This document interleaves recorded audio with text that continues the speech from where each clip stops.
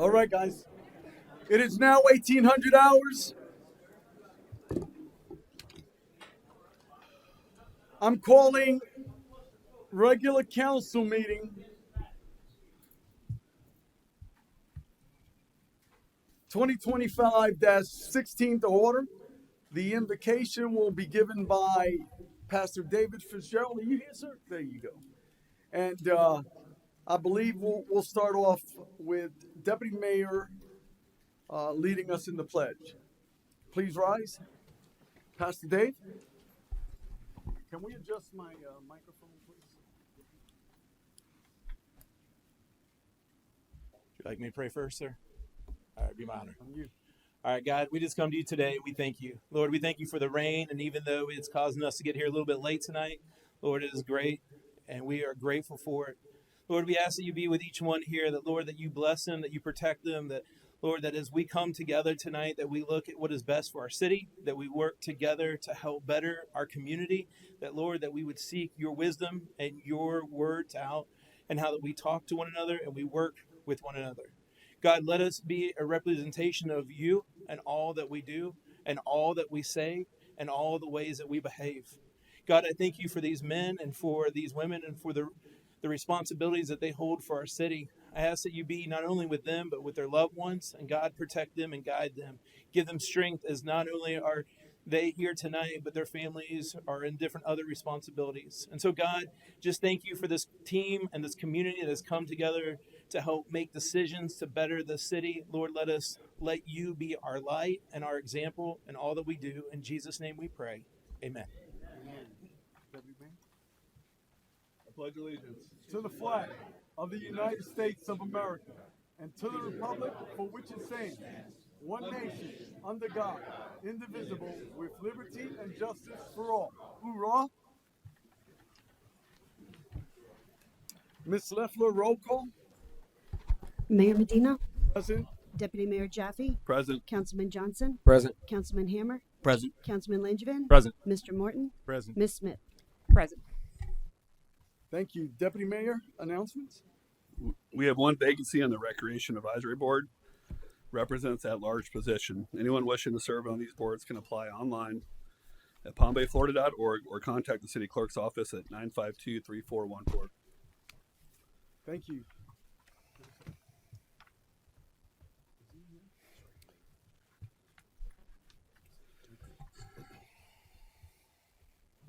Mr. Morton, agenda revisions. Yes, I'm going to ask that we pull from consideration the item in reference to number 10, consideration of a First Amendment for the ground lease to T-Mobile. That needs to go back for additional work. Not happy with the financial position being offered by T-Mobile to the city. That's item 10 under consent, correct? Correct. Okay. And the other? We're getting the additions here. Okay. We'd also like to add ordinance 2526, which amends chapters 51 and 59 relating to preliminary and final plats. It's been added to the agenda as item number 10. I believe that's still accurate under new business, as it coincides with item number 5 under public hearings. This is the essentially the state preemption of our local final preliminary and final platting process that we're here to deal with. It took effect effectually July 1st. And then ordinance 2524, which is item number 5 under public hearings, has been revised to include amendments related to the performance and maintenance bonds as reviewed by staff. Thank you. Madam Smith, any agenda revisions? No, sir, nothing additional. Any revisions, Council? Yes, Mayor. Stand fast. I've got Councilman Johnson first. Yes, Mayor. Councilman Marcus Smith of Melbourne is running late due to the weather and traffic. So I would like to move proclamations to after presentations by our Chief Stover. I got a motion. I need a second. I'll second that. I got a motion by Councilman Johnson, second by Councilman Langevin to move the proclamation to after the presentation by Chief Stover. All in favor signify by saying aye. Aye. Any opposed? Passes unanimously. Thank you, Councilman. Deputy Mayor. Yeah, I'd like to make a motion to move public hearing item number 5 to number 1 and change it from an ordinance to a resolution. Item number 5. What is that?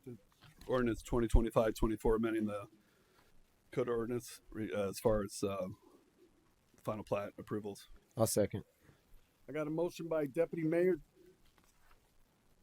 to move item number 5 under the public hearings to be heard before item number 1. Is that correct? And also change it from an ordinance to a resolution. Okay. I've got a motion and a second. All in favor signify by saying aye. Aye.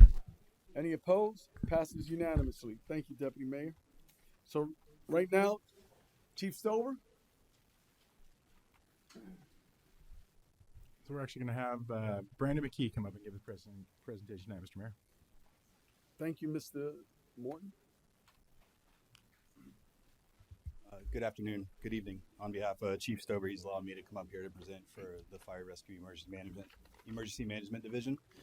So I'm going to do a little recap here over what we're looking at for the 2025 hurricane season, some of the forecasts, also a little bit of what we saw last year, and a little bit moving forward, what we're preparing for. If I can turn your attention over here to the PowerPoint. So for this hurricane season, from both Colorado State University, which is kind of the leading agency for forecast and hurricane season, along with the National Hurricane Center, they're calling for a slight La Nina, which would then, with some other factors, lead to a slightly increased, more active hurricane season, but less than 2024. So a little bit less than last year, a little bit more than what normal would be. The most recent forecast will come out probably next week, but I don't think we're going to see any big changes in that. Regardless, our job is to prepare the city for the worst, right? So that's what we're going to do. A couple of things that they're working on. If we go to the next slide, please. So a couple of things they're working on is rapid intensification. That's the science behind it. So what we saw last year in 2024 with Hurricane Milton was a little bit of rapid intensification, which would be an increase of 35 miles an hour in less than a 24-hour period. The science, they just don't have it dialed in yet, so they can't predict it.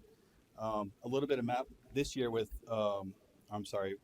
Hurricane Milton last year, we were, and it's a little bit small to see, we were about 25, 30 miles outside of the storm's path, which, is pretty close in the grand scheme of things.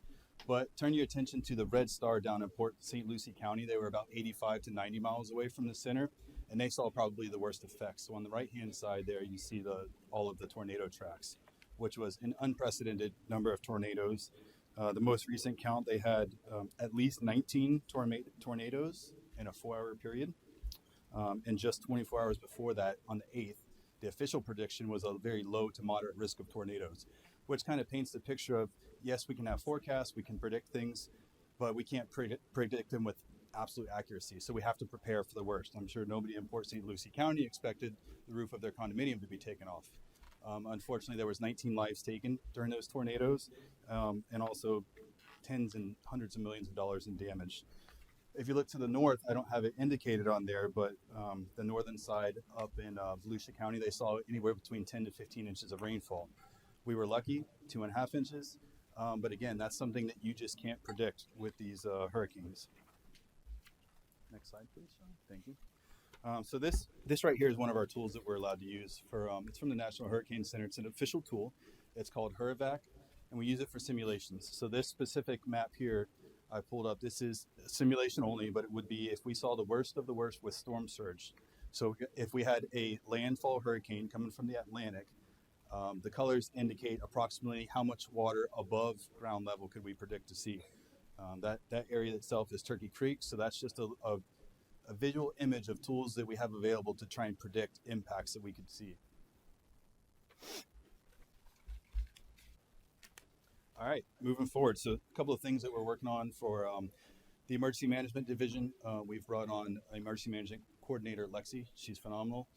So we've been able to bring some things into documentation and really bring the city together as a whole. So our job is to coordinate the city, right? We don't necessarily make a lot of decisions. We don't tell people what to do, but we coordinate everybody together. We have a phenomenal team here within the city. Public Works handles Public Works. Parks and Facilities handles Parks and Facilities, but we just want to bring everybody together in one room, one area for coordinated response and recovery. I don't want to focus too much on response. You look 2 to 3 days, we're responding to the event, but the long term, where we really come into play is the recovery. And I'll talk a little bit about that. Some of this, if you could go back for me, Sean. Some of the lessons we learned last year. Sandbag operations. So as I mentioned, Public Works is doing a phenomenal job. They've purchased equipment to help conduct more efficient sandbag operations for our citizens. Pre-staging of equipment, tractors, dozers, trucks, things like that.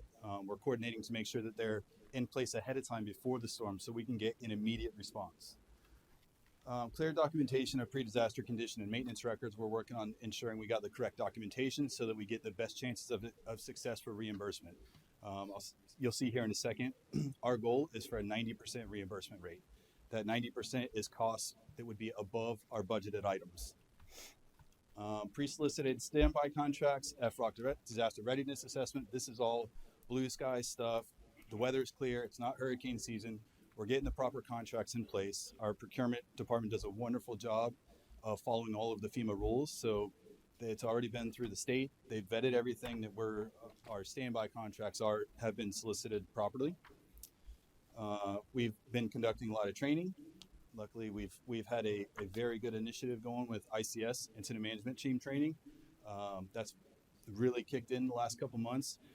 Our team is really growing, so we've garnered employees from different departments that have for example, logistics. We have people that just love doing logistics. Those are the people that we want to capture to come in and help the city respond. We have people that love finance and administration. It doesn't matter what department they are. We want them to come and help the city respond. We're working on some partial activations. So what we saw with Hurricane Milton last year, there was a couple days ahead of the storm that we could have gotten some cost recovery. So we're making sure that we're activating and preparing a little bit ahead of time so we can also capture those costs. I think we did a really good job with Milton. We're just going to clean it up anymore to get above that 90% threshold. Debris removal, timely decision making, pre-solicited contracts. So debris removal being the big one. I'm sure you all remember last year after Milton, we didn't get too bad of a debris load, but over on the West Coast and up in the Carolinas they did. So we're hoping to make sure not only do we have the correct vendors on standby and on contract, but our Public Works department has also prepared, and they did a lot of the removal last year. So they're bolstering up their equipment, getting all of the documentation in order so that not only can we do it, but we can get that cost recovery as well, so it doesn't cost us any money. So a couple things we learned, PPDR, private property debris removal. We can do private property debris removal. There's a lot of red tape to that to get reimbursement, but those things that we can coordinate. Forced account labor, so that's our internal, it's recouping our salaries and expenditures. We look at things like backfill, temporary hires. All of these little things are things that help increase our cost recoveries. And with all this, we're also coordinate with FDM and FEMA. Sean, I think one more. Yeah, so this will be the last one. I'll breeze through it real quick. So the biggest thing we're doing, like I said, is coordination. We're trying to coordinate the entire city. We ran some numbers last year for Hurricane Milton. We're looking at approximately $6,000 for a 24-hour period of a full EOC activation. Again, greater than 90% cost recovery. I think we're going to probably get at least 100% for Hurricane Milton, and I don't see any reason why we can't do that moving forward. Which rolls into, we looked at roughly $200,000 a day for the recovery, for the response and recovery to Hurricane Milton. That was a two and a half day period. I think we're going to do really well with that cost reimbursement. A lot of that is the preparation, planning, documentation, things like that ahead of time. So our total Hurricane Milton, we're looking at about $4 million in recovery costs. Public Works did a great job in getting a grant as well for the Norwood incident. So I think they're going to get about 1.8. We should be able to recover the remaining 1.3 through FEMA. So a couple of our strategic goals. We're focusing on the executive policy group, so the decision makers, right? The leaders of the city make the key decisions, and then the EOC team executes those decisions. We make the work happen. We coordinate everybody, so we keep it within the operating center. With that comes better coordinated response, better preparation.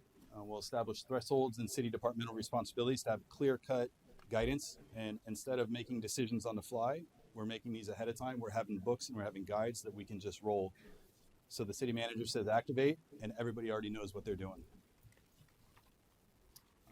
And the final thing that we're looking for is we would really like to bring in our citizens, right? So the volunteer force. And just a little note here, for example, our CERT team, volunteers hourly rate, according to the state currently, is $33 an hour. So if we were to have a CERT team, or we were to have certified volunteers for 50 people, 30 hours each person, we then bring in $50,000 back into the city, which is about how much we think it would cost to fully develop a CERT team. So it's opportunities like this that we can capture to not only involve the citizens, prepare and respond better, but we can also recapture more money. And with that, if anybody has any questions, I would be glad to answer. I don't see anyone. Well, they just came in. Councilman Johnson. Thank you, Mayor. Just a few quick questions. Thank you for the presentation, sir. With the emergency management coordinator, how do they work with Brevard? Because Brevard has their own emergency management team. How does that? So that position is key, right? Our current emergency management coordinator has some county level experience. There's a very big difference between county emergency management and city level. So county, the Brevard EOC, and both her and I work very well with Brevard County. Brevard EOC oversees the whole county, right? So they're more of, if we need a resource, they are there to get us that resource, to help coordinate, whether it's from some other jurisdiction within the county or maybe statewide if they have to reach, which we did have to do last year. For the Norwood incident, we reached out to the state and also for water pumps, which that was key to get that. That position does well with that. But not only that, it's the documentation, it's the writing of the plans, it's the coordinating of all of the interdepartmental, all the departments within the city. And the big difference is us at the city level, we're coordinating the response, we're coordinating the response for all the departments in the city, which is something that the Brevard EOC just simply can't do. Yeah. They have so much, they're a much higher level response preparedness type than we are. And the big thing that we do really well with the city and our coordinator as well is making sure we have the documentation and everything in line to get our big cost recovery. So prior to Hurricane Milton, we're looking at probably about 15 to 20% forced account labor. So the salaries that were above and beyond normal budgeted, we're recapturing probably about 15 to 20% of that. For Hurricane Milton, I anticipate that to probably be 90% or higher. We don't have final numbers yet, but those things that position is doing, that's what we get out of that position. Okay. I mean, millions. Yeah. And then with that, on to FEMA, I remember a few years ago, it took us like 2 years to get $2 million from FEMA. So staying in front, and to that point, will this coordinator be the one to contact or work with our city manager to contact FEMA before we even declare a state of emergency, or contact the state so we stay ahead so we don't fall behind like New Orleans did with reaching out to FEMA? And correct. So unfortunately, one of the things with FEMA is FEMA likes to see the city do what the city does, and then after the event, FEMA does not want us to make decisions based off whether FEMA's there or not there, right? So yes, absolutely, that position is there to help coordinate a little bit more with the state, but also on the slide it just breezed over, it was the FROC, Disaster Readiness Assessment. So with that, what we're doing is not only does it change the forms that we're using, but it also gives the state a chance to go through all of our policies and procedures, which they have, our union contracts, our payroll, like everything. So they also have, when we opt into FROC, which we have a score, don't quote me, I believe it's like 50%, 58%, which is pretty good. 85 is the absolute maximum you can get. So if we have a disaster, there's the potential to where if we have a large project, the state will front us 58% of whatever the cost of that project is, to help get the money sooner. Because yes, unfortunately, it does take FEMA a while. But I think, I can't say it solidly because we're not there yet, but I think we're going to see a little bit quicker reimbursements. Our paperwork's in order. We have all of our activity, thousands and thousands of documents are there and ready. So we're pushing FEMA along as fast as we possibly can. last question with in regards to sandbags, what's the concept of how y'all are looking to make it a little more timely? Because I had an idea, I wanted to run it by everybody, see what they thought, but I wanted to hear.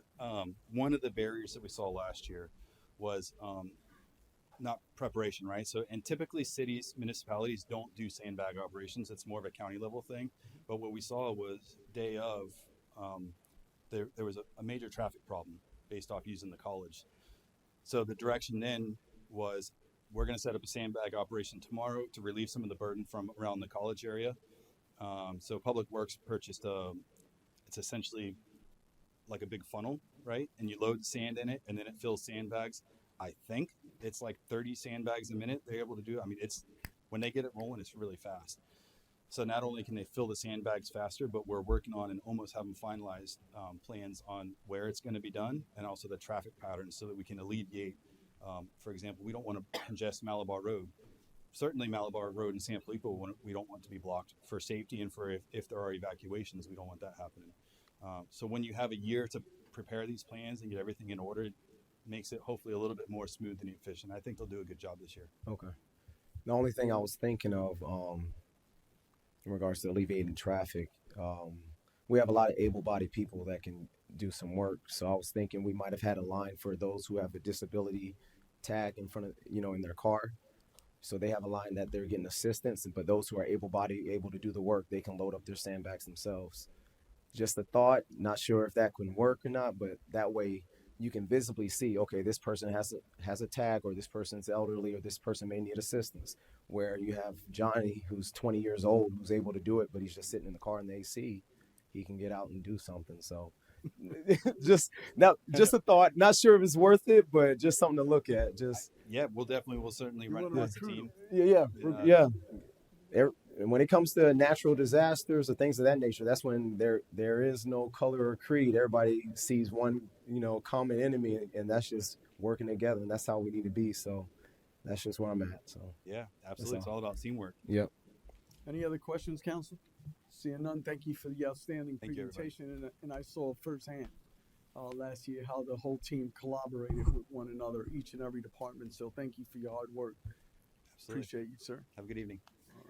So, Deputy Mayor, is Colonel Smith here yet? Yes. Marcus Smith, you want to go ahead and have the honors of presenting? Okay, I'll do it. Proclamation? All right, yes, sir. Councilman.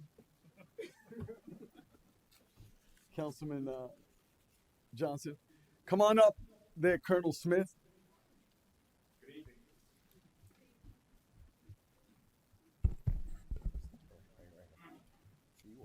Look at that.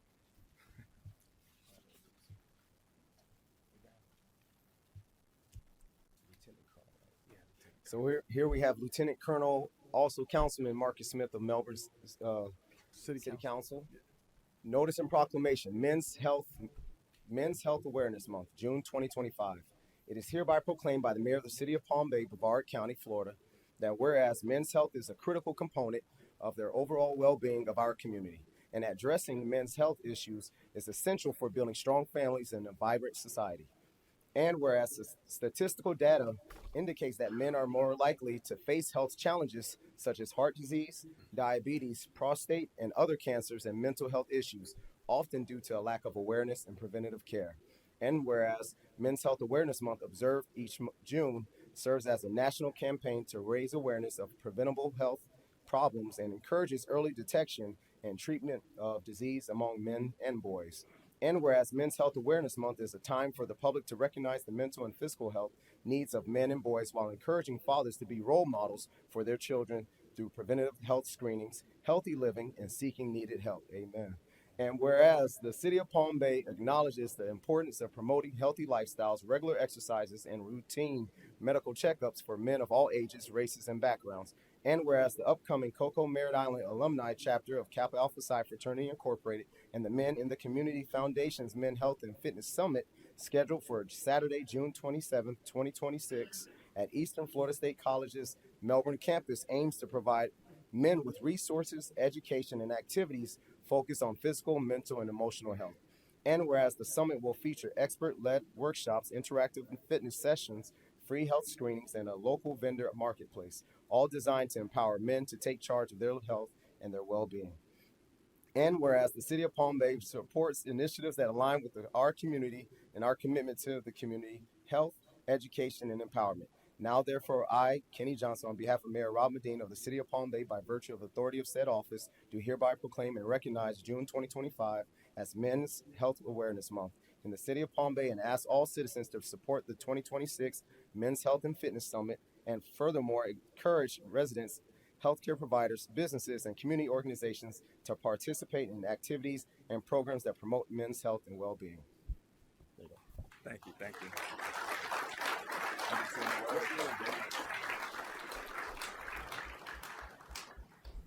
So just a few words. First off, Mayor, fellow council, great to see you all, and thank you for this proclamation.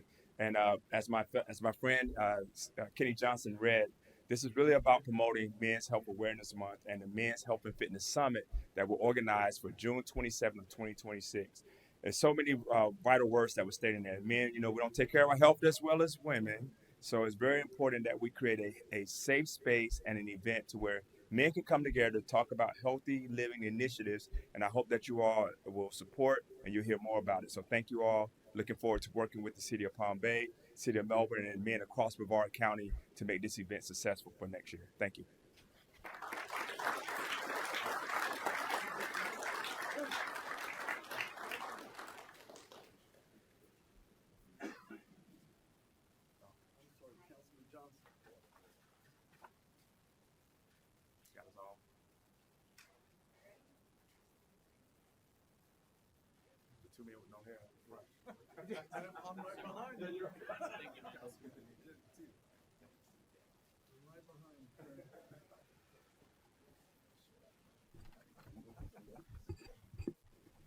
So we're now on the public comments section of our meeting, our agenda, and I'm pursuant to council's policies. The public comments portion of this meeting will not be broadcast or stream or live stream. That being said, Deputy Mayor.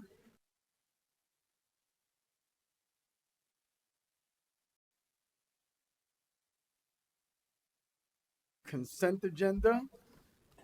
Any council members wish to pull any items? Yes, Mayor. Item number 5, please.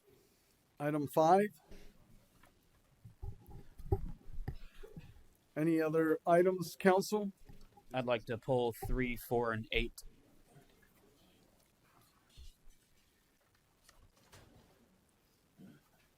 Is that why you buzzed, sir? That was, I was asking. Okay, I need a motion. So moved. Got a motion to approve the consent agenda with the exceptions of item 3, 4, 5, and 8. Second. Do I have a motion? Oh, Councilman Johnson, and seconded by Deputy Mayor Jaffe. All in favor, signify by saying aye. Aye. Any opposed? Passes unanimously. We are now on public hearing, item number 1. Mayor, before we Oh, get there, Madam Smith, yes, ma'am. Carry on. ordinance 2025-2022, an ordinance of the City of Palm Bay, Brevard County, Florida, amending the Code of Ordinances, Title 5, Legislative, Chapter 52, Boards, Subchapter, General Liability Risk Management Program, by increasing the settlement authority of the Risk Management Committee, providing for the repeal of ordinances or parts of ordinances in conflict herewith, providing for inclusion in the City of Palm Bay Code of Ordinances, providing for a severability clause, providing for an effective date. Okay, we're now on item number 1, Ms. Smith.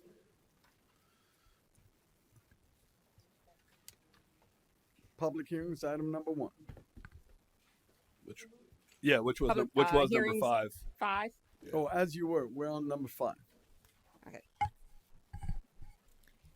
And that is titled Ordinance 2025-24, which has been amended to Resolution 2025, and the clerk will provide the number. Be a resolution of the City of Palm Bay, Brevard County, Florida, amending the Code of Ordinances. Title 7 Land Development Code. And resolution of the City of Palm Bay, Brevard County, Florida, providing the development review procedures, subchapter part 2, general procedures, and part 6, subdivision application and approval process that by including provisions for administrative approval of preliminary and final plats pursuant to Florida statutes, providing for inclusion in the City of Palm Bay Code of Ordinances, providing for a severability clause, providing for an effective date. Okay. Mr. Morton, you want to present this? I'd actually ask staff to come up and present Copy that. the background. Call them Thank you. forward. Yep, Lisa, please. Fraser, thank you.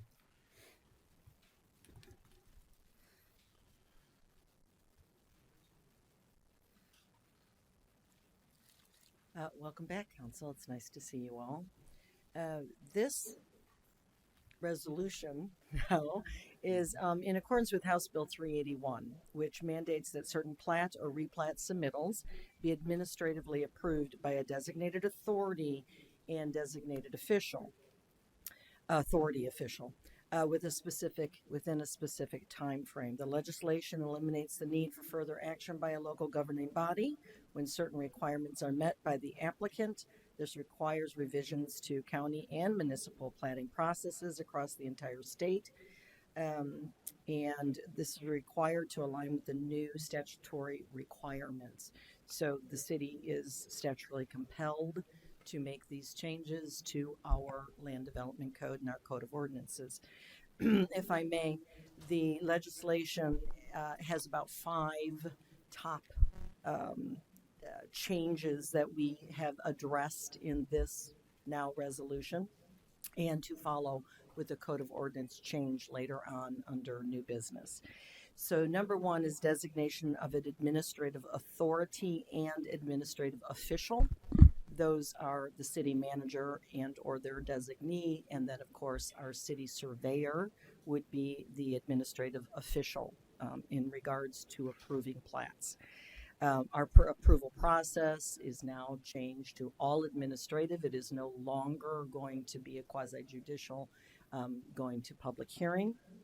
They are requiring written notice and notification. However, we already comply with that in regard to our IMS system of processing and giving notification to the applicants as to what their comments are, what changes they need to be, and how they can move forward. It has a prohibition on extension requests unless provided by the applicant. And there's an issuance of information that regarding addressing and parcel IDs, and that really is incumbent upon the county. That's all under the county's authority for the city. If you would like to move through the different sections of Chapter 172, it's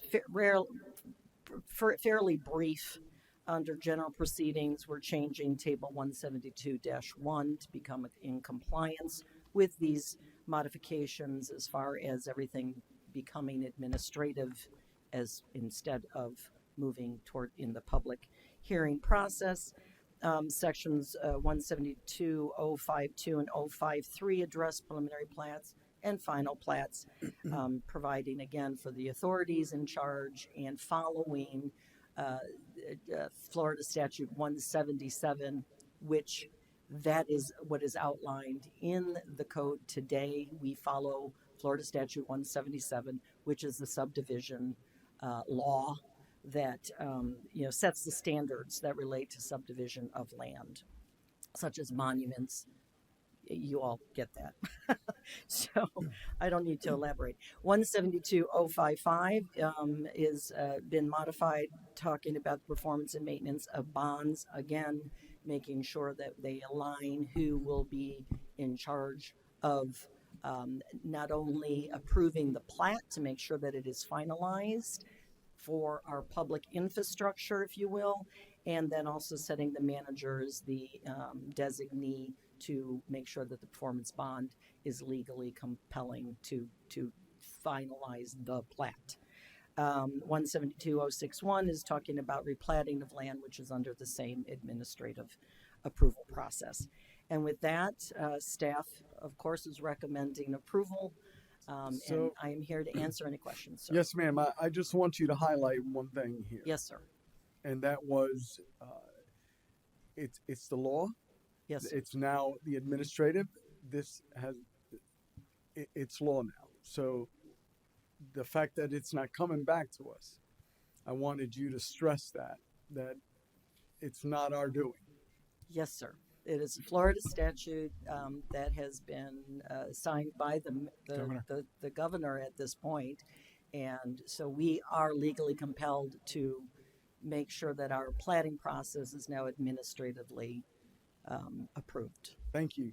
Mr. Morton? Thank you, Honorable Mayor. I was just going to add on to that, and I'm glad you asked that question. So, yeah, this is in response to change in Florida law. It is compulsory. It is not optional. So we're bringing our code into compliance. I am recommending, I think the code provides, but my intention is to designate the city surveyor that responsible official. I did meet with Joe Hale, ask if he needed any additional resources or accommodation. He feels comfortable with the process, and he's the one reviewing the plats anyway. And then also, I think part of the response on the bonding is I asked staff to examine the bonding to make sure we were confident or comfortable with the current 125% proportion of the engineer's estimate for bonding. I think that's under review to make sure. And then there'll also be an addressment coming forward in the budget cycle just to make sure our plat review fees are just in keeping with the increase of the workload we're going to need to do. Thank you. And Deputy Mayor and Councilman Hammer, stand fast because the city attorney's next. Madam Attorney. Yes, I did want to speak because I know we changed it. Initially, this was to be drafted as a resolution, which just to provide, because the statute provides it to be a resolution or an ordinance, essentially it had to state who the designated person was. Staff decided to do an ordinance instead. When it was a resolution, it just pulled everything out that was in the code. Now that we have this ordinance, the ordinance is essentially amending the ordinance, leaving the language in there, but making changes. So in essence, you're all going to have to do two things. You're going to approve a resolution, which just designates Lisa, you'll be fine. Okay. Designates the city surveyor as the administrative person. And this ordinance is just going to change the actual the code, because only an ordinance can amend an ordinance. We could have taken all of these things out of this ordinance and put it in a resolution, but we didn't. That's initially how it was going to be. But since we've got this separate ordinance, we'll keep everything in there, but you'll have the second reading back. But by going ahead and doing the resolution, you'll have it done today, and you all can decide whether you're going to bring these people up for a hearing on the plats, or if you're going to just have Joe Hale sign off and let them be on their way. But essentially, that's what's going to happen, because we didn't have to do an ordinance, but we did. And so this just makes it work. Okay. All right. Thank you.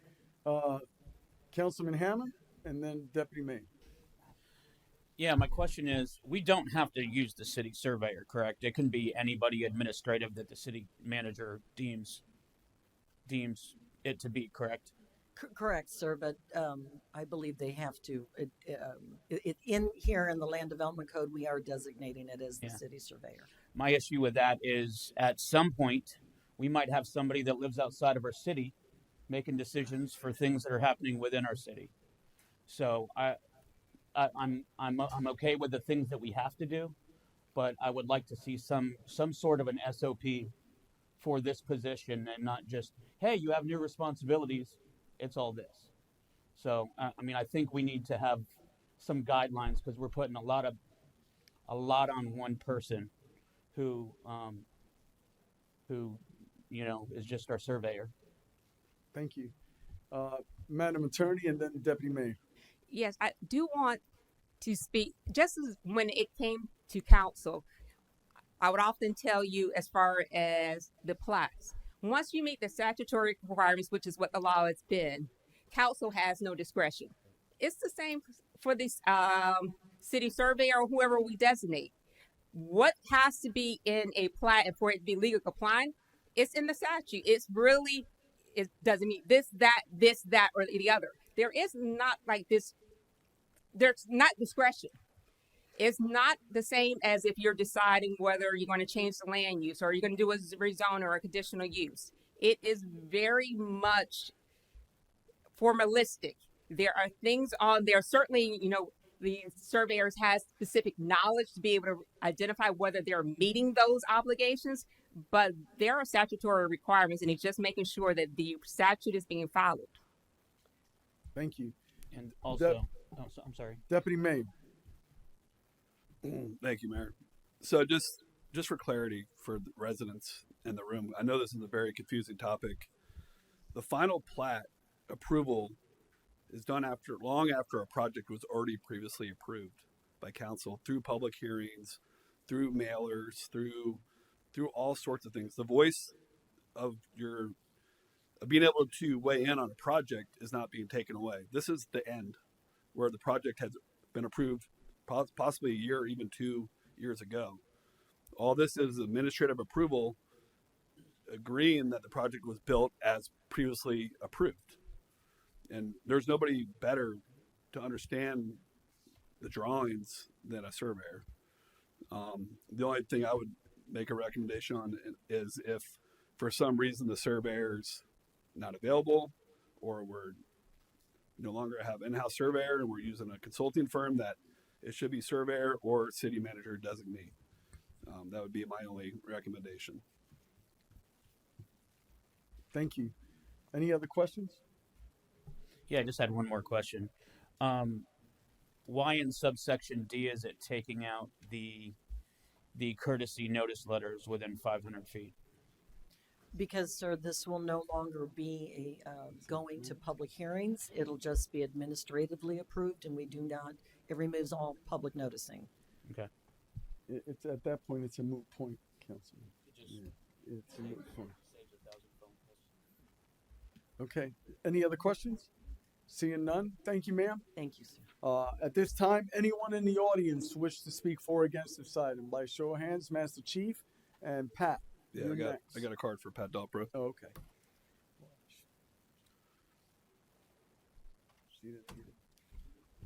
Bill Batten, 586 Ocean Spray Street, Southwest. I have 7 items to address on this. Item number 1. When going through the packet, you have 10 days for review and recommendations. I've been in the city long enough, we have a hard time accomplishing anything in 10 days. Item number 2. No notice to residents within 500 feet. We're not notifying them. You say, well, we're covering that from the previous setups. It's nice to let people know what's going on. Right? So because there's no notice, there will be no input on the actual layout of the plan, and there will be no input from the citizens. Item number 3, the city surveyor being responsible. I've been here a long time. The city of Palm Bay has always had a surveyor problem, trying to keep them employed and keep them on staff. We always have that problem. Even we got to the point where we had such a big problem that we were having the developers use their own surveyors submitting their own paperwork. It was that bad, but that's who we're now going to have representing us. Good job, right? Surveyor, the contractors using their own surveyors to sign off on the project. Great. Item number 4, point of interest from last night's planning and zoning. They gave some recommendations, and I didn't hear any of those recommendations from your planning and zoning board brought up at tonight's meeting, and it was very pertinent on who you had in there. So I'd before you vote on it, that you get a look at last night's P&Z meetings minutes and bring them into this discussion. Item number 5. The only good thing about this is you will be just as ignorant of the plat layout as the residents. That's the only good input. You'll be just as ignorant as the residents. How does it feel to be cut out of the government process? That's exactly what happened to you, Tallahassee did, is exactly what you've done to us. Right. Item number 6. This is just like you cut us out of the local government process. It's the same identifiable behavior, just with a different title. Item number 7. This is a proposal on how to make the public happy, along with my city council being happy. We have a preliminary application. That's what's being changed now. Let's have a pre-preliminary application where everything that we're doing is what we still get the ability for the residents to do. It's not their application, it's a pre-application. You're the local government, you can implement that. I brought it up last night at the P&Z, and the city attorney says, no, that'll piss off Tallahassee if we do that. Well, you're my government, not Tallahassee for my city government, right? Let's let the people that live within 500 feet be knowledgeable of how the plat lays out. Thank you very much. Thank you. Miss Pat?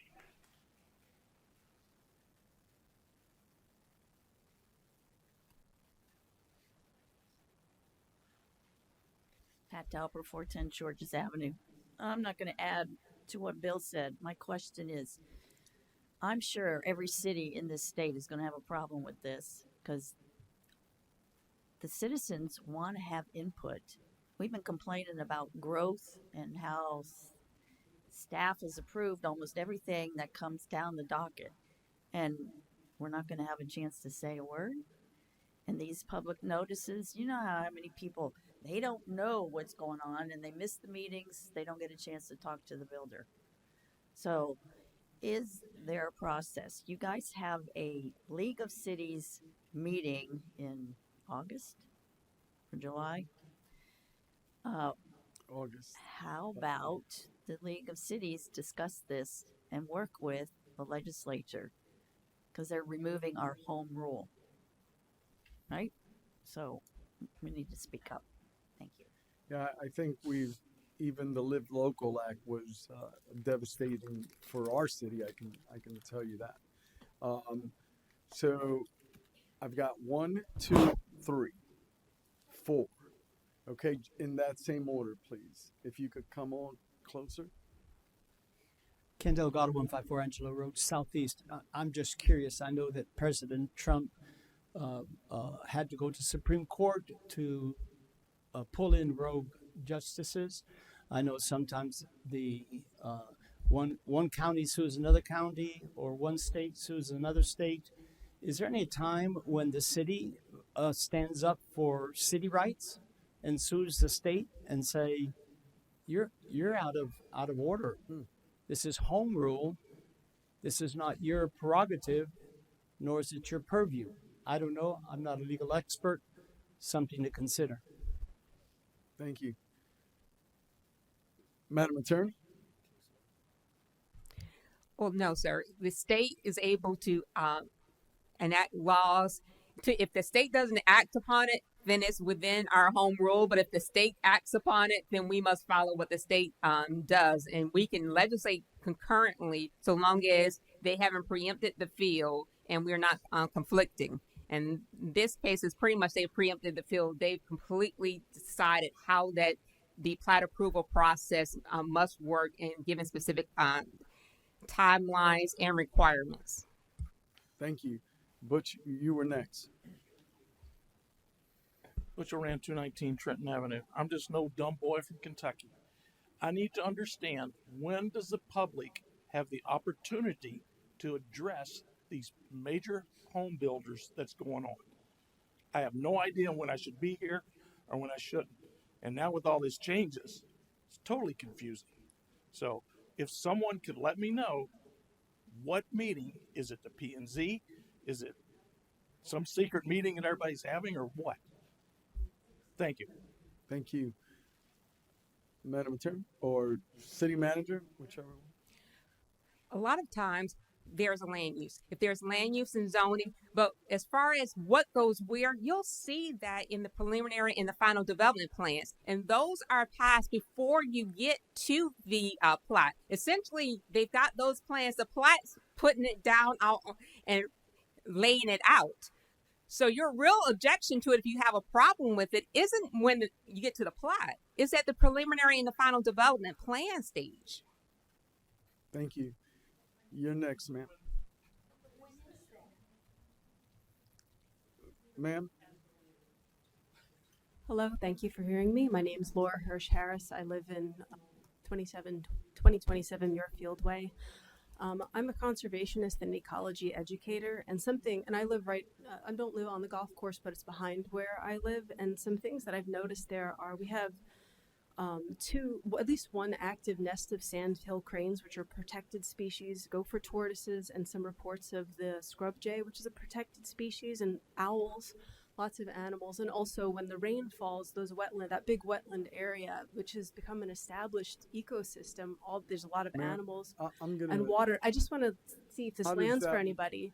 This is How does this ma'am? this relates because if we build upon that, not only those I don't know if those protected Ma'am, species are being we're talking considered about- in this. I know this is if they're building on that golf course without Who's- considering this, ma'am? they're breaking the law. Ma'am, I don't think. I don't know if we're they've discussing. has Fish and Wildlife weighed in on this. Ma'am, we're not talking about building on a golf course. What is this in relate? What are you all talking about We're then? we're This is talking about zoning, right? No, ma'am. No. No, Well, ma'am. this will then. But- I guess that this is just in relation to that. Thank you for your time, but when Yeah, there is a so- time to talk about this, please let me know. There was under public comments. I don't believe we're going to be discussing anything with. I didn't know the- how to get on the public comments. I think that's a problem because how do we know when to speak and when not to speak? Yes, ma'am. So it'd be nice to know a little yeah. bit more about. Perhaps we could do a better job of as people walk in and check to see if they want to speak That on would the be public great. comments. But right now we're on something totally different. We're not discussing the golf course. Okay, it And we're not- sounded related. Yeah, and we're dealing with the agenda item, Hmm. and it's not related. So I thought it was about the Eden Golf Course because I heard that, but yeah. thank Okay. you, ma'am. Thank you. Thank you. Thank you. There was another speaker, Ruth Cuffle. Ruth Cuffle. You were next. You were number 4, man. All right. Okay, so one of the things that unfortunately staff is going to have to change every single thing about this because HB 381 was laid on the table in April. It is not the one that should be referred to and compared against in all of our ordinance. It should be Senate Bill 784. Okay, so even the House bill that's being referenced is incorrect. So now all of that needs to be changed because it doesn't even reference the right bill that was approved in the Florida legislature. So when I went looking for it, I saw it and it was laid on the table in April. So the bill that you're referencing is not a valid bill. Just want to make sure you get that because I have the documentation that says it was laid on the table. So for the parliamentarians in the room, that means it's done. So you need to catch up, get to the right one. Thank you. Thank you, Ruth. Madam Attorney. She may be referencing the legislative memo, but as far as the substantively, yes, it was there was the bill was substituted for 784. It was adopted in the chapter 2025-164, which is what was signed off. And I'm looking at what was signed off. I'm not sure if the other one is referenced. If it is, I don't believe it is in this actual ordinance. It may be in the legislative memo. I'm not sure what the prior reference is. It's not in. It's definitely not in the ordinance itself. So, Madam Attorney, where are we? Do we need to bring this back? No, sir. If there is a scrivener's error, that can be fixed. But as far as the actual bill, actually, the better point be to cite the chapter, which is 2025-164, or the amended section of the Florida statutes, which is the section 177.071 Florida statutes, because the statute is in effect now. It was came in effect July 1st. Understood. Thank you. Anyone else wish to speak for or against this item? Anyone else wish to speak for or against this item? Seeing none, I'm closing the public hearing and asking for a motion. I had a question for staff because we don't have the planning and zoning minutes, so we don't have any. Oh, what was referenced? Go ahead. Oh, I don't know what was referenced.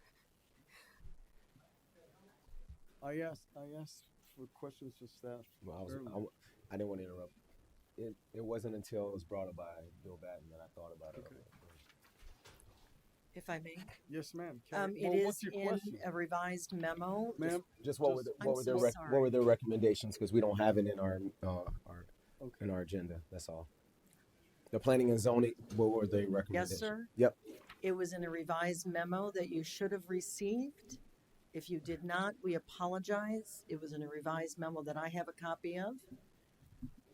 And it states the motion and the second from the Planning and Zoning Board recommendations and what they recommend City Council for approval with the condition that the city surveyor, city manager, or any designee are City of Palm Bay employees and not contractors. No That contractors. I was see it. their condition for approval.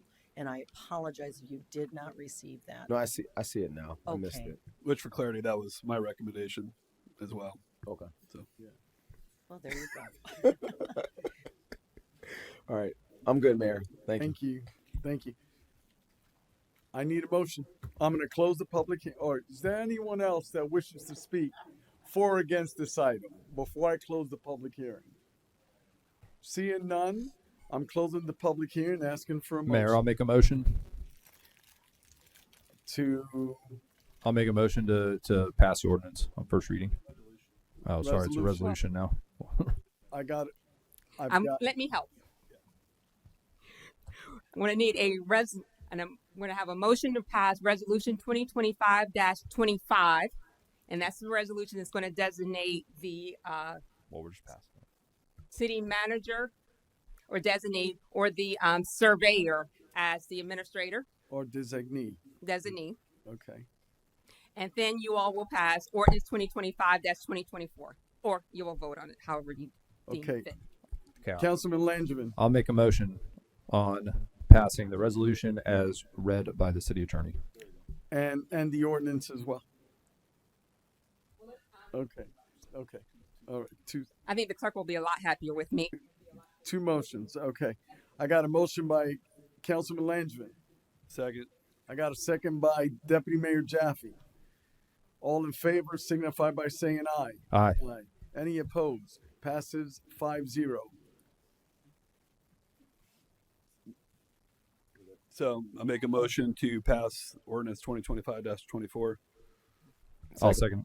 I got a motion by Deputy Mayor Jaffe, seconded by Councilman Landsman. All in favor signify by saying aye. Aye. Any opposed? Passes unanimously. Thank you, gentlemen. We're now on item number 1, public hearing. Ms. Smith.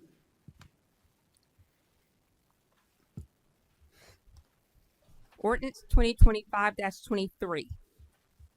An ordinance of the City of Palm Bay, Brevard County, Florida, vacating and abandoning a portion of the rear 20-foot public utility and drainage easement located within Lot 21, Block 2018, Port Malabar Unit 46, according to the plat thereof, as recorded in Plat Book 22, page 62 of the Public Records of Brevard County, Florida, and legally described herein, providing for an effective date. Thank you. I'm going to open up the public hearing. Mr. Morton, did you want to present this case or? Yes. Okay, Wanna go carry ahead? on. So we do have a request to vacate a portion of the easement. It's the east 10 feet of the west 20 feet of a public utility and drainage easement. There was no objection, and it was recommended that it was acceptable to vacate from city staff as well. Florida Power and Light, AT&T, and Spectrum, who were leased users in the area, had no objections to the vacation. It should be noted that city policy does allow for the approval of the vacation request for the first 10 feet, and staff found no obvious issues or conflict and no adverse comments for the removal of this portion of the easement. Thank you. Council, any questions of staff at this time? Thank you for being here and thank you for being patient. Present your case. Thank you guys for having us. God bless America. Appreciate it. Well, you have to present your case now. So Is there we're something- here because we have been turned down by a pool company, and because we figured it out, it was because there is a big easement in the rear of our property. So that's why we're trying to gain those 10 feet so we can build a pool for our kids. So you want a pool for your children? Yes. That's awesome. Thank you.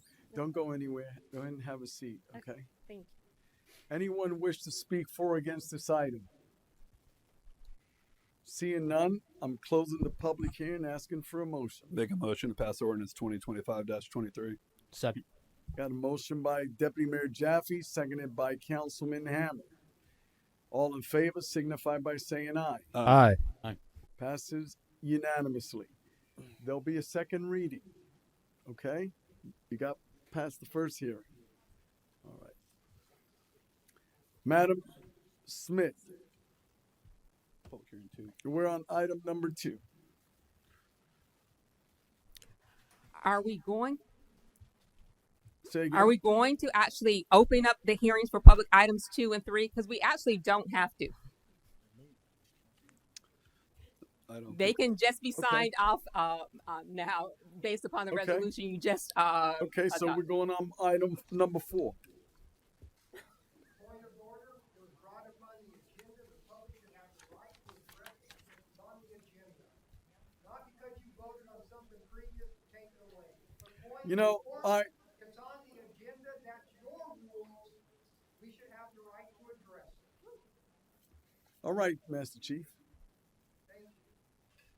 I'm gonna, Madam Smith, all right, sir, that's it.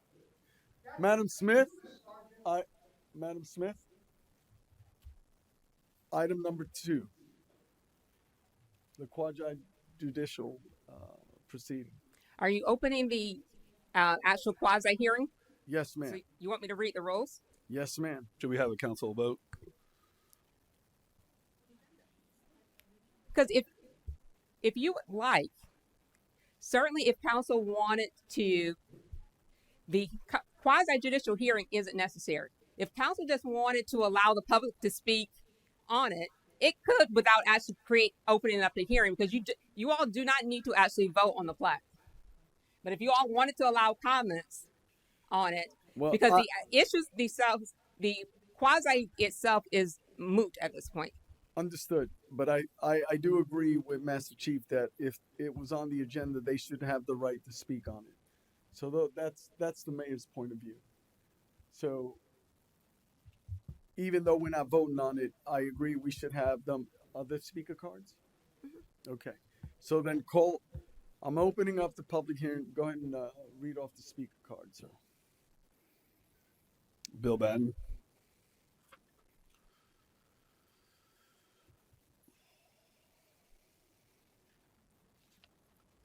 Bill Batten, 586 Ocean Spray Street Southwest. I spend a lot of time going through the agenda and paying attention, trying to pay attention what's in there. When you have an ordinance that requires 2 readings, and then you decide to change that to a resolution which only requires 1 reading and it becomes effective at that point, you're squelching the rights of the citizens 100%. I came prepared. I did my homework on the ability to address my government. That being said, it just reiterates one more time how my city council is trying to deprive the residents of their ability to address their government. All right, here's the notes that I made up for tonight's public hearing number 2. Replat of a subdivision. That's what we're talking about. Straight and forward. A replat. I understand why they have to bring it forward, because of the house layouts there was a pipe problem. I really do my homework. There was a pipe that was in the way, but it's under the principle of replatting, the overall concept. Replat of a subdivision. With passing of public hearing number 5, which you just did, actions like this will keep you as uninformed as your constituents. Thank you very much. Next, or Councilman Langevin. Yes, Mayor. I just wanted to remind everybody that the resolution that we just passed, and the reason that was going to be a thing is because the legislator passed a law and the governor signed it. So we are not trying to take this away from people. We're a city chartered by the state. We have to follow city law. All it is that we were just passing was a cleanup in our own books so that we match the state law. So while we've done other actions in the past, this particular action is literally just us following the state law. Thank you. Was there another speaker for this item? All right. Seeing none. All right. Item number 3. Are there speaker cards for item number 3? Bill Batten. Okay. Step forward, Master Chief.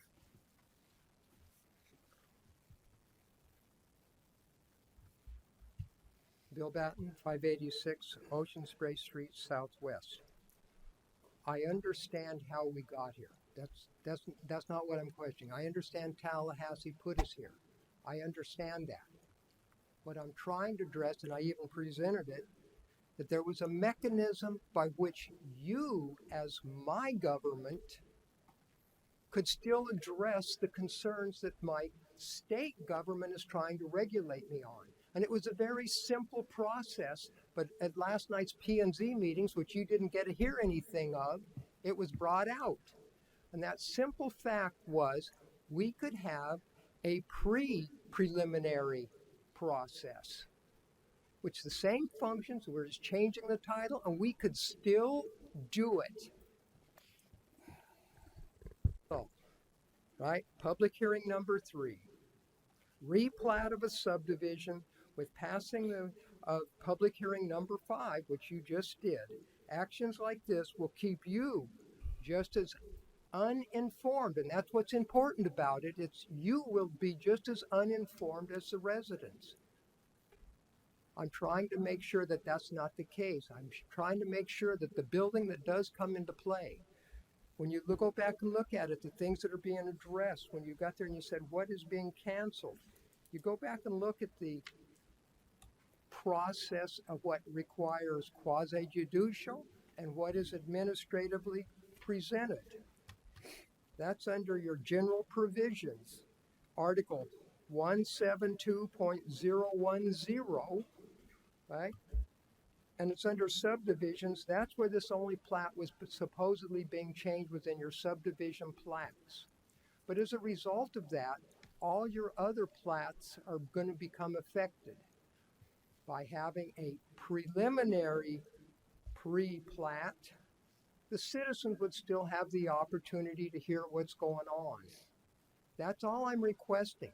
I'm trying to make it so the citizens aren't shafted by the government doing stuff with administrative action that's not in the limelight of the public.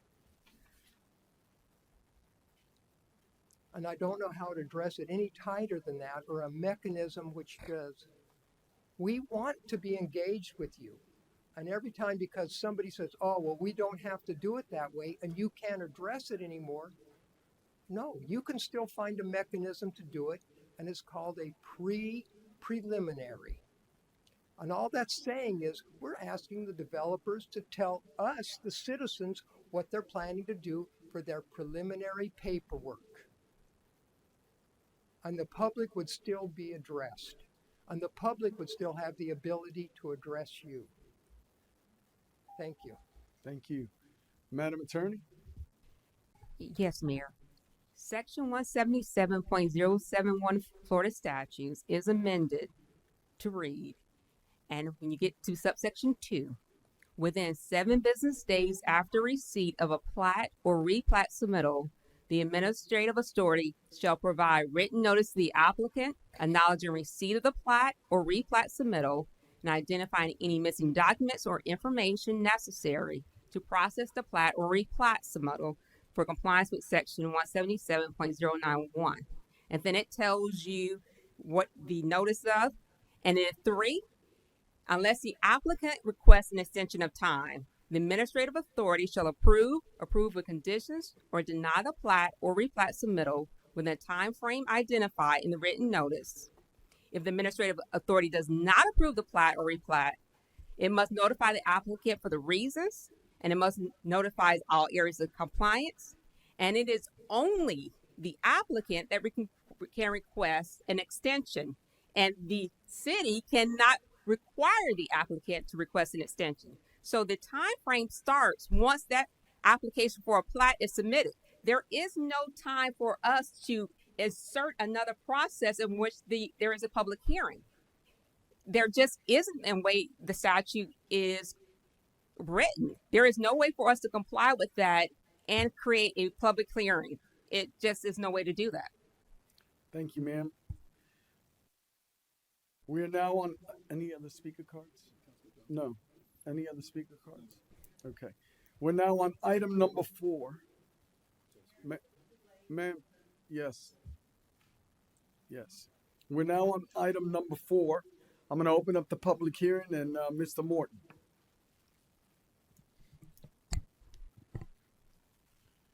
So I've got staff here tonight to speak on this item. It is, as I've talked earlier, it's very complicated.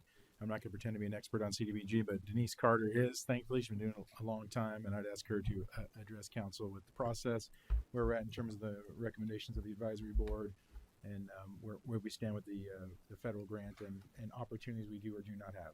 Yeah, Denise Carter's been with Brevard County, the city of Melbourne, now with the city of Palm Bay, working this, and I know this is a special niche, so thank you for your service, ma'am, for what you've done for our community and what you continue to do. Thank you, ma'am. Thank you.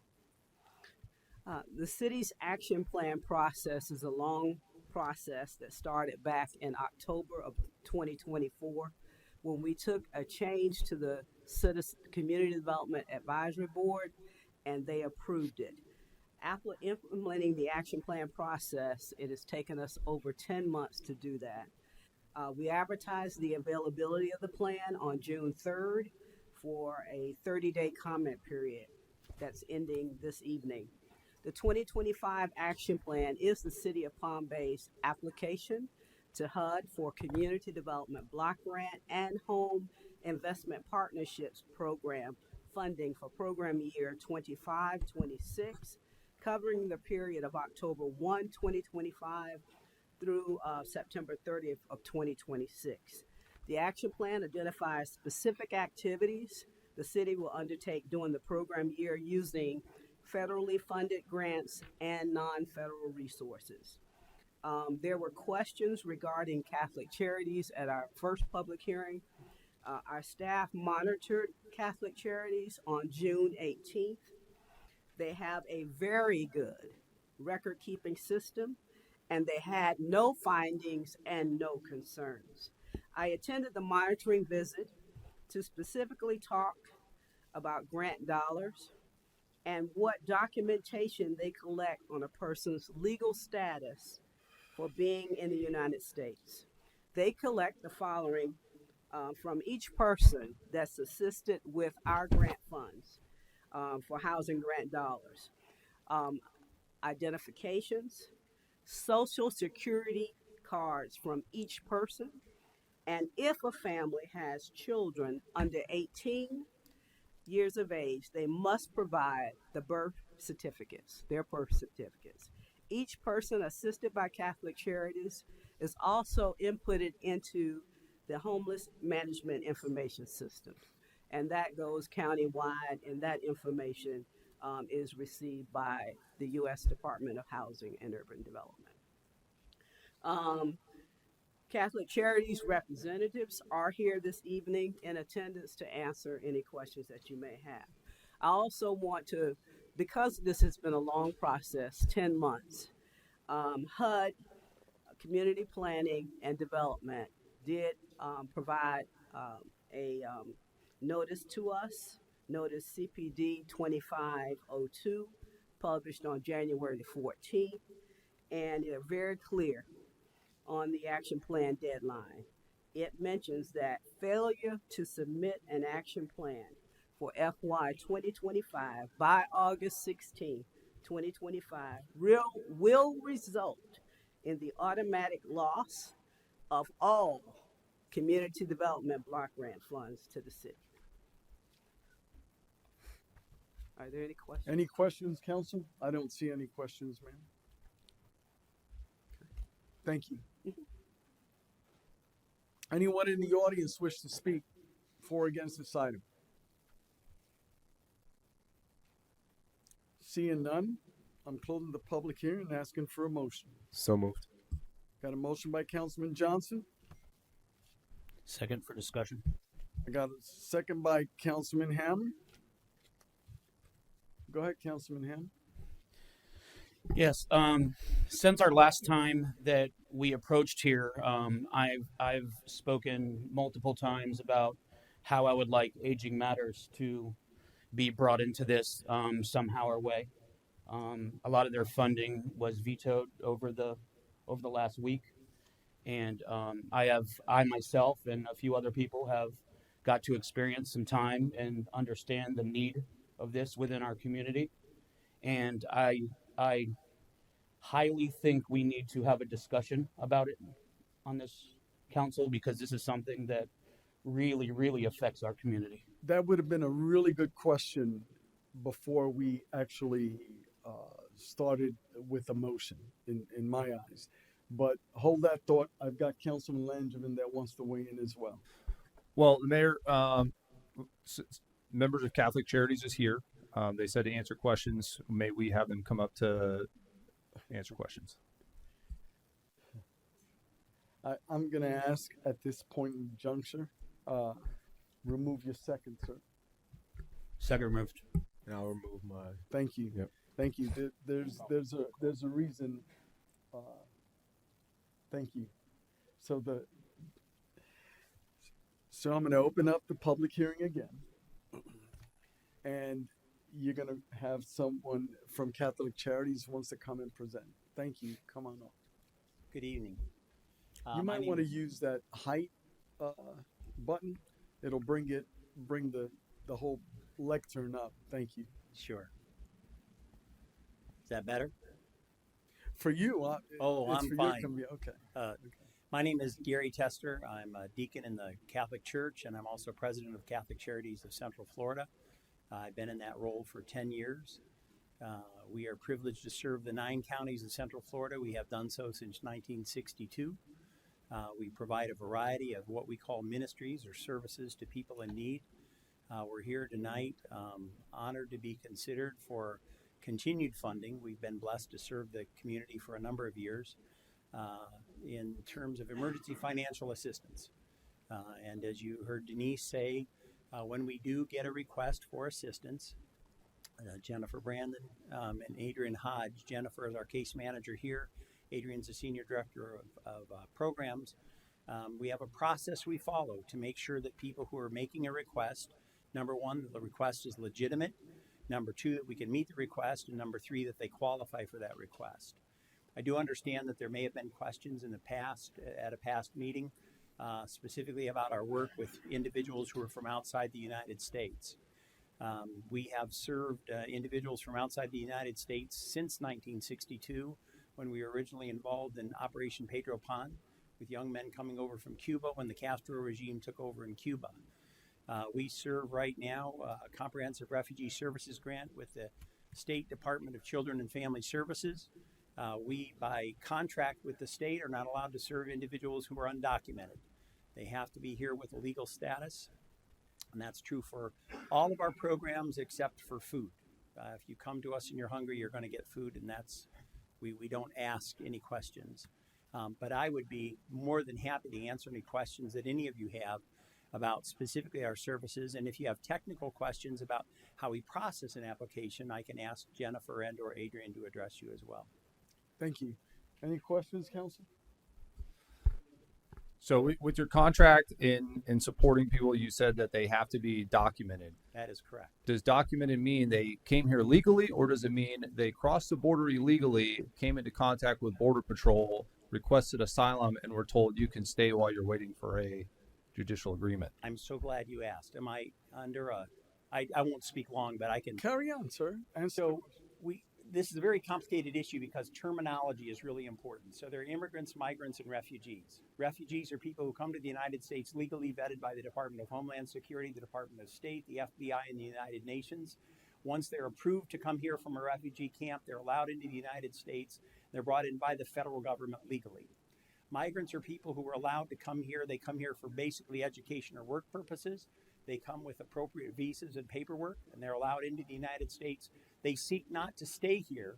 They come in for a term, and then they leave. We have two types of immigrants. Those are people who are leaving their country, not because of violence like refugees do, but because of living conditions. And they come, and they can either be documented or undocumented, entering the country legally or illegally. By contract, we cannot serve under the grant with the state of Florida anyone who has come into the country illegally. We have to verify that they have documentation that was received legally. So one of the questions you might be wondering about is, for example, let's talk TPS, temporary parole status. When someone comes into the country under TPS, the administration has the right to grant TPS based on conditions they find in a particular country. Let's talk Haiti, because we've just heard recently about a revocation of that TPS.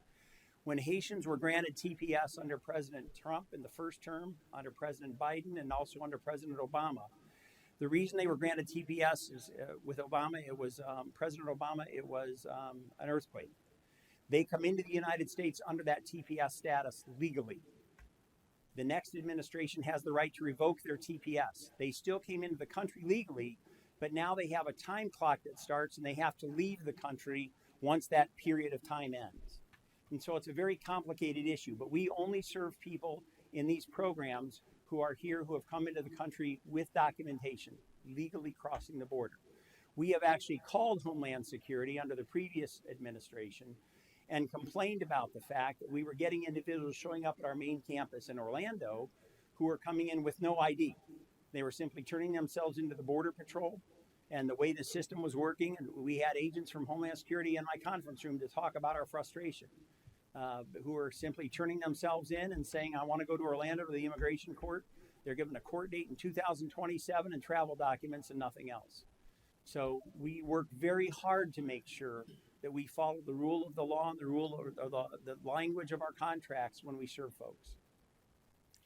Thank you. Does that answer your question, sir? All right. Any other questions? Okay. Okay. All right.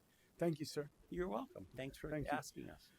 So we opened this back up because Councilman Hammer wanted to add someone that's not on the list, obviously, correct? And so in order for us to add that, and I guess this is a question for you, Denise, how does that, do we take some out of one organization and try to split that up? How can this happen? My recommendation would be we're working with a consulting firm right now with our neighborhood stabilization funds. We have a little $674,000 that we're trying to get straight and close out. As soon as we can close out those funds, we can do a request for proposal. And it would be my recommendation that I talked with HUD specifically and I asked, are we allowed to use those funds once we transfer them from Neighborhood Stabilization Program to the Community Development Block Grant Program? Are we allowed to use them for public services? And they said yes. So that will be an area that we can. We will use probably most of it for public improvements and infrastructure. I know we have some city departments here that are very interested in that. So we're just trying to get that straight. And as soon as we can get those monies available, we're going to do another request for proposal. That would be the simplest because this report is finished. Those numbers are all integrated in here, and trying to change all of that, it's going to take a lot. We still got to input this report into the system and get it in on time and get it in so that the county. What is the deadline that we're talking? Well, we have to get our stuff to the county, Okay. into the county by the 11th.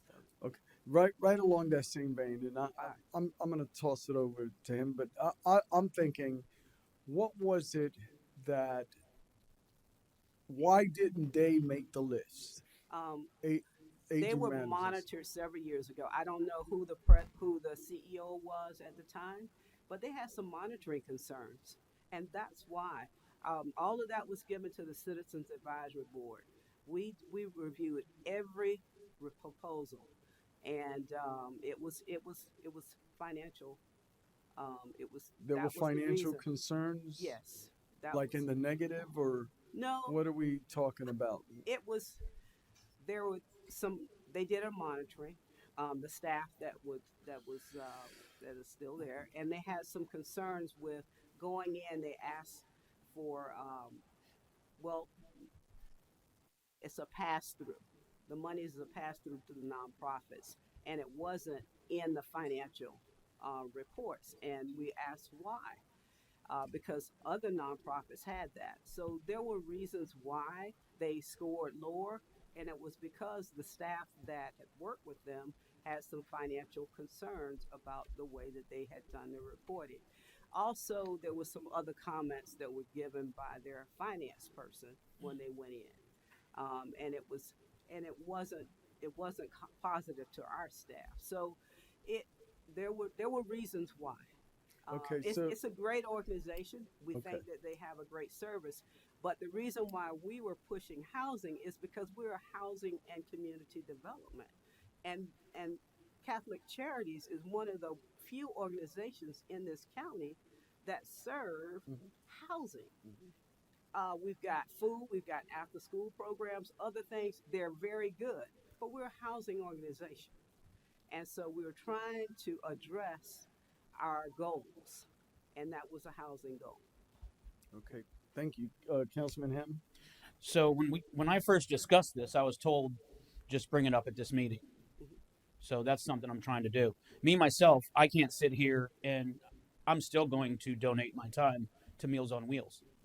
I cannot go and donate food to these people knowing they're struggling and sit here and approve new dugouts. I just can't do it. And I mean, I understand there are things, but there's a lot of things on there that have nothing to do with housing. And I mean, I get it, I understand it, but I really think, I mean, they're different categories. I know, but and I'm telling you that we have another opportunity to do another RFP. That will be in addition. That would be another RFP in addition to what we're doing now. Yeah, and I think what Councilman Hammer is looking to do is to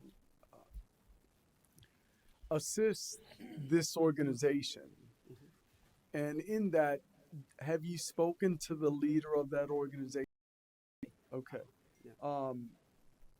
As part of that, right? Perhaps sitting down with that organization would be the best way forward so that they know what is required and how they could meet those levels of expectations. Okay.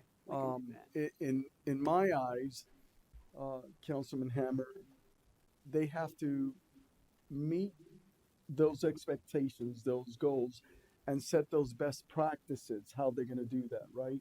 And I think once we could all get that, I think even the advisory board, because I know Councilman Johnson, I'm going to TO to you because you've sat on that board, and everyone's vying for that same piece of the pie. And so it's their job, meaning our staff's job, to make sure that everybody's crossing their T's and dotting their I's. And if there's a question regarding that, then at that point it becomes where they don't score as high. And I think that's what's going on. But Councilman Johnson, you wanted to weigh in. No, Mayor, you hit it right on the head. I was just going to jump in. And if you would like, next year I would definitely recommend, or I would allow you to have the position on the board, because it is very eye-opening. You will see a lot more, and you'll see one of the issues I had early on. I've been on this board since I got on council, and you would see in the scoring, which Miss Denise, thank you, and Miss Nancy Bunt, she was good on trying to address the scoring as well. You saw new people who were applying for the funding who had no previous, experience. They were more penalized, while those who had applied just for the sake of being a previous winner were getting bonus points essentially. So they revised it where, hey, if you received funding previously, but you were mismanaging or not managing in the manner that the city of Palm Bay felt you should, because we have a tight thumb on us from the state, you got negative points. And previously, I didn't like when they would do presentations, because most of the presentations will try to pull on the heartstrings, where I just want to look at the numbers. But in doing so and talking to Ms. Carter and staff, having the presentations is good, so you can justify, like, hey, why is this? Why does it take $1,000 just for you to help one person? Like, why? or is all this going to administration? Like, you know, who's the end user? So I hear you. I've volunteered with Meals on Wheels. But I would definitely recommend next year when we come to, well, not next year, this year, November, if you would like it. If you're on a board that you want to switch, we can switch or whatever. But it'll definitely be very eye-opening in regards to seeing the nonprofit realm. We have a lot of great nonprofits here who've been doing an excellent job over the years. We have Melbourne PAL here. I still want Palm Bay PAL like a lot of people, but I appreciate y'all stepping up and helping our kids in the meantime. Because for me, I personally feel a lot of the funding should go towards either housing or towards the youth, to make sure that they don't become an issue for the police, prevention. So I love what Club Esteem is doing and a lot of people out here. But if you want it, you got it, sir. So that's the main thing I wanted to say, Mayor. Thank you. Any other questions, Councilman Henry? All right, thank you. Thank you, ma'am. At this time, anyone in the audience wish to speak for or against this item, please step forward.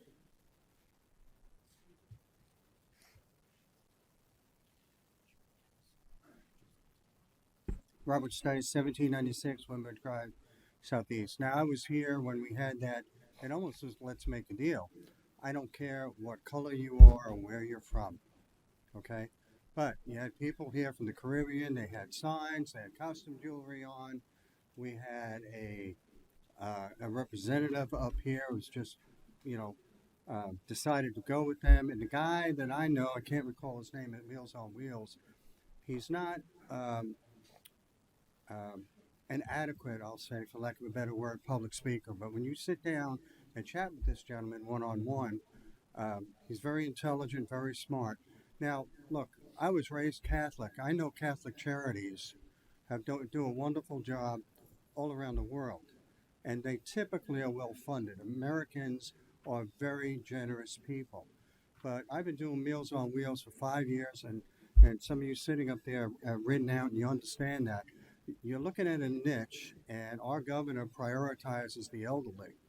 You're looking at a niche of people who can't get out of the house. They're not able to drive a vehicle, and some of them look at their watch and make sure that you're on time getting there. This is a valuable service to the elderly, many of which are veterans, many of which are in a wheelchair or don't have a leg or two legs or they're on crutches or what have you. These are people, these are adults, these are your parents and grandparents who are really, really suffering. Now, I understand the thing with housing, and I understand Catholic Charities, but Catholic Charities does not have this big, wide roller of a brush that covers everything. I hear a lot about housing.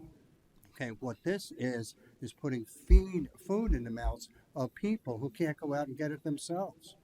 This is absolutely critical, and you cannot leave the elderly out on the vine here because you want to fund the POL or you want people to be able to play basketball or whatever the case may be. But most of them are sitting down looking at their freaking tablet or their cell phone. What are you going to do for the elderly, for your grandparents who are dying for a meal? Sometimes that's all they have. A lot of times we'll buy stuff we'll get stuff from the food pantry right next door that we meet, and we augment that. But just to say we need housing and we need this, and you know what? We didn't like the presentation. It wasn't rated right.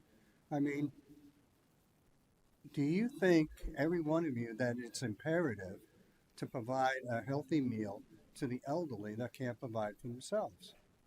Now, if you have any kind of compassion, that answer's got to be yes. So how do you do that? How do you do that? You're on a numbering system. The numbering system. How do you make that happen? It's one of the things you have to do. We have to do. My parents and grandparents are gone. Do you have parents and grandparents that need a meal? They deliver 5 days a week, and some people get them on weekends as well. How are you going to look at me and tell me, okay, that this is not imperative? You're never going to have housing for everybody. You're always going to have the poor. But you got the elderly who can't get a meal. That's where your priority has got to be. You know, Bible says the poor you would have with you always. But man, you know, if you travel to the Orient or spend time in Japan, like I have, oh my God, do they honor their parents and the elderly? Where's your compassion on this? This shouldn't even be a freaking discussion. It's got to be, what are we going to do? How do we provide this? I'm not asking you to just throw money at a wall or what have you, but you know what? This is imperative. This is the elderly. And this you can't bat an eye at and have a different discussion, because you'll always, there never ever is going to be enough affordable housing. Ever. So how do you make this work? How do you put some money and some of the money, funds that we have, okay, provide a healthy meal to the elderly and many who are veterans? It's one of the reasons why I wear my hat all the time, having a conversation with some of these guys who serve, and ladies. You got to give this more than due consideration. You got to make this happen. Thank you. Thank you. You had another question, sir? I just had one last question. I'm sorry. The Community of Hope Housing Rehabilitation Project, the 3 apartments. Didn't we come up with something else for that? Miss Denise? Yes, in April, it was brought back to council, and we're going to now do housing rehabilitation, some homes under the home program, renovation of homes. It still says the 3 apartments. That on the list. Okay, for seniors. Yeah, it should say housing rehab for seniors. Yeah. Yeah, rehabilitation project. Yeah, it still says the 3 apartments that we. Yeah, Yeah, we did voted vote down on the that. apartments. It was, we're doing rehabilitation for seniors. So Yeah. whenever we That's do what give we this, advertised. I'm sorry, that may be an error. Yeah. But it's owner occupied housing rehab. Yeah. For seniors. Okay. That's what the substitute was. yeah, Okay. I just want to make sure when we do approve this, it doesn't say 3 apartments. No, it's not. Okay. That's correct. Okay. Thank you. It should. Yeah. I'm not sure in which in which Yeah, one it's it on the is. list as the 3 apartments. Oh, Yeah, it still says the Community It of says Hope. rehabilitation project, but Okay. yeah. That, Yeah, I'm sorry. it still says the Community of Hope. So we're awarding $169,423 tonight to Community of Hope. I called and I inserted a new document because I caught that error before it went in, and it should say owner occupied housing rehab for senior citizens. Can we change that before we approve this? Yeah, absolutely. Absolutely. It's the You same can make amount. it It's the same amount. you can make it part of the 169. motion. Yes. Absolutely. It's the same Absolutely. amount, 169,423.11, and it should say owner occupied housing rehab for senior citizens. On my agenda, it says exactly what you're creating. Oh, is that right? On yours? Mm-hmm. Oh, yours? Okay. Well, let me look at mine. But mine had hit what he's talking about.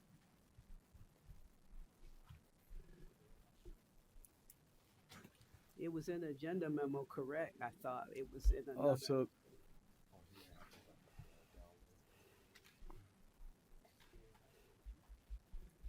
yeah, it's in the agenda memo as opposed to the separate list. That's Okay, what it thank you. is. It's in this, so it doesn't need to. It says owner occupied. We were looking at the separate list, but this is part of the legislative memo. Okay. Okay. So it is. You did do that, man. You just left the old list on there. Okay. Any other questions? Anyone else? Oh, you did. You want to come and speak? Okay.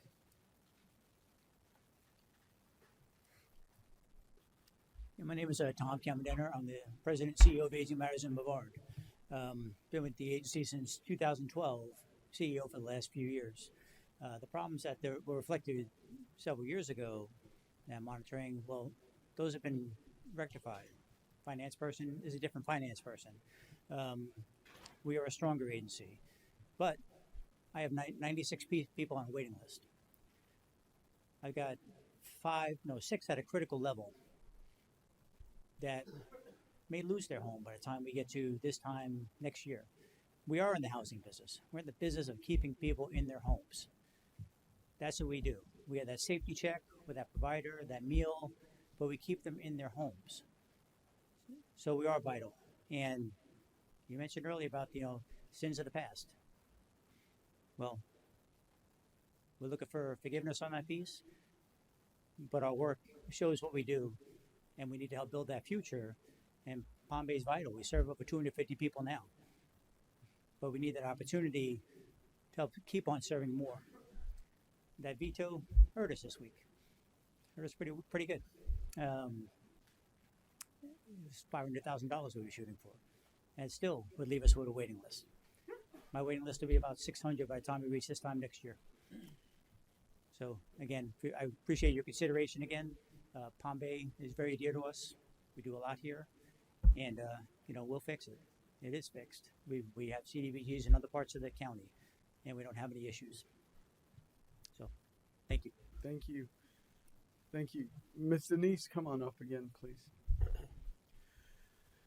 So this other process, the RFP process you referred to in the beginning of this presentation, right?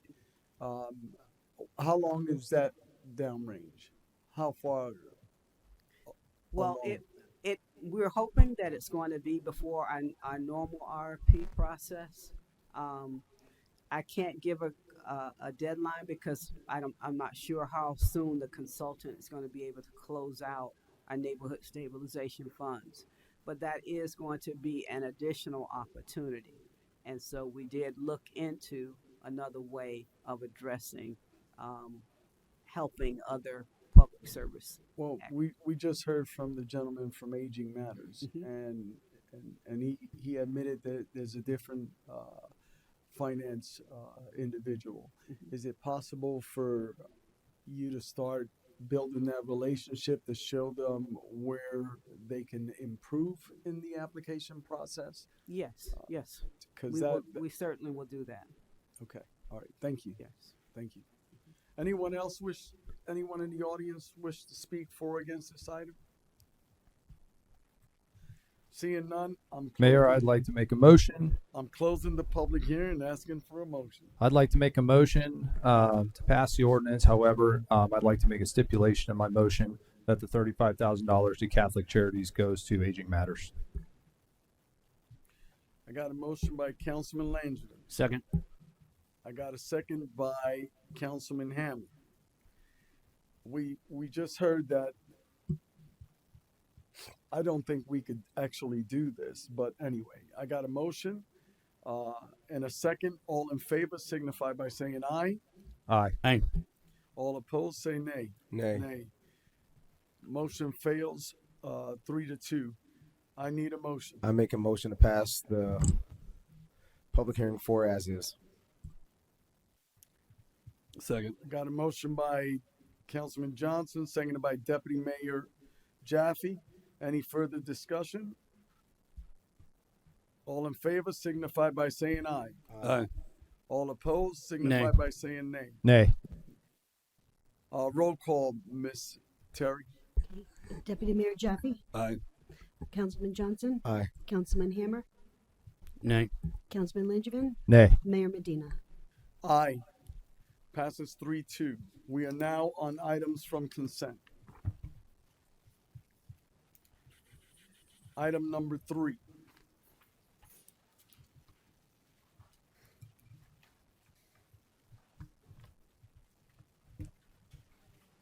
Who pulled item number 3? Hammer. Councilman Hammer?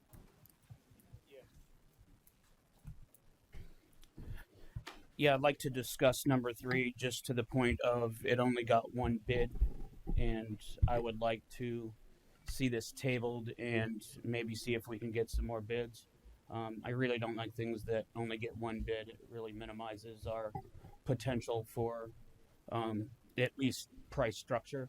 One of the things I would also like to see is maybe if we can start bidding on our own projects just to get a ground base on how much these things cost.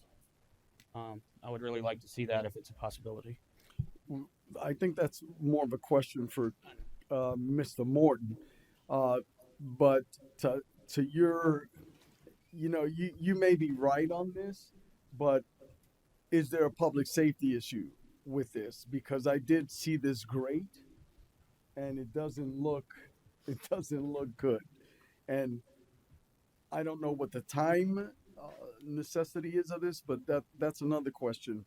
Mr. Morton, who should we address the question on the life? Oh, Ms. Sullivan's coming up. So you heard what Councilman Hammer said. He pulled the item. My concern is how desperate that grate looks in needing to be replaced. Our operations team has been asking for this work to be done for some time. It took us a while to get the design and the bid out. I'm told by our operations team that it is critical and we do need to replace it as soon as possible. So did they term it critical? Is that how you called it? That's how I called it, sir. That's the impression I got. I'm not going to tell you that that is the word they used. Okay. Councilman Hammer, Is this any something questions? our public works team can't do? I asked them that question, sir. They told me that they do not have the experience to do this type of work, that they would be learning as they go, and they believe that having it bid out and done by a professional who does this type of work would be the best way to go. Any other questions, Council? Seeing none? Thank you, ma'am. Thanks for coming. Actually, I do have a question. Carry on. How do we inspect it if we don't know how to build it? Our inspectors are going to be inspecting it. They don't build it, sir. The work being done by the contractor will be inspected, of course, by our engineering inspectors to make sure that it's done per specifications. The work that would need to be done by our operations staff would require equipment and personnel that experience we don't have. Any other questions? Okay. Right. Before. Oh, you have questions? Yeah. As you were. Carry on. Regarding to his point with the one bid, because we know we like you're a baseball player competition. So was it that there just was an appetite for it when y'all put it out there, or was there any feedback that you received, or? Yeah, that's a fair point, and we love competition. When we did a little outreach, the only thing that came back was that the 2 or 3 vendors that we reached out to, they said they didn't want to put a bid in at the time. But anytime we get one bid, I'm not happy. Yeah.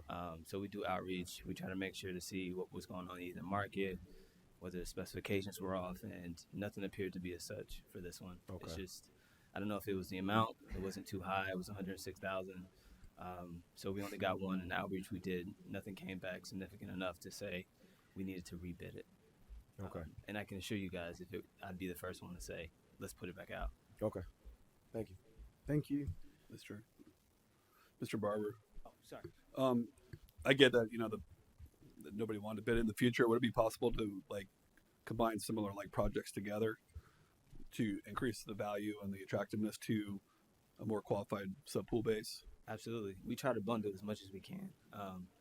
I didn't know if there was an opportunity to do that for this one, but absolutely we can do that in the future.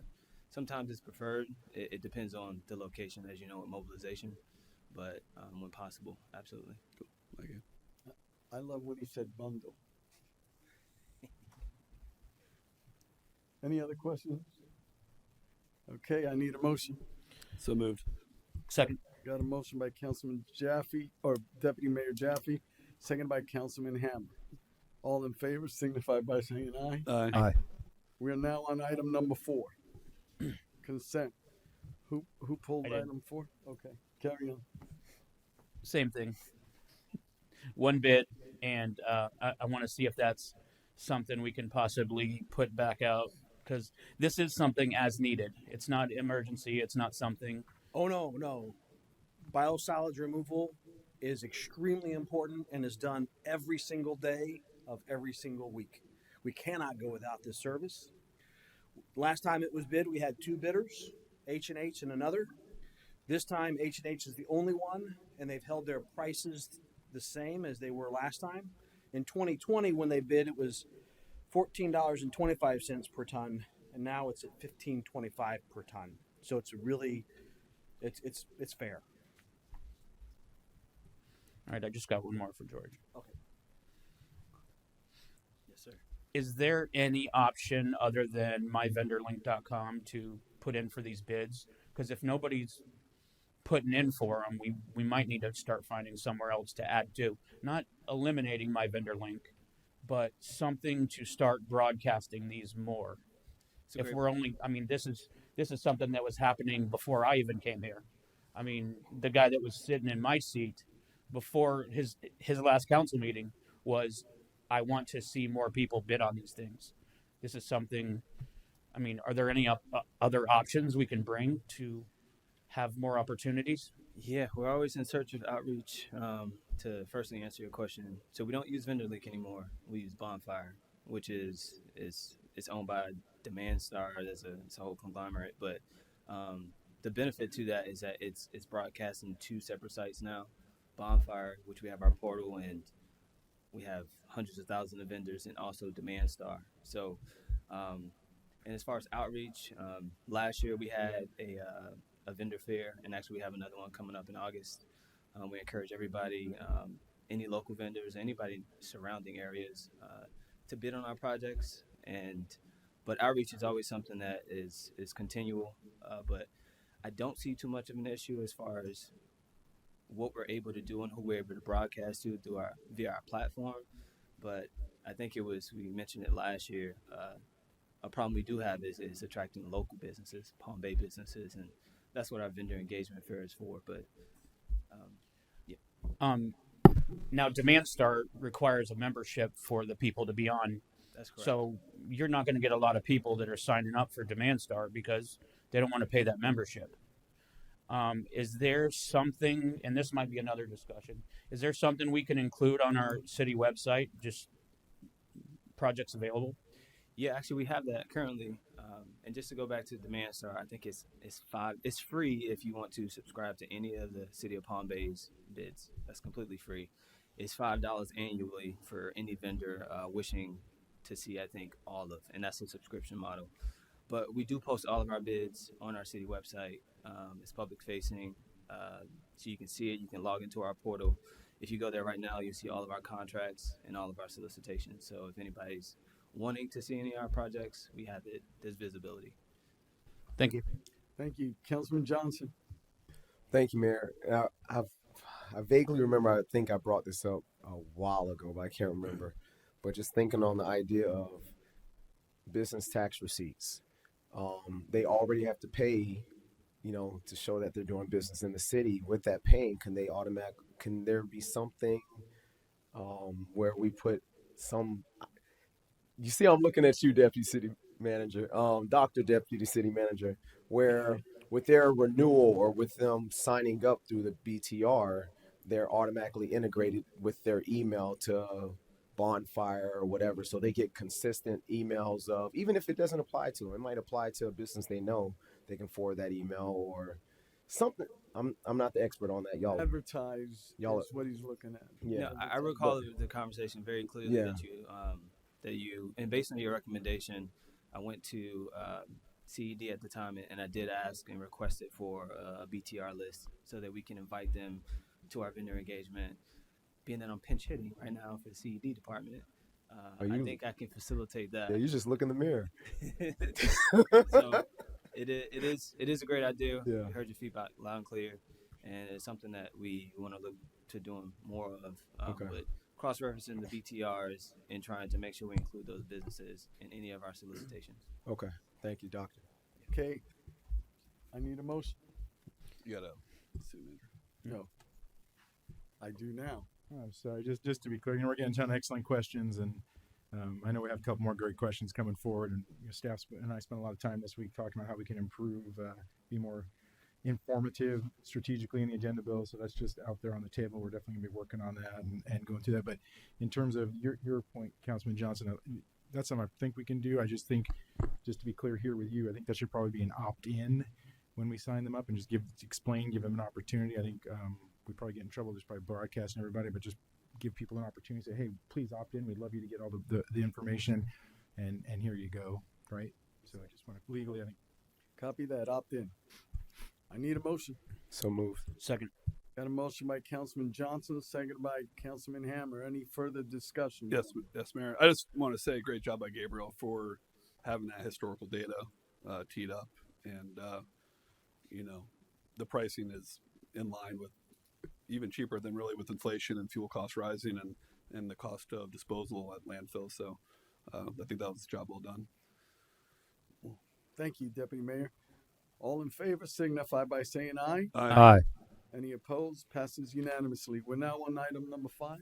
Yeah, I had asked to pull this one. It's for design services. Originally, when I read the legislative memorandum, I didn't quite understand the scope of work, and I thought the pricing to be a little out of line. Just wanted Gabriel to speak on that and let us know an update on where we're at with maybe some new pricing. And then just furthermore, anytime I think something comes to council for design, I would really like to see what the effect of the construction budget would look like. Construction and FF&E.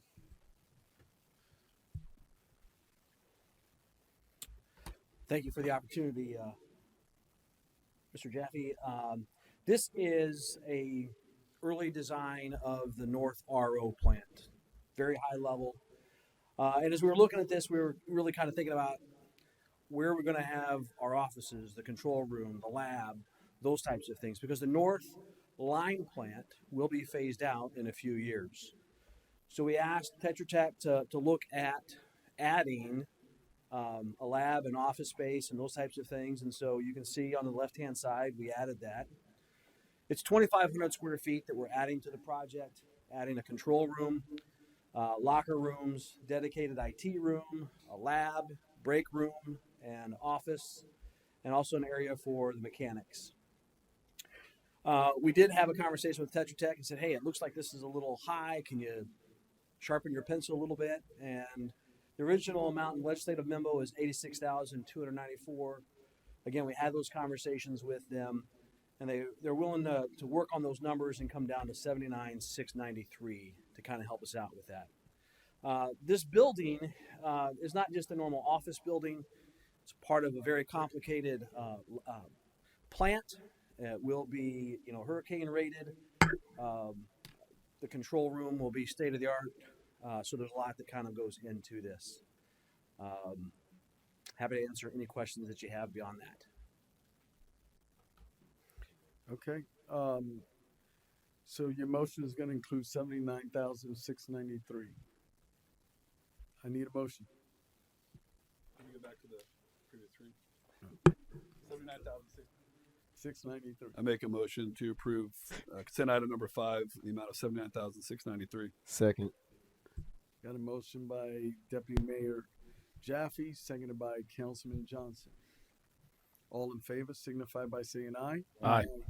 Any opposed? Passes 5-0. We're now on item number 6. Councilman, did you? Hammer? Lynn? Johnson? Who pulled 6? Oh, 8, as you were. Item number 8.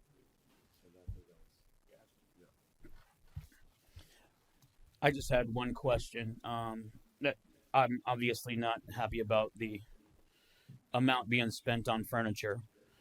Is any of the furniture being brought from the building department itself? Because if I remember correctly, a little bit back, we got all new furniture for the building department. Did that not happen, or if you want to call? Some furniture may be coming, but one thing's creating a problem is the current furniture we have throughout the city is much larger than what would fit in the office buildings that we're building. Give you an example. Right now, the director's square footage is 164 square feet. Assistant director's 150, and then the majority of the offices are 116 square feet. So the majority of the desks that's currently being used with utilities, building, and IT literally won't fit in the new offices that's being built. So what's getting done with the old stuff that we just bought? I'll let George answer that. Yeah, so to my knowledge, the intention is to surplus it. If we can't repurpose it somewhere throughout the city, we'll surplus it and try to maximize the remaining value of it. And that's what goes to auction when we do send things to auction, if it doesn't get repurposed? Correct. Thank you.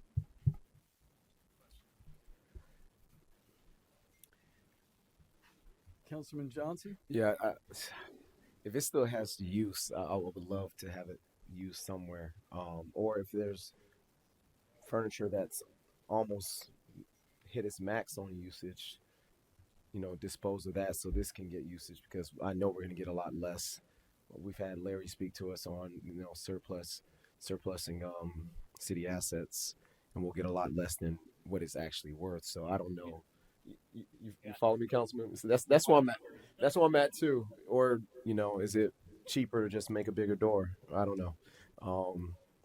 Yeah, I'm not sure. It's just not the door. He's saying it's the no, I space. know, but just surplusing hasn't really worked in our favor in the past. So I'm looking at different options. What I'm hearing from council, and I'll help navigate this a bit, is to repurpose should be number one priority before it ever goes out to auction.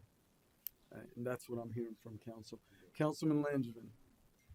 Yeah, I just wanted to ask, so it says furniture, fixtures, and equipment. So I just wanted to ask if we could just get some more details on beyond the furniture, because obviously it's a huge price just for furniture, but is there some other stuff in the equipment and stuff like that? What are we meaning exactly when we say equipment?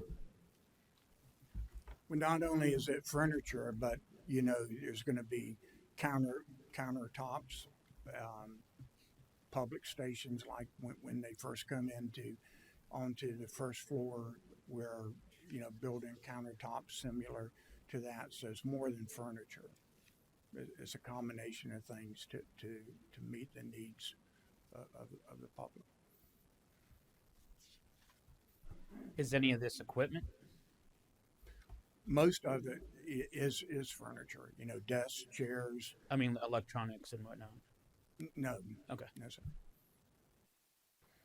And if you may also, anytime you gentlemen would like to, now that the building is probably about 75-80% complete, you can get an idea of the offices and where all the furniture and the conference tables and et cetera. And also remember, building the second floor is going to be used as an EOC. So we have a fair amount of conference tables and chairs and stuff to be used during the EOC also. Any other questions, gentlemen? If I read it correctly, we did get awarded funding for the EOC. Would that be part of this? If I can I jump in? I think the county got funding. I think Sheriff's Project got funding. I think the only funding we got out of the legislative round, that in my consultation with our lobbyist, was the Turkey Creek project. Was there additional I know we used ARPA funds that was tied into the. If you're referring to the Space Coast Rocket article, he had some errors in terms of what we were that was awarded, right? I think that was the challenge is the way the vetoes worked and the way it got signed kind of at the last minute. There was some confusion there. No, I think it was Space Coast. It was one of the papers, and I shouldn't say that because I'm not sure, but one of them had some errors. But I consulted with our lobbyist the next morning, and he said the only project that we were funded for in this round that was not vetoed was the Turkey Creek for a project. Thank you. Any other questions, gentlemen? Seeing none, I need a motion.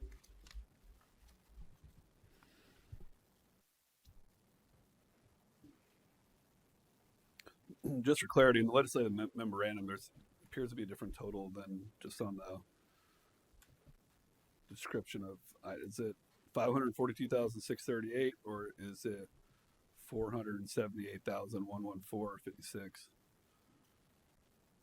It's 542,630. Where does that delta come from, the difference?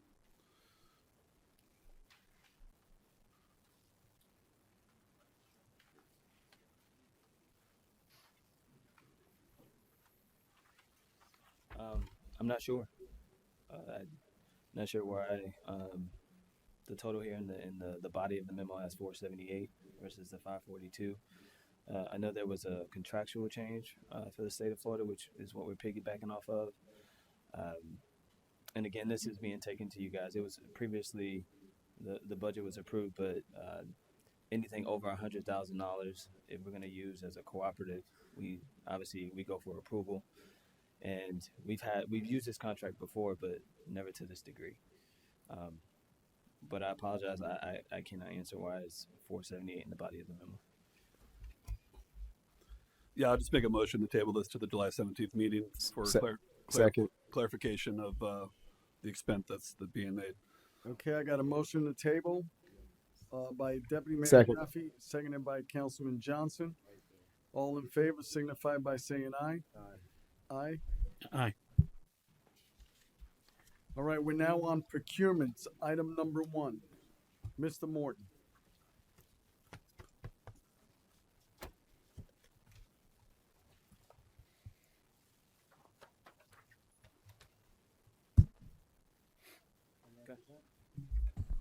So you can go ahead, George. But this is the originally we discussed pipe bursting for pressure relief at one of the sewer plants. It was actually a quick story, but I'll tell it because it was great.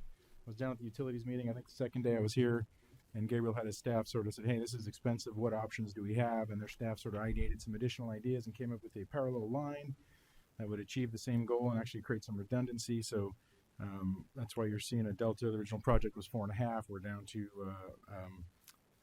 an effective pricing is 1.529, and so George, you want to fill in the background, but this was a great example of staff starting to look at options and try to bring the best projects to council. Yep, I think you gave a great synopsis. We've had a couple meetings with utilities to go through some of the proposals of the cooperative pricing. We chose this one, which was a 1.5. It's for the PCA contract, and happy to answer any questions. Any other questions, gentlemen? Okay, Deputy Mayor? Speaker cards? No cards, Mayor. Okay, just wanted to share, that is a great story, Mr. Morton. The individual that came up with that idea needs to be commended. What is it? How much money did he just save the city? $3 million, I think. Yeah. I think he needs to be highly commended for that, and that's the type of ingenuity and motivation that we should be encouraging. And if I can say also, for a director that's willing to stop the train and ask the right questions and allow staff to bring creative ideas forward and stop what's in motion sometimes. So it's a great leadership there by Guillermo Bowden. Outstanding job on both ends. However, the gentleman that saved us $3 million needs to be commended, and something should be done for that young man.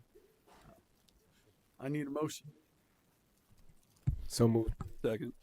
Got a motion by Councilman Johnson, seconded by Deputy Mayor Jaffe. Any further discussion, gentlemen? All in favor signify by saying aye. Aye. Any opposed? Passes unanimously. We're now on item number 2. Mr. Morton. So we've got a contract for ERP software and implementation services change order. We do have IT here to discuss this item tonight. We've also got George here with procurement. The change order negotiation, again, this is something I think we could do a better job being clear in our discussions in the legislative memo. Essentially, from my understanding, and Brian, you can or George, you can address this, but this was a shared mistake between the city and the contractor. We have our payroll services. They've been coming in over the weekends on Saturdays to effect payroll in order to try to save the city money to plan forward for the ERP. And in that, we missed something, and we missed an opportunity. We have to go back and redo some work to get it right. The contractor had a shared responsibility in that, which is why from the original change order request of $290, it's down to the price it is. I refused to sign any documentation without consulting you in the absence when we had June off. So the contractor's actually been working at risk. I said, if you want to work at risk with no guarantee, that's fine, because they wanted to keep the project moving. But more importantly, Brian, you want to share your memo? I mean, it's important for us to tell you what happened. It's important to clarify, but it's also more important to tell you moving forward how we're going to look at this differently to try to avoid similar mistakes and future misses. And I know you prepared some documentation for tonight when we talked about what are we going to do and moving forward is more important than where we're at. Excellent. Thank you, sir. So moving forward, there's a couple of things that we've actually done. Like you said, Mr. Morton, it's the shared responsibility between the city and the contractor. The contractor had some staff turnover. They had some delayed issues in terms of resolution. There's a test environment set up that truly didn't give a day in the life of a HR or a payroll partner, which kind of delayed some processes there. And also on our side, again, we had some staffing challenges, which staff came in over the weekend and tried to compensate to make up time for that. So some of the things that we're going to do differently is that we have adjusted our payroll process. We actually started payroll a little bit earlier. That means that staff is actually working on payroll over the weekend and try to get it done pretty quickly. Usually that takes about 4 days. Now we're bound to about 2.5 days throughout the week. We've created some buffer in the new or the adjusted timeline. The original go live was June, and now we're moving to September 20th, and we've incorporated some buffer time for any issues that may come about. We also modify, we're actually monitoring our staffing needs internally just to see how things are going and make sure we're making some adjustments as quickly as possible.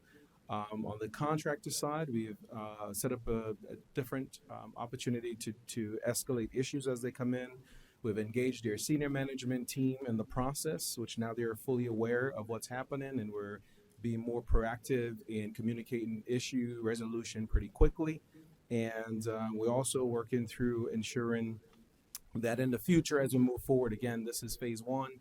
In our phase two portion of this project, we're looking just organizational wide where there are vacancies throughout the city that are unfilled. And we're looking at ways that we can use one of those vacancies to add additional staff into our payroll and our HR team to be able to make up for what we've learned from our last, from phase one. So we're completely going in hard in. This is the partnership between our HR team, our payroll team, and IT. They've been doing an amazing job pushing through, but we recognize that there were definitely some staffing challenges. And again, I also want to say we're coming from a 1995 system, and so we're 30 years away from any significant software upgrade for the city. As you know, that has presented some unique challenges coming from something that what you see is more of an archaic type game thing, a green screen as we call it internally. But those are things that contributed to several of these challenges. It is not unforeseen for something this major as a software upgrade that you have some challenges along the way.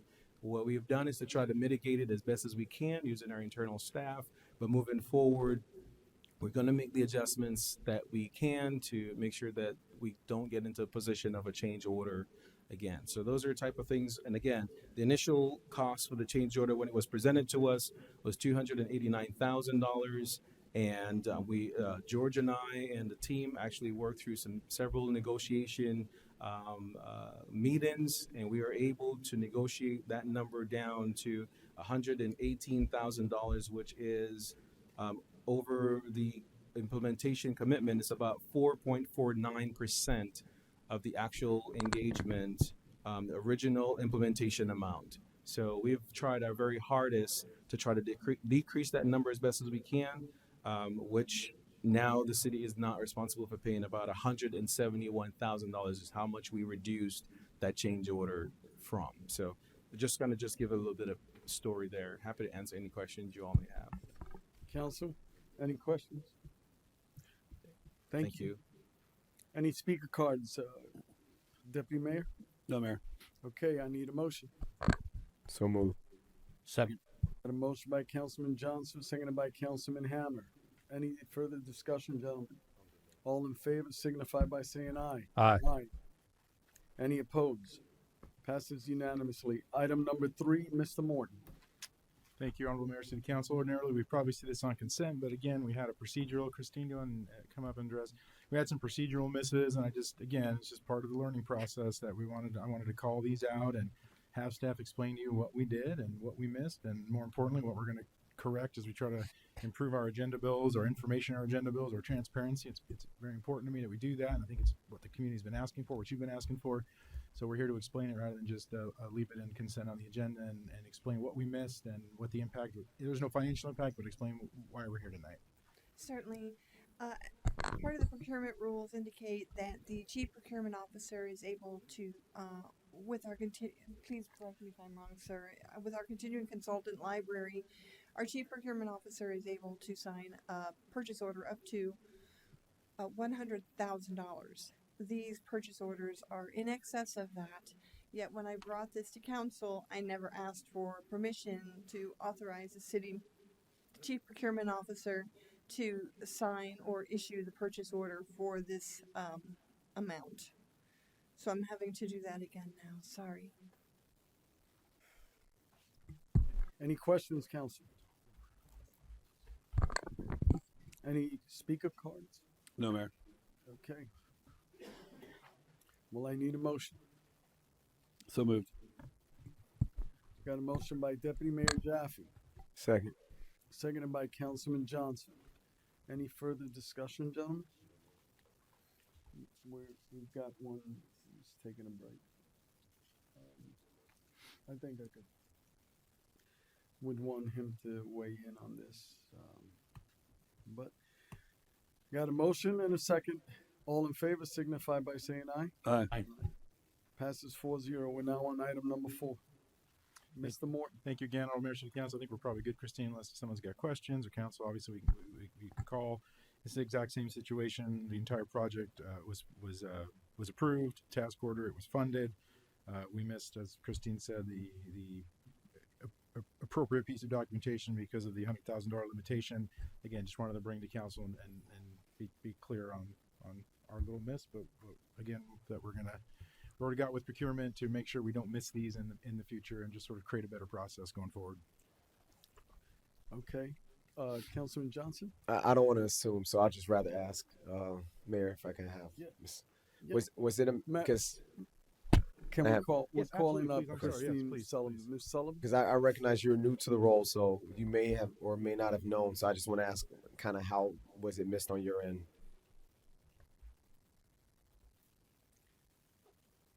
I knew of the rules, sir. I knew that the chief procurement officer could not sign a purchase order over $100,000. However, I did not include the request in the request for the funding. It was an oversight on my part. Okay, and I greatly appreciate you acknowledging that, Mel. Thank you. Thank you. Yes, sir. Come on up. Sorry. So I don't want to have Christine take a lot of brunt of the heat. It's just when this was originally taken to council for approval, and like Mr. Morton said, we have to do a better job at communicating. We could have done a dual approval, which would have any task order over $100,000. And this is also a new consultant contract. We worked very diligently to get it up online last year. So anyhow, this is. I don't think the blame lies anywhere just in one single individual or department. It's just something to communicate better. But going forward, it's just when we're going to you guys to request approval for a project, we can also do that if we're going to have a subsequent task order. So I just wanted to state that. Thank you. Mr. Morton. I just want to be clear. Thank you, Honorable Mayor.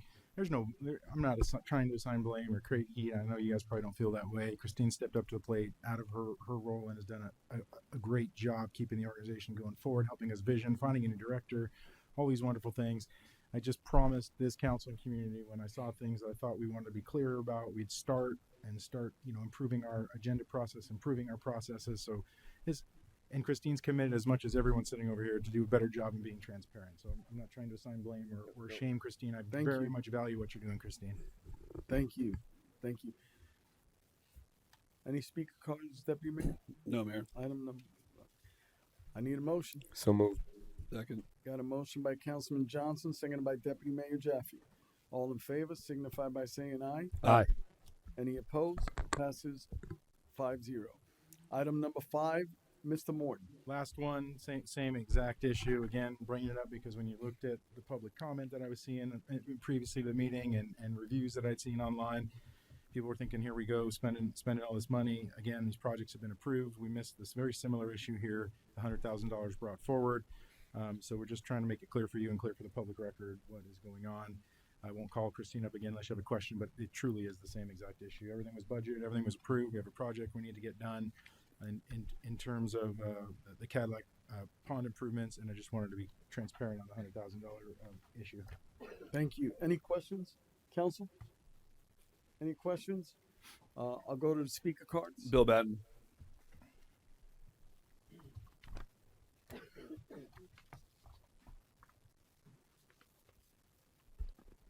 Bill Batten, 586 Ocean Spray Street, Southwest. I have two requests on this one. The first one, would it be possible to have a before and after water quality test? Because we're spending a lot of money. If the design was $258,000 for design of a water treatment system, could we know if we're wasting our money or are we actually getting a benefit from what we're spending? Because like I say, if it's $258,000 just for design, yet when I'm going through the packet, I was really confused on what the actual cost was going to be. I saw all kinds of numbers in that memorandum. It came out to $1.2 million as I'm looking at those numbers for 2 stormwater ponds and water treatment of them. That's a big chunk of money for 2 ponds. So it was just the way it was presented, and I'm looking at those numbers. So first off, could I have a water quality test before we do the construction? And then a water quality test after construction to see if we're benefiting. And then what the actual cost of the total project was going to be, because I'm going through the numbers. I couldn't figure out exactly what it really was. Thank you very much. Thank you. That's good. Would you like to have Christine answer that, or? Yes, please. Okay. Madam Sullivan?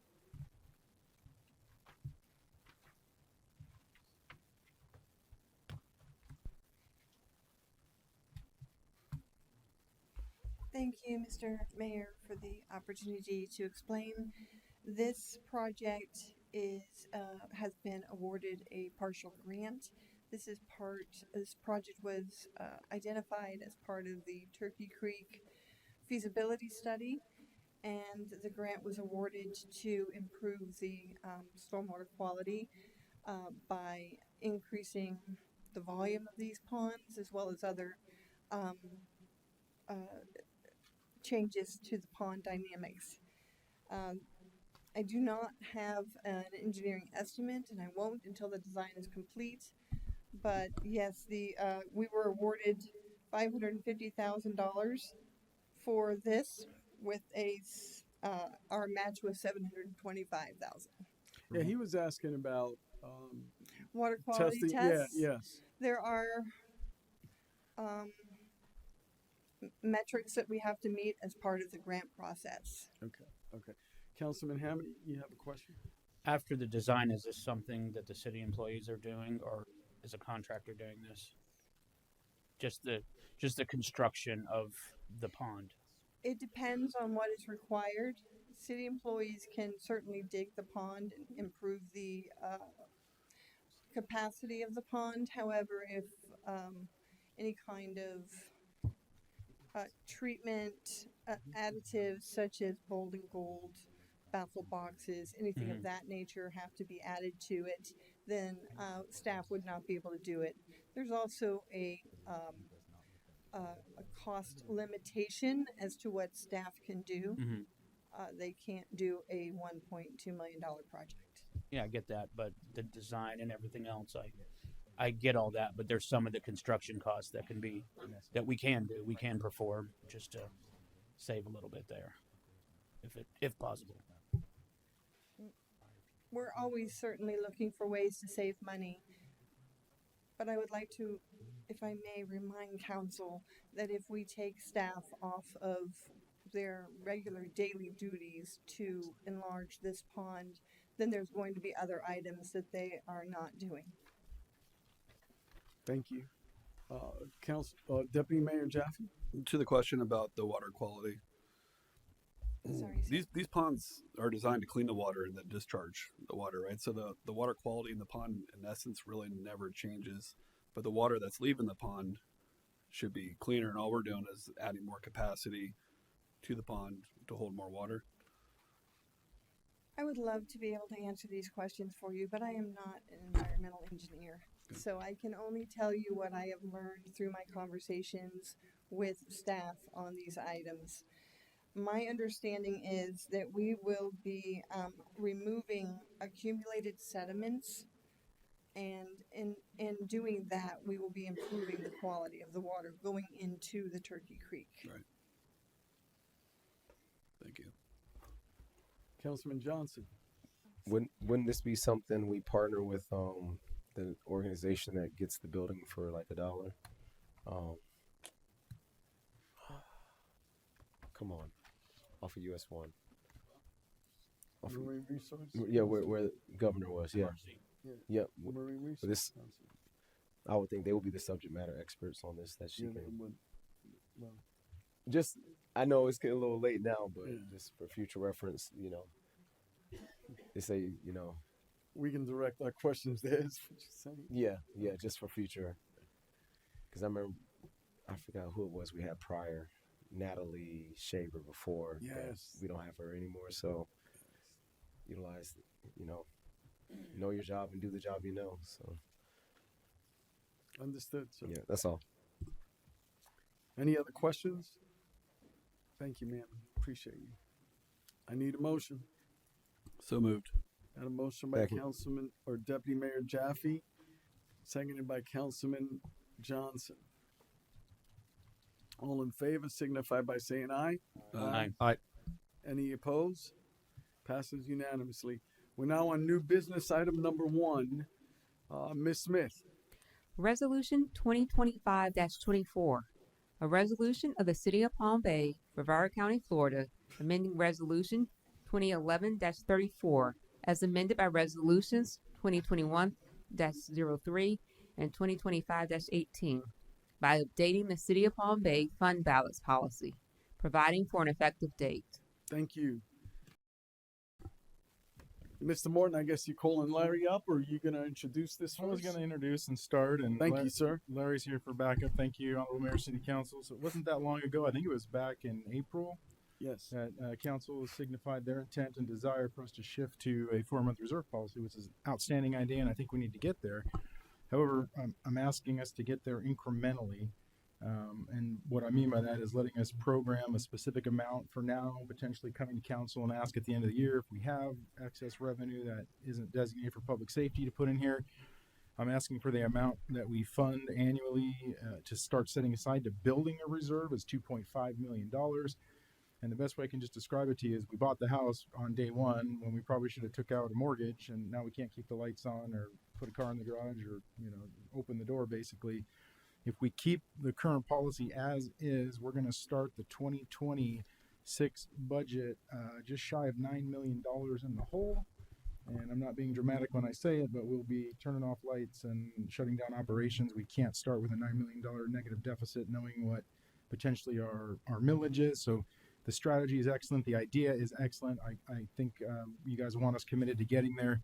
Again, just asking for an incremental approach in the amount of roughly 2.5 million. We can look at that in out budget years to see if we can adjust that upward. And in a simple nutshell, Larry's here to answer a lot of technical questions.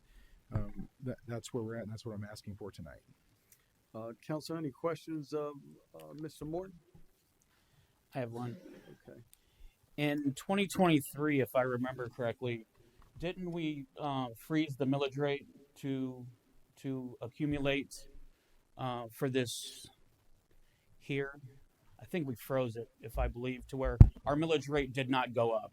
Correct. We held it that particular year. Yes. Is that something that could kind of get us out of the situation here if we approach that again? Currently, if we would leave it where it is, we would start the year negative, even with the 3% cap. In fact, when we go to the workshop next week, I'd like to actually give you a little highlight, or low light, I should say, is we are actually going into a area that we've never been before. Angelica Collins has been making comments for a couple of years now how the cap millage is going to go below rollback. next year that's going to happen. You would have to physically break the cap just to go to rollback for next year. It's never happened before. Never been in this position. So to help us get out of the situation is, yes, if you move it forward and hold the millage where it is, we would actually be able to, and this is just a estimate, we would actually be able to draw in probably about another $3.6 million if we held the millage. Which still would be the 6 million negative. Yes, you'd still have the negative that you still have to Which make just up. looking at the fire trucks we need to maintain our ISO 1, which I'll present at the budget hearing. You know, it's gonna, we are allowed to do a 3-year roll up. I'm telling the story ahead of time, but we're gonna need to commit a lot of money towards public safety this year. So what do you suggest, Mr. Morton? What I'm asking you is to go ahead and let's go back, if we can, to the 2-month policy. We're going to talk about millages and caps and everything else. It really doesn't solve our issue right now. What solves our issue is trying to take $17 million out of our funds and stick it into a reserve right now when we have to construct our way there. We have to build our way to a reserve instead of trying to shortchange.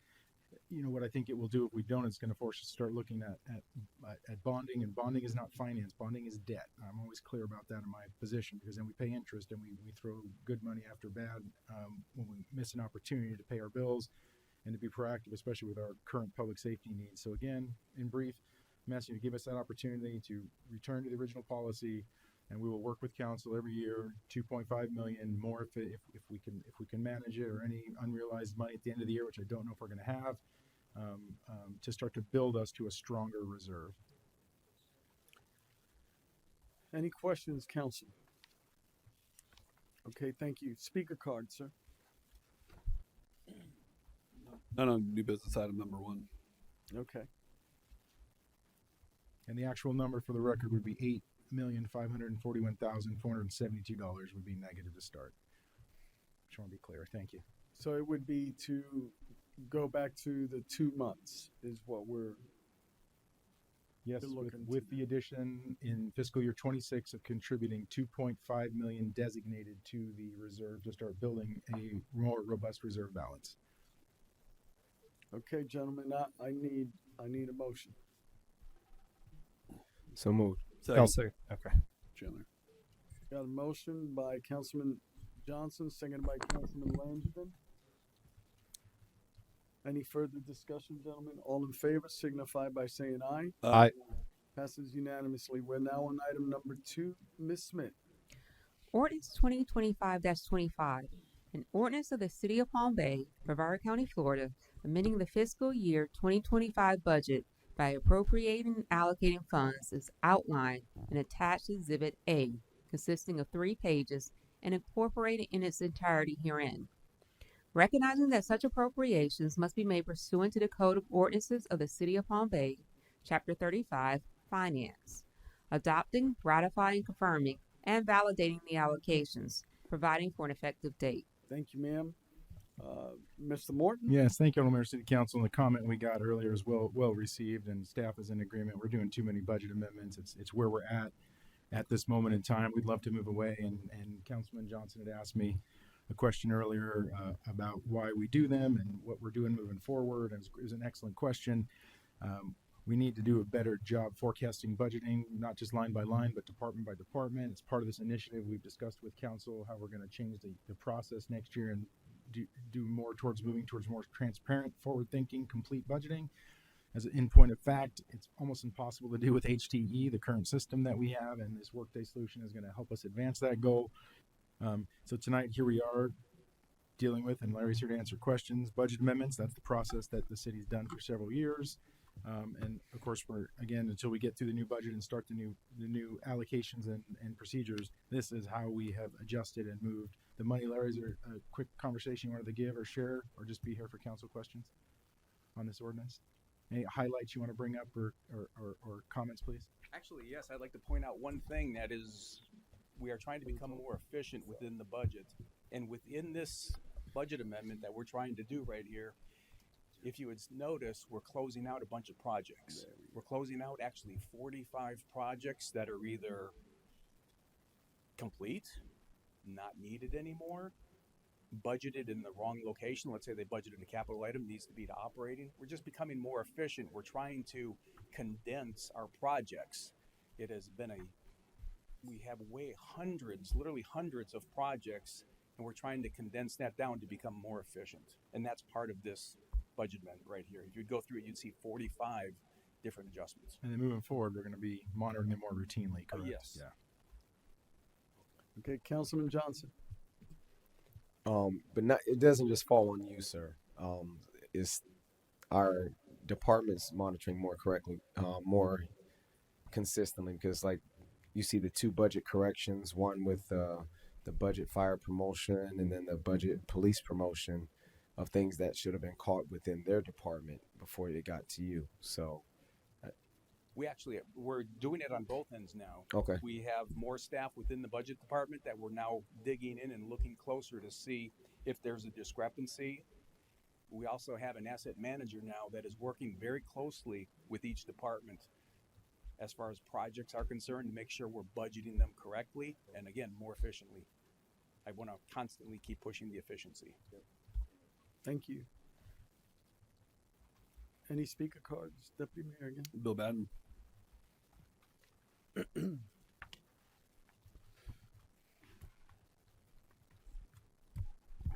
Bill Batten, 586 Ocean Spray Street Southwest. As I go through these amendments, looking at the expenditures and the costs, I wasn't nearly as, let's say, nervous when I was looking at it at my house tonight as I was now hearing that the state that we're getting and we could be starting the fiscal year $8 million in the hole.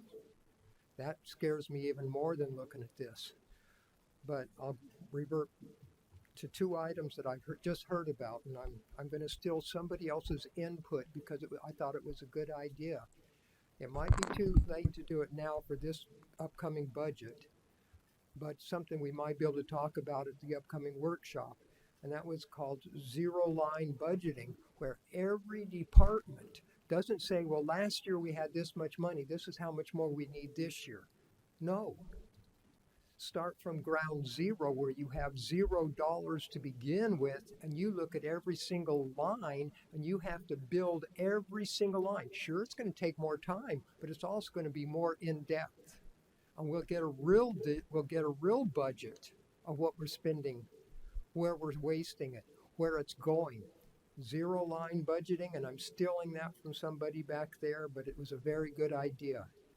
But getting to new business item number 2.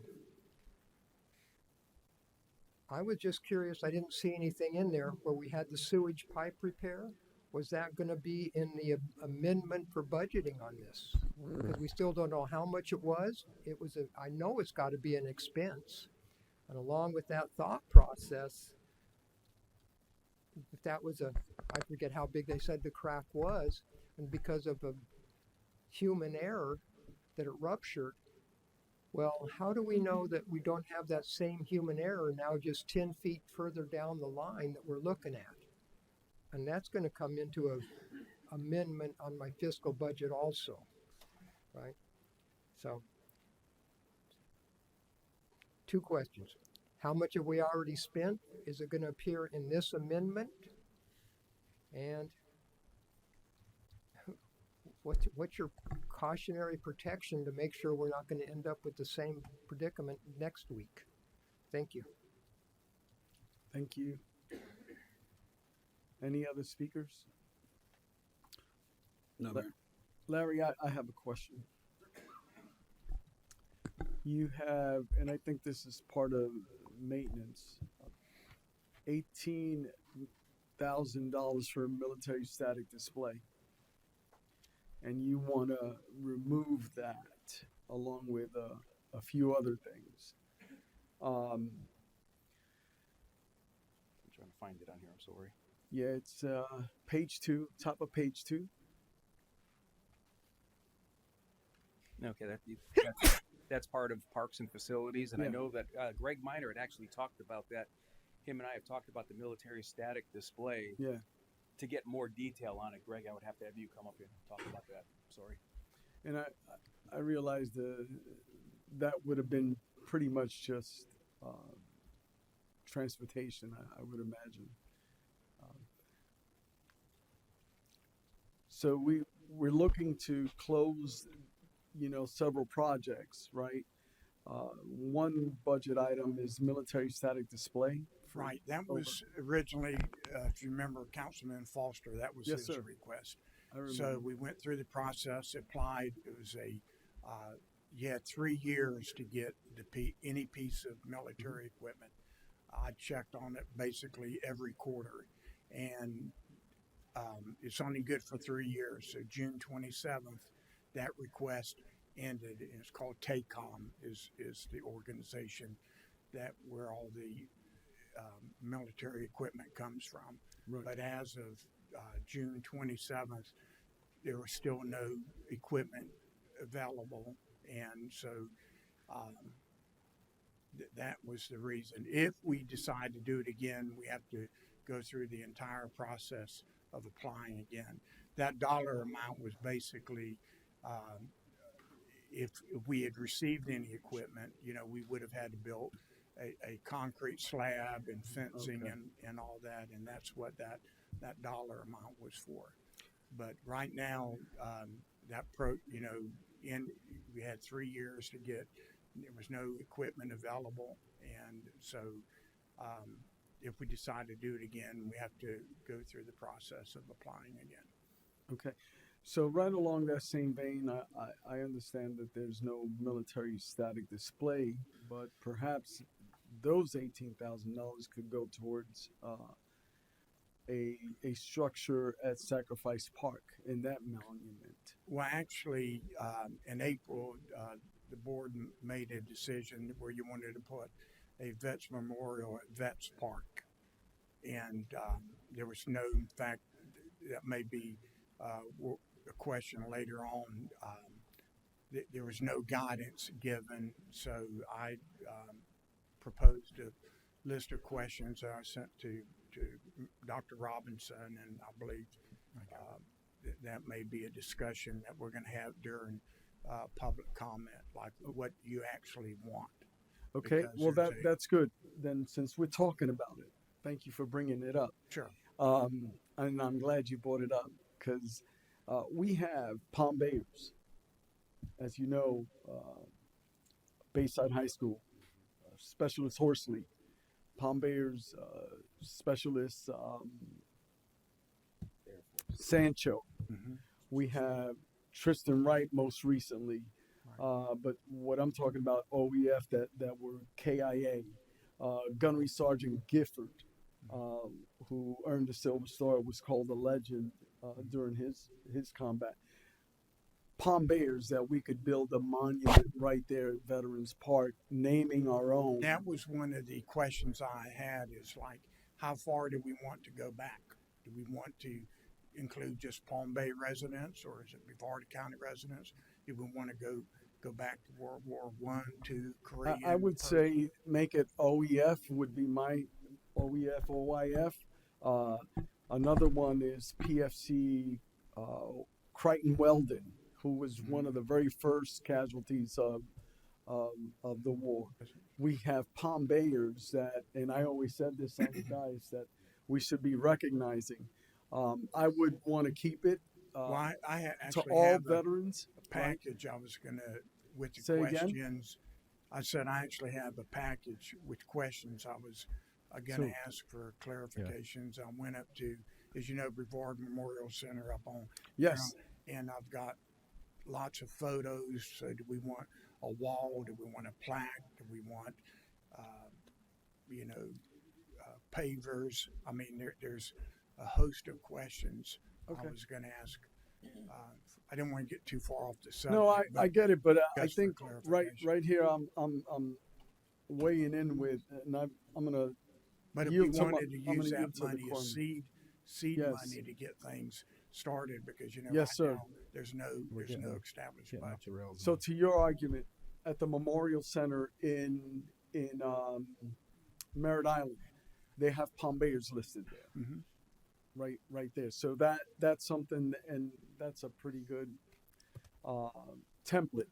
but I'm going to yield to the corpsman or Councilman Langevin. That was first, Mayor. Thank you, Mayor. It went away. Oh, as you so were. long. As you were. Well, I just Deputy Mayor. That's fine. He can go. I'm sorry. No, as you were, Deputy Mayor. No, I just wanted to touch back on the subject matter of the zero-based budgeting. Those were several conversations I had with Mr. Morgan, and we were in this transitionary period of leadership change, and basically Mr. Morgan and directors were drinking from a fire hydrant, and we're in the interview process, selection process of bringing on Mr. Morton, and again those conversations were had in council briefings, and there just wasn't time. And I think they've done an incredible job identifying things in the budget now, and expect to see fiscal year 27 to be a zero-based budgeting format. So I just want to bring that to the light. And if you have anything to add on that, feel free. I don't right now. Thank you so much. Thank you, Deputy Mayor. Councilman Langevin. You know what, Mayor? I'm going to wait till council reports. Okay, copy Yeah. that. Okay, good enough. Any speaker cards? No, Mayor. Okay. So, any other questions? If you could reallocate that would be my only thing, is reallocating that for seed money for that military static display. I think that'd be cool. I need a motion. Make a motion to acknowledge in the city's budget monitoring. No, we're on ordinance 25. Make a motion for ordinance 2025, amending the fiscal year budget. Second. Got a motion by Deputy Mayor Johnson, seconded by Councilman Johnson. Deputy Mayor Jaffe, seconded by Councilman Johnson. I'm sorry. We're all rusty. Yeah. Or exhausted. One of the two. Got a motion by Deputy Mayor Jaffe, seconded by Councilman Johnson. All in favor signify by saying aye. Aye. Any opposed? Passes unanimously. We're on item number 3, Mr. Morton. Thank you, Honorable Mayor, City Council. Item 3, and I'll just go ahead and precede item number 4. These generally would have always been on your consent. You wouldn't even seen them or really talked about them unless you pulled it. And again, in transparency, I've asked Larry tonight to come, give a brief presentation, share, answer any questions. Again, we're trying to change the way we do budgeting and with you and the public. And so I wanted Larry just to address these and be available to answer questions. Thank you.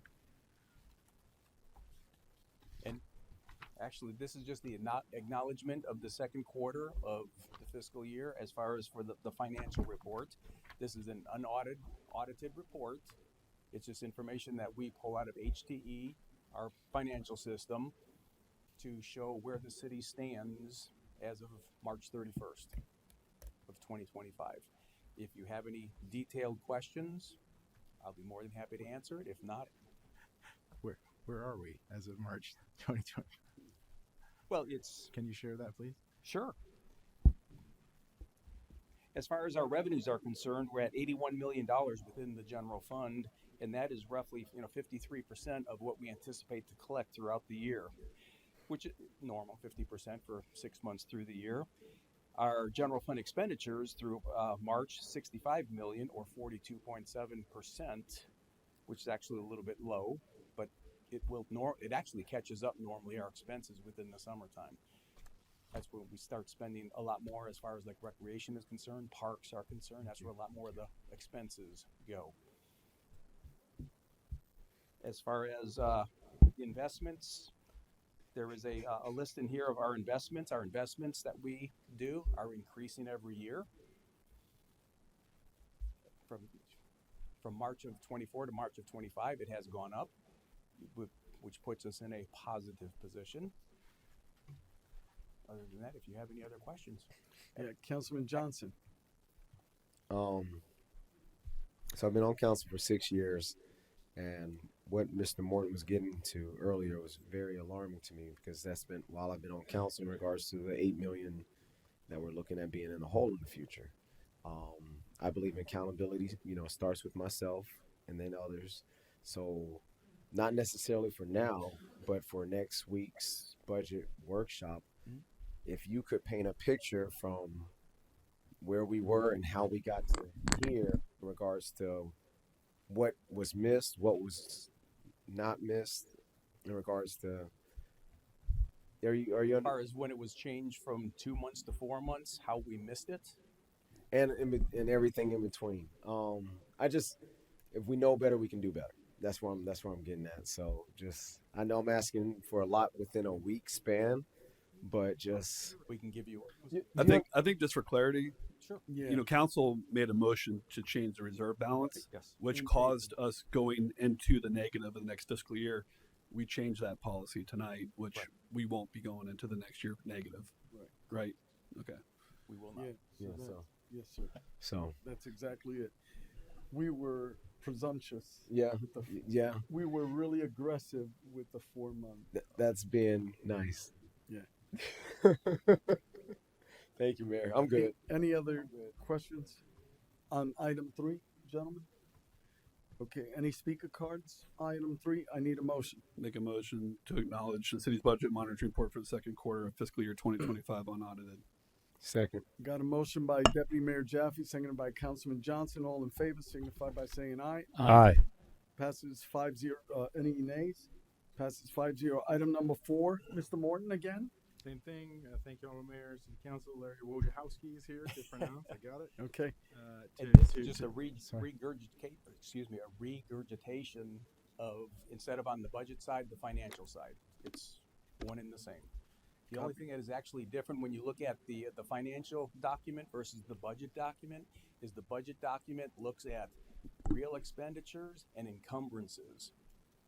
As far as the financial report that you see, it only shows true expenses. That would be pretty much the only difference between the two reports. So if you try and compare the two numbers, you would notice that there would be a difference, and you would say, why are we showing what a difference in expenditures?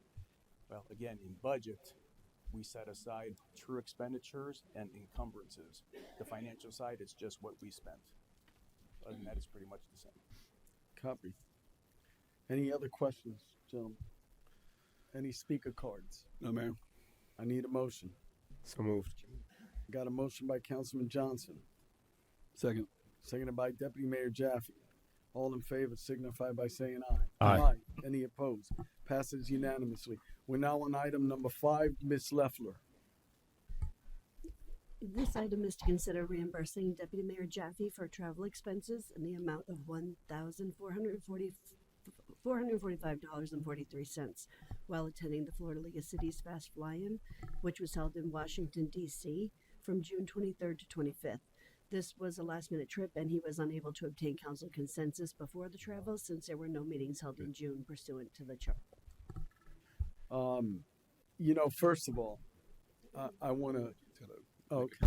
Carry on. Carry on. I just want to make a correction and say it wasn't for League of Cities Fast Flying. It was for a special request by our federal lobbyist, Al Clayton Fay, I might be saying that incorrectly, to come up to Washington.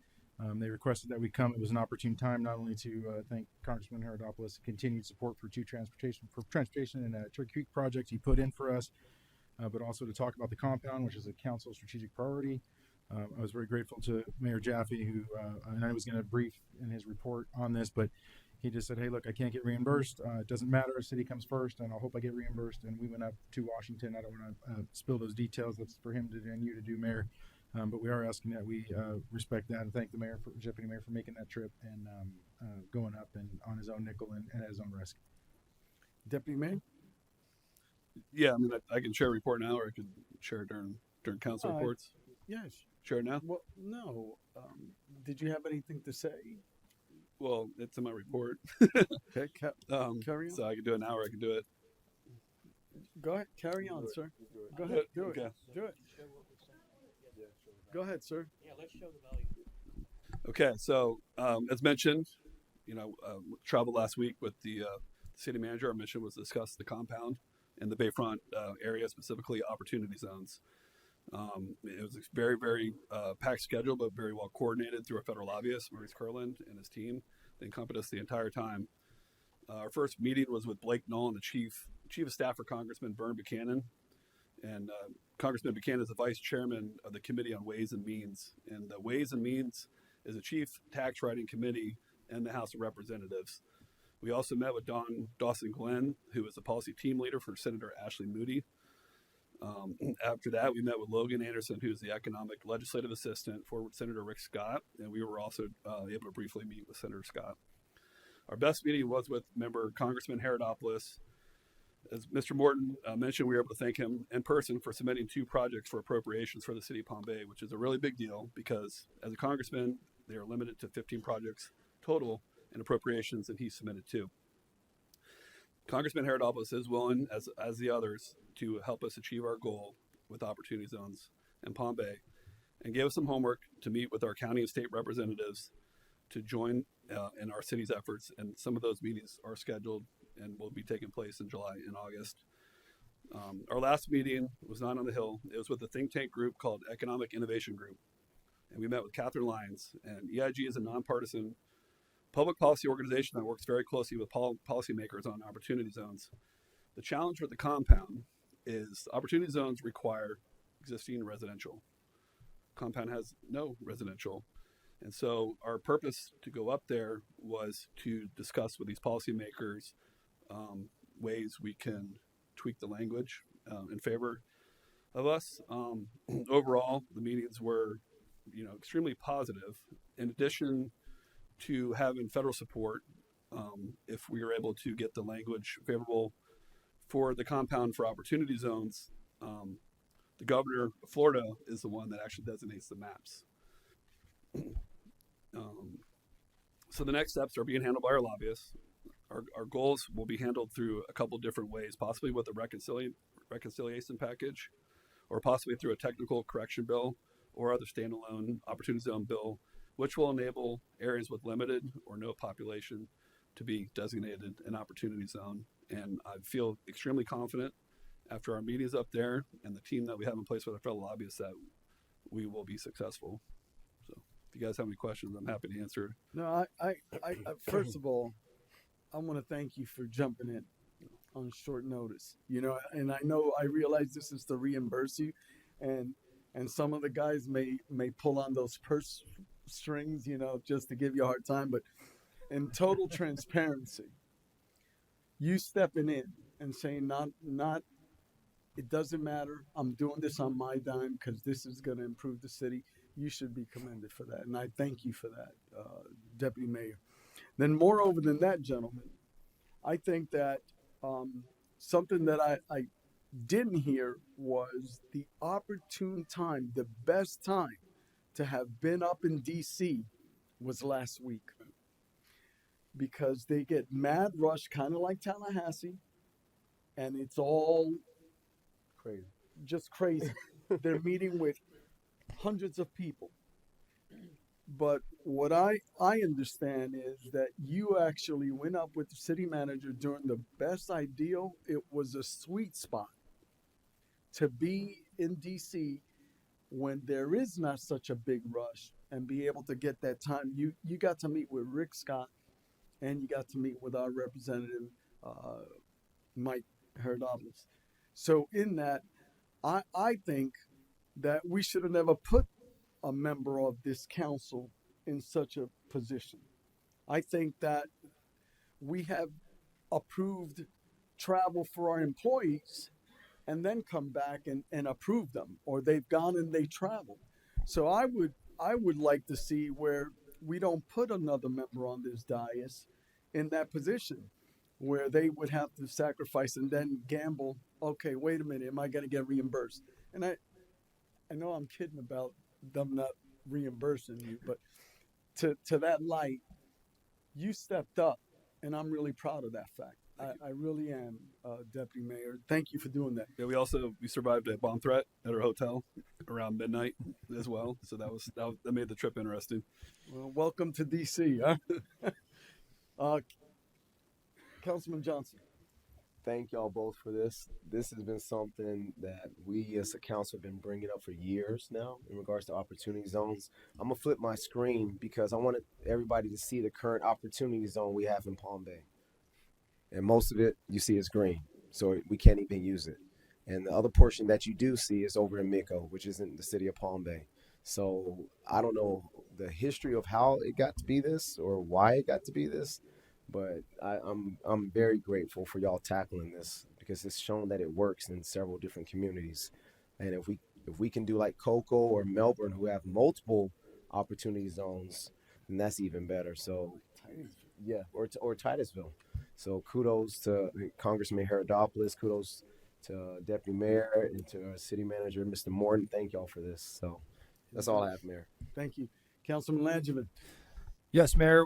I buzzed in when you were speaking because you're, nailing it right on the head. And, we have these opportunities that come up with the League of Cities and stuff. But we went up there in Tallahassee with the League of Cities, and myself and Councilman Hammer, we were lucky that I think we have a really good lobbyist at the state level, and he got us private meetings. But the rest of the city council people from Brevard County were all walking around in a big giant group, and they're more worried about the legislative agendas from the League of Cities. We were lobbying for Palm Bay, but all these representatives are inundated with the League of Cities people, and they're not even lobbying for cities. So we need to be going up when it's the right time, like you just said, and specifically for lobbying for the city of Palm Bay and our residents and bringing good stuff back. And so I think you're hitting it on the head. We need to have, and I think we do, we have some money budgeted and legislative, but there needs to be a SOP where, the city manager or our lobbyist says, hey, this is a good time to go. Is somebody ready? And that money is just already approved and set aside, however little bit it is in the giant budget of our city. And we can go up and do what we need to do for the city. Agreed, sir. Miss Councilman Ham. I would like to say thank you to you guys as well. I do understand how important it is to be in front of their faces. I've been up there 3 times myself, and every single time I've been up there, I am bringing something valuable back to our city. I think one of the things this also shows is effort. A lot of these people, they go around and they just see writing on paper. When they see you in their face and you making that effort, when this pops up, they're thinking of you. It is always important to be seen and to be vocal. And I think that has been huge. I think our Congressman, Mike Herodopoulos, has done an amazing job in representing us. Like you did say, he put 2 things on for us. And I think you being up there to show your support for it, your caring and your effort, I think is what got us what we got this past week. Thank you, Mayor. If I can consider, so the message that we took with us when we went there and we left the elite behind was, Palm Bay has a space for space, and we're looking to create industry in Palm Bay. We're looking to create jobs. We're looking to create this industry where, eventually, we have enough beds and heads. Now we need industry. We need jobs. We need places for our residents to work and not have to drive to, Kennedy Space Center or SpaceX, Blue Origin, an hour away when they live in Palm Bay. And then eventually from there, restaurants will follow, hotels will follow, amenities will follow. Discussions that I had with these different members of Congress is, the tariffs, the Trump tariffs. We have the space for industry. And, some of the things we discussed as well is industrial. Challenges that we have in addition to not having opportunity zones is we have the Florida Building Code. So if somebody wants to go to Huntsville, Alabama, they can build a building cheaper in Huntsville, Alabama than they can in Florida. And so, the conversations we had is, we need tools in our toolbox. How can we get this industry here? How can we keep industries from going to Texas or Alabama? And why not Palm Bay? So the space for space is something that we coined, and then feel free to use it. Right. That is a good coin. And to that argument, also, you had a 1-pager that just identified. So I wanted to give staff that opportunity and kudos, because they went up there really, really prepared, really equipped. And if you know about dealing with staffers, whether you're dealing with state staffers or federal staffers, you put something in front of them like that, that's what's going to, the staffers are going to remember that, and they're always going to go to that. So I wanted to commend our city management team for bringing up that 1-pager. Go ahead, sir. Yeah, I just wanted to thank staff for that. So Sunday night, so it's not even 24 hours to find out we need to go. I did a crazy sketch on a napkin of what we needed, what I thought we needed, and within 3 days, our economic development department, our team, our city staff team, and George went to go get them because I forgot to bring them. I wanted to give you each one, even though I sent you an email. our amazing staff put it together in 3 days. Absolutely incredible. So I'm just grateful to staff and Yeah, who designed it, sir? so our economic development department did it in conjunction with just a bunch of people jumping in on the team. I think Danielle Krotz took point, but Maite in the public communications office was the graphic designer. There's one. And so, you know, it's in my report. I've been throwing a ton at staff, but with all kinds of things. But man, they've been just producing left and right on all of our things. And I'm bringing some for the public in case they want to see them. So Outstanding. Way to go, young man. Thank you. Thank you. Anyway, we do have a speaker card. Yeah, Bill Batten. We may. Bill Batten, 586 Ocean Spray Street, Southwest. I had 3 topics I was going to try and bring up on this one. And topic number 1 was, what was the topic for the fly-in? I didn't, because when I'm going through the packet, I didn't see any of that. And that's, you know, why am I spending the money, right? But now I know, fantastic reason to travel, and maybe something great for the city will come out, even though that's right in my backyard. And I enjoy the nature more than the business. But I understand the need of the city. Don't get me wrong. Okay. The next one was, I'm addressing the process. When we have travel, we request that travel come to city council. That's you. Well, it was voted the month of June, there is no city council. So I'm thinking, well, gee, if there's no city council and the month of June we're shut down, then there should probably be no business. You know, that's the way I look at it. You know, the military doesn't say, well, we take the month of June off because they do that in another country. And that's basically that was the argument that was presented to the citizens of Palm Bay. Well, other government forms take the month of June off, so we should take it off too. And it was granted. So I'm thinking, well, any business that comes in the month of June needs to wait. Just come back when it's scheduled, right?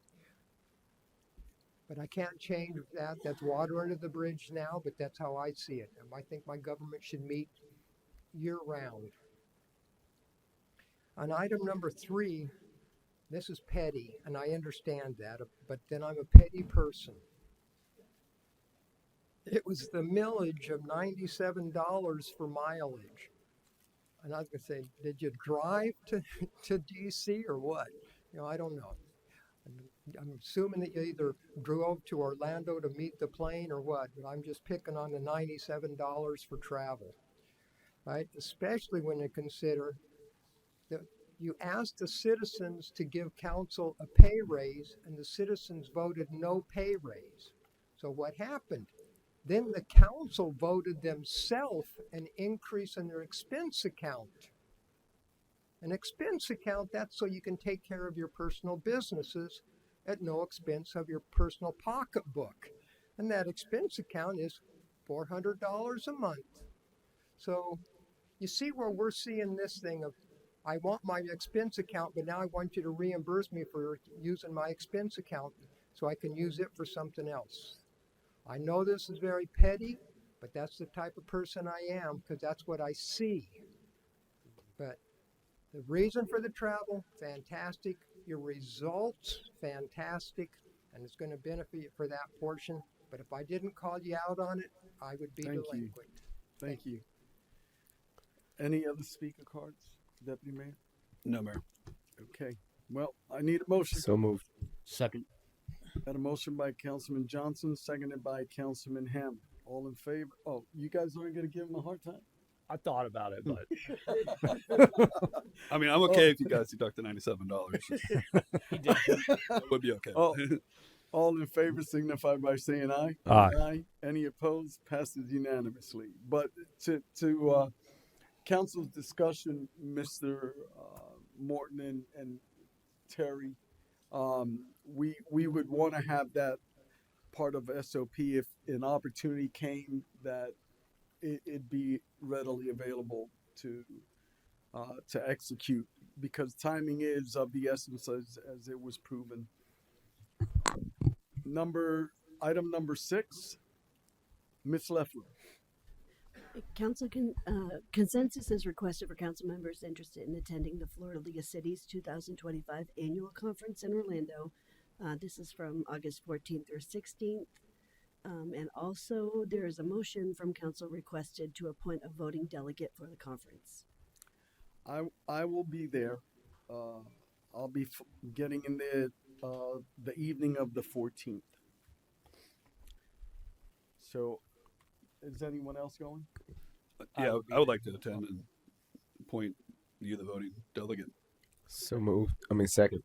Yeah, I second that as well. Got a motion. Well, no, we got speaker cards, yes? Not on 6, sir. Okay. I got a motion by Deputy Mayor Jaffe, seconded by Councilman Hammer. All in favor signify by saying aye. Aye. Okay, we're going on to item number 7, Mr. Morton.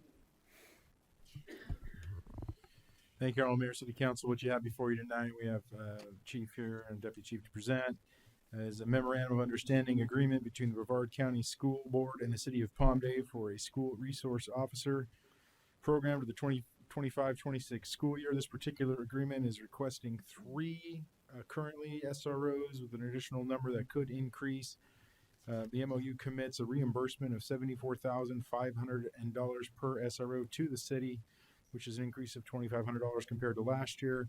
That's a reimbursement cost of $223. The city is responsible in salaries anyway for the delta between the 223 and the 352, which I believe was I didn't write it down again, but I think it was in the 120s range. Was it here? 140. That's the total.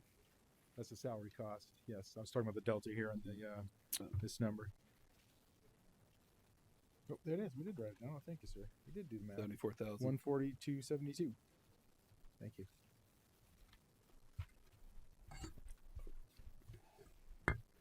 And we have the chief here to answer questions if you have them.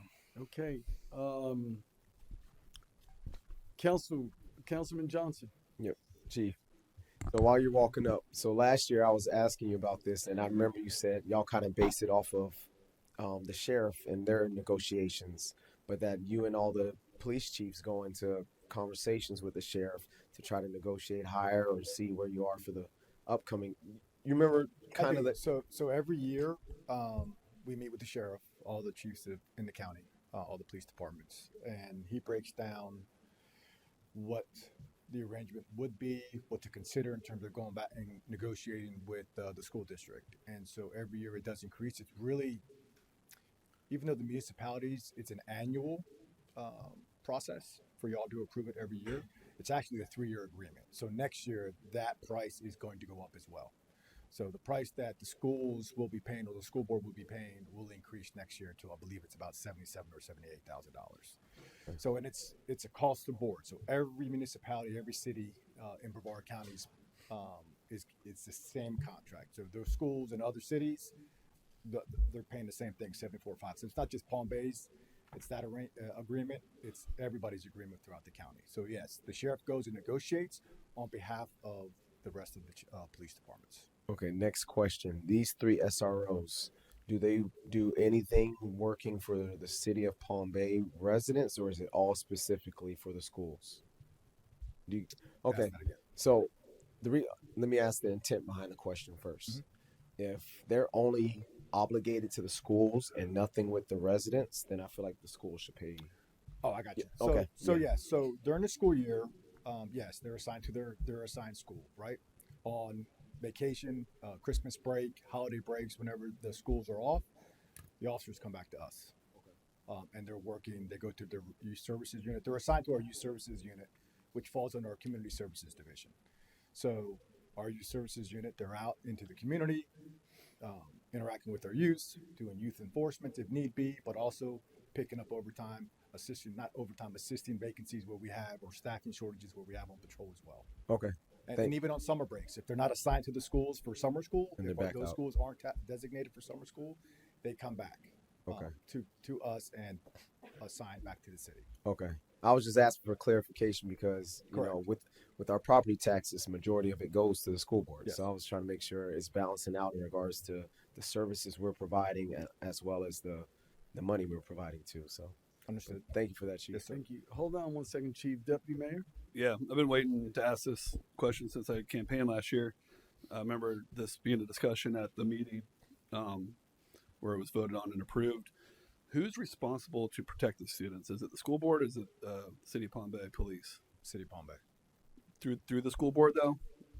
They answer to us with regards to enforcement. But I'm saying, are we forced to provide SROs? Is there other avenues for schools to provide protection to their schools? Yes. So the school board is required to provide protection. They engage Palm Bay to protect the students, Correct.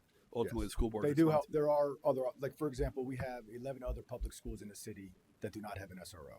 Right? They're, I believe that the guardians or the specialists that work for the sheriff's office. So of the 72,000 that the school board, provides towards the salary of the officer, how much is the delta difference that the taxpayers of the city of Palm Bay are paying for that officer in that school? Well, it depends on the officer that's there, right? So when we budget that every year for the SRO position, right, we don't just budget for the SRO position, we budget for that officer. So for example, at Heritage High School, we have an officer there that's been here over 20 years.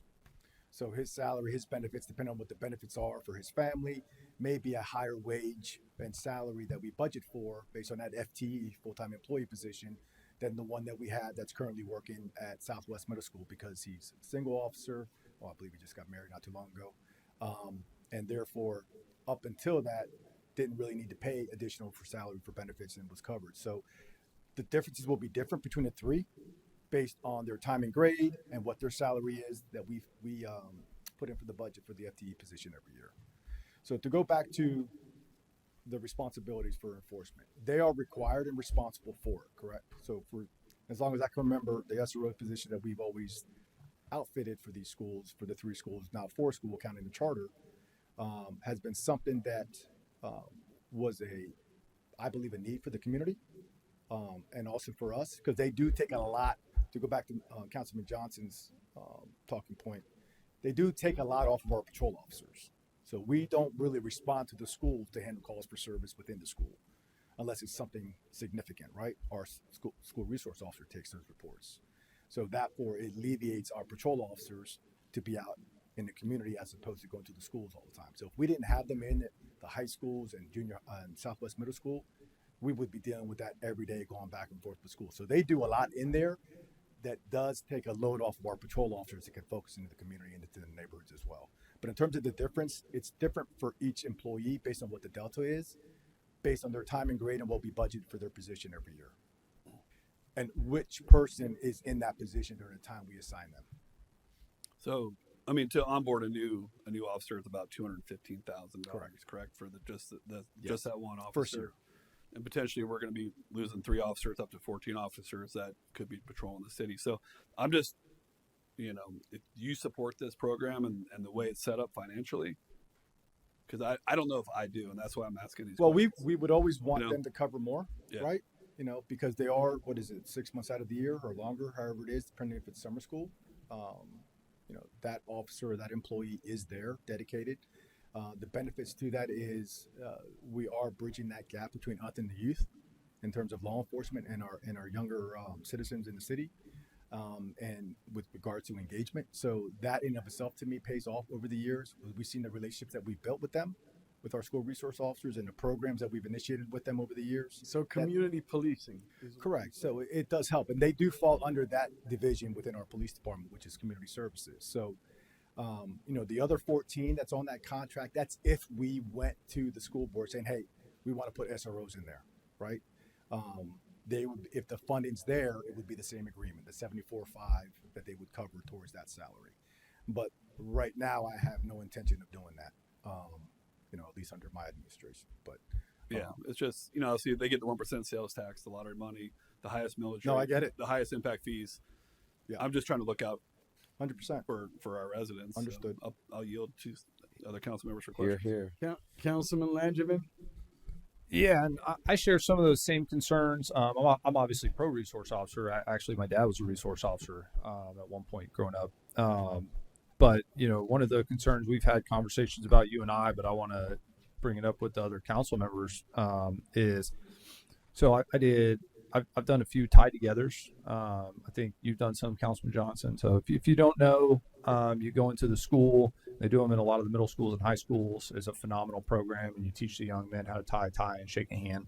And one thing I noticed in some of our local Palm Bay schools is I go in and I know what the district policy is, and I see students walking around with headphones in and with hoodies on and not following some of our district policies. And so I started asking around some of the teachers. I'm like, what, that's not allowed. That's not allowed. And you got teachers and they're just not saying anything. And there was a legitimate concern from the teachers that after that student beat a teacher up in Flagler County, our teachers are concerned with enforcing some of these district policies. Well, then I said, well, okay, but you got a school resource officer, and I saw a guardian there too. So I think there was both from what I saw that day. And then after talking to Chief about it, our resource officers are not allowed to address district policy. They can only enforce the law. So our teachers are afraid to enforce the policy, and the schools are not letting our resource officers say, hey, Johnny, you got to pull your pants up. That's against district policy. So there's no mechanism in the schools right now, in our local schools, to enforce, what we would consider rules and teach the appropriate behavior so that when these kids graduate and go into our society, they're ready to go. Instead, they're being taught that there's essentially no rules. And now our police are going to have to work overtime when these kids graduate. And so it's probably a lot better they're able to nip it in the bud. So I'd like to see some communication, and I plan on reaching out personally too to some of the school board members. But it might be worth doing maybe a resolution as a council saying, if we're going to provide you with school resource officers, they need to be being used to their maximum potential, and not just standing around until a crime happens, but being able to be proactive in those schools and maybe prevent crimes from happening by helping those teachers. Or you need to get your teachers to actually enforce the administrative policy, one or the other.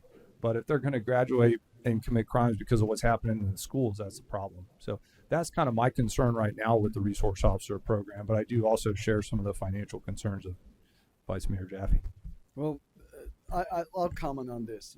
The very first thing I'm going to say is ultimately the lives of those children, the responsibility is with our law enforcement. I don't know about you, but I'd rather have our trained officers protect our children. Ultimately, it's our responsibility. Could you imagine something jumps off in that school and we don't have a law enforcement official there, or because of what we're discussing, discipline issues? Discipline issues are the school boards. That's my perspective.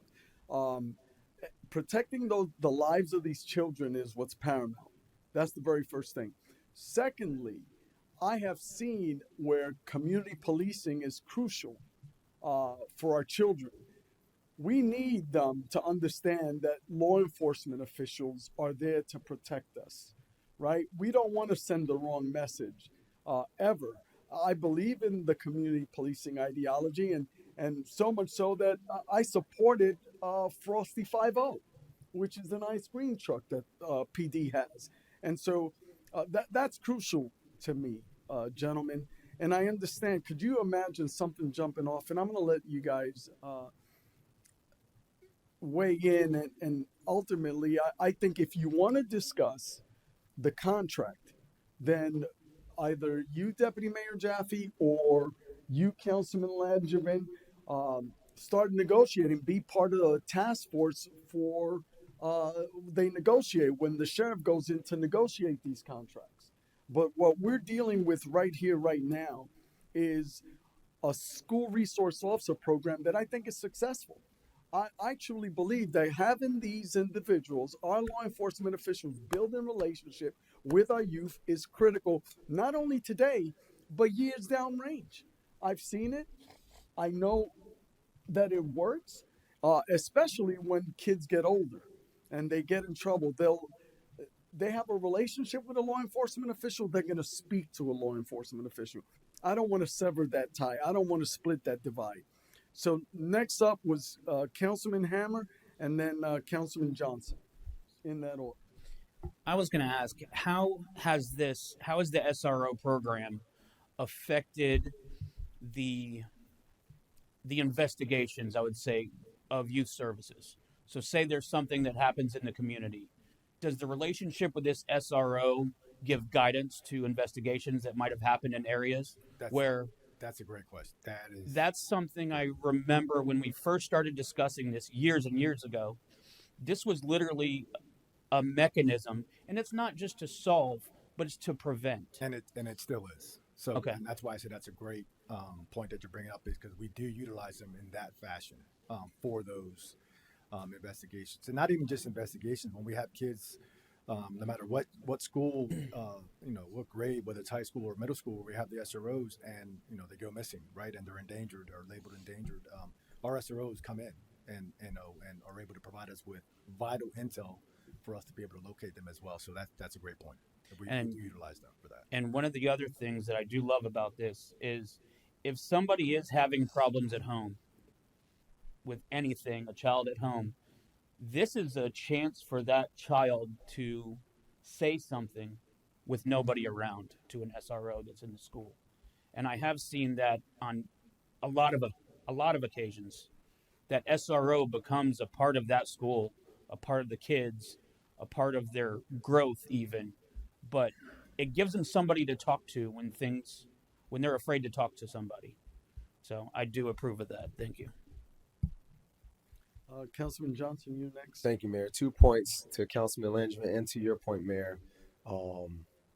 That's on the school to uphold their rules and regulations. I've been to a lot of these high schools and these middle schools, and they have deans for a reason, but too often these deans are trying to be these kids' friends more than they're trying to be accountability partners. I've seen it where I'm visiting, like you said, for Tie Together. I'm providing more discipline than some of the deans. And you're getting paid. I'm just here to volunteer and just try to share some light. But so that's the first thing. I'm with you on that, Mayor. Second thing, I'm also with you in regards to having Deputy Mayor Jaffe or Councilman Langevin or myself kind of tag team. We're talking about advocating on the behalf of the city. I love Sheriff Ivey, but he's not representing the city of Palm Bay in regards to this sense. He's kind of in the room for everybody's behalf. Like, come on, guys, let's raise it up. But if we get one of our council members in there with you, like, hey, this is what we need. This is what we're looking for. Just like how you went up to DC, I think that may hold a little more weight, Mayor. So that's just my little 2 cents. But I don't know who would want to go in there, but just something to consider for the renewal or the new contract coming up next year. The following year. The following year. So. And moving forward as well, after this evening, I'll reach out to Sheriff Ivey and express those points and concerns that we have here as a city and as Deputy Mayor and yourself and several others here. I love a discussion, and then I'll definitely report back to City Manager Morton and get back to you guys as well with it. So that's not a problem. Councilman Langevin. Yeah, so 2 points. First, I think that's a great idea, Mayor.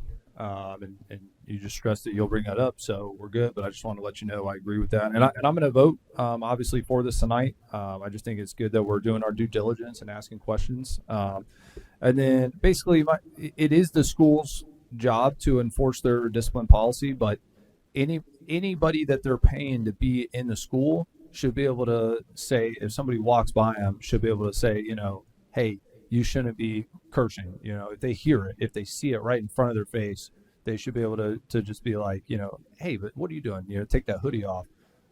And from my understanding is they're not allowed to do that at all. So even if they're walking through the hallways and they just see it, well, they're not part of the district, so they're not allowed to do it. Is that how you understand it, Chief? Correct, but I will tell you that our folks, they do engage in that. So I will, because I've witnessed it myself when I'm going through the schools and walking around with them. So they do check them, so which is a good thing. And there's that respect factor, right? That relationship that builds. It's like, my apologies, Officer Fallon. So especially when that SRO has been there for several years, they build that connection. Yeah, I don't want to be clear too, from my perspective, that I know that our SROs are doing a great job, and I have no problem with what they're doing, and I just want them to be able to do the maximum of their potential. And then if there is a problem in the schools, though, in our schools, in our community, where where maybe the teachers aren't doing what they're supposed to, or the deans aren't doing what they're supposed to do, it may be worth looking into and possibly asking the school board to be, hey, you need to buckle this down a little bit, because at the end of the day, they're still our Palm Bay residents, and they're still going to go out in our community after they get out of school. But again, I think that is a good idea, Mayor, and maybe we should look into being more involved, more engaged. And to your discipline issue, I know that the chairman, or back then Matt Susan, brought in a huge initiative of discipline that wasn't being done before. So perhaps a phone call to him and say, hey, what are you guys doing? This is what I witnessed at this school. Because he does bring the hammer down. I visually have seen that discipline aspect to it. That's important to him as a school board member, and I think that's something that the school board can, hone in on, much like they would appreciate if we honed in on something in Palm Bay. So I would definitely open up the dialogues with that. I also I do agree that, man, and thank you, Chief. Good. Thank you. For, I don't know if they have more questions, but I want to thank you because you're gonna reach out to the sheriff, and that component, I guess we could start a task force. You could arm wrestle Councilman Langevin, Deputy Mayor, to see which one wants to sit on that. But I digress. But what I'm trying to say is this is collaboration, gentlemen. This is exactly what we should be doing on this dais, learning the importance of the life of these children and building relationships with our law enforcement officials. I think that's so critical that you can't put a monetary, it's an intangible that you can't put a price on, right? Protecting that life is crucial. We would never want to have something that happened in other municipalities and not have someone right there to react and protect our children. Thank you. Thank you. Is there a speaker card? No, Mayor. Okay, so I need a motion. So moved. Got a motion by Councilman Johnson. I'll second it. Seconded by Mayor Medina. Any further discussion? All in favor? Yeah, Mayor, just real quick. Death by 1,000 tiny cuts, right? And that's all I'm looking at with the city. We've had 1,000 cuts over the years, so just looking for fair deals for the city moving forward. We've had bad deals with roads in the county. We've had bad deals with park referendums in the county, and financially, this is a bad deal with the school board. And Deputy Chief Spears, next year when we talk about this, if I don't see a change, I don't know if I can support this. So just a heads up. But with that, I'll end my discussion. Okay, I got a motion by Councilman Johnson, seconded by Mayor Medina. All in favor signify by saying aye. Aye. Any opposed? Passes 5-0. We're now on item number 8. Thank you, Honorable Mayor, City Council. The same agreement, only this time is consideration of school resource officer program agreement with Odyssey Charter School for the senior high school 25-26 year. The math essentially works out the same with a reimbursement agreement for $74,500, which follows the existing contract with Brevard Schools in terms of the financial reimbursement. And we do have the chief here if you have any particular questions, thoughts, or concerns. Any speaker cards? No, Mayor. Okay, I need a motion. So moved. I'll second it. Got a motion by Councilman Johnson, seconded by Councilman Langevin. All in favor signify by saying aye. Aye. Any opposed? Passes unanimously. We're now on item number 8. Yes, Mayor. Consensus is requested to schedule a 9. workshop on Thursday, July 10th at 6 p.m. 9.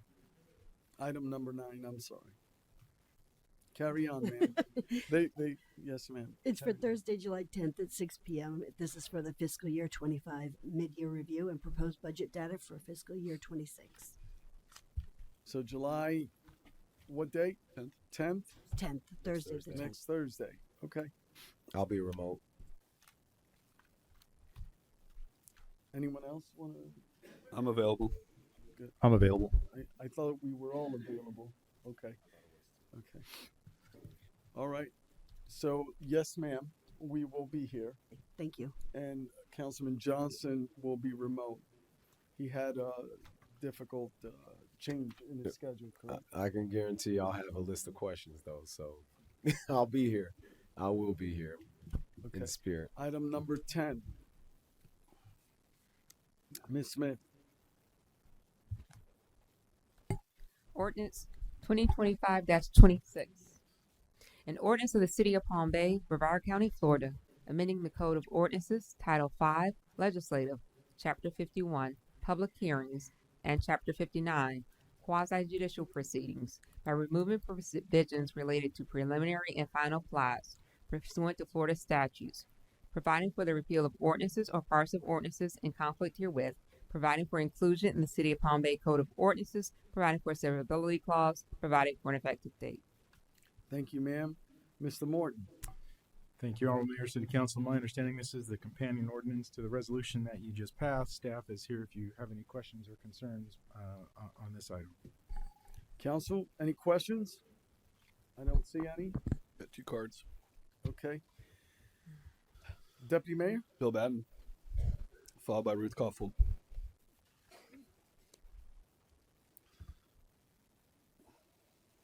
Bill Batten, 586 Ocean Spray Street Southwest. I could just go over the same rationales that I gave under public hearing number 5, but that would kind of defeat the timing purpose because it's already been passed and this is just writing of the ordinances. But it does bring up a couple of statements that I'd like to keep in consideration. And it's very important that somehow the citizens get to be involved. Somehow, I'm not quite sure how we're going to get there, but there has to be some way. And I'm going back under the general provisions, 172.010 general provisions.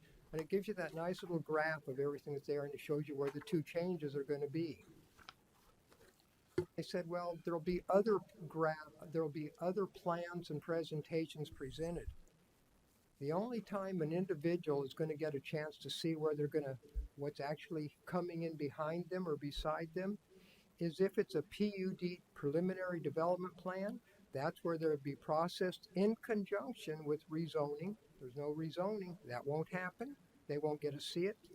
Or the other one was PUD final development plan, right? And that would be processed in conjunction with the preliminary plan.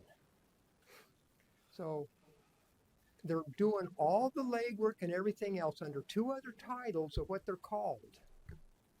So that's when you can make it available to us and make it available to the residents. I just don't want to see it disappear because it's very important that residents get the opportunity to address what's happening in their neighborhood. I don't know, I'll go out on my way to find the information out, but that's just Bill Batten. The average resident won't do that, but there has to be something that's presented to them with the ability to address the developer. There's got to be a mechanism by which that could happen. Thank you very much. Thank you. Next speaker. Ruth Caulfield.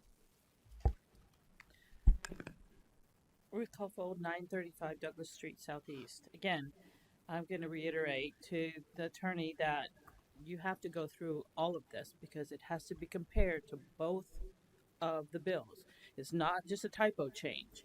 There are differences, so you need to go through and make sure that they're correct. So that's the other thing, is it's not HB 381, it is Senate Bill 784.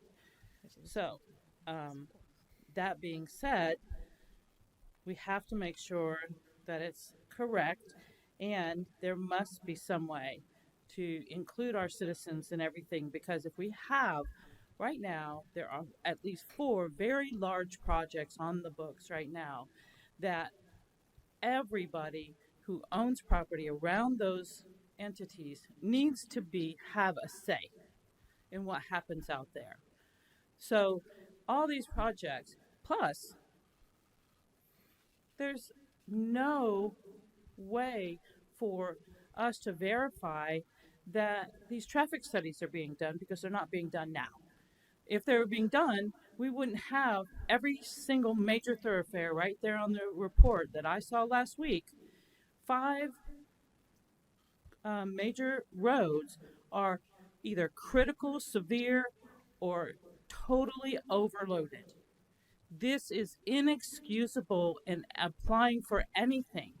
There needs to be a moratorium on building in this county, and specifically in this city, because our roads can't handle it. The new construction for Fred Pop Park, 2 lanes all over it. 2 lanes. How? I mean, may not be a person of city stature as far as the knowing of a way. But I'm a logical person. I'm a computer programmer. I know logic, and I know this. 2 lanes in, 2 lanes out is not going to work in this city forever. So we need to stop building. And you know who the lobbyists were for all of this? The builders, the realtors, the leftists. It's all listed in the bill on the Florida representative website. So this has been orchestrated. This is not just something that happened. It was orchestrated, and no one in our legislatures even voted against it. Everybody in the Florida legislature voted for it. So think about that.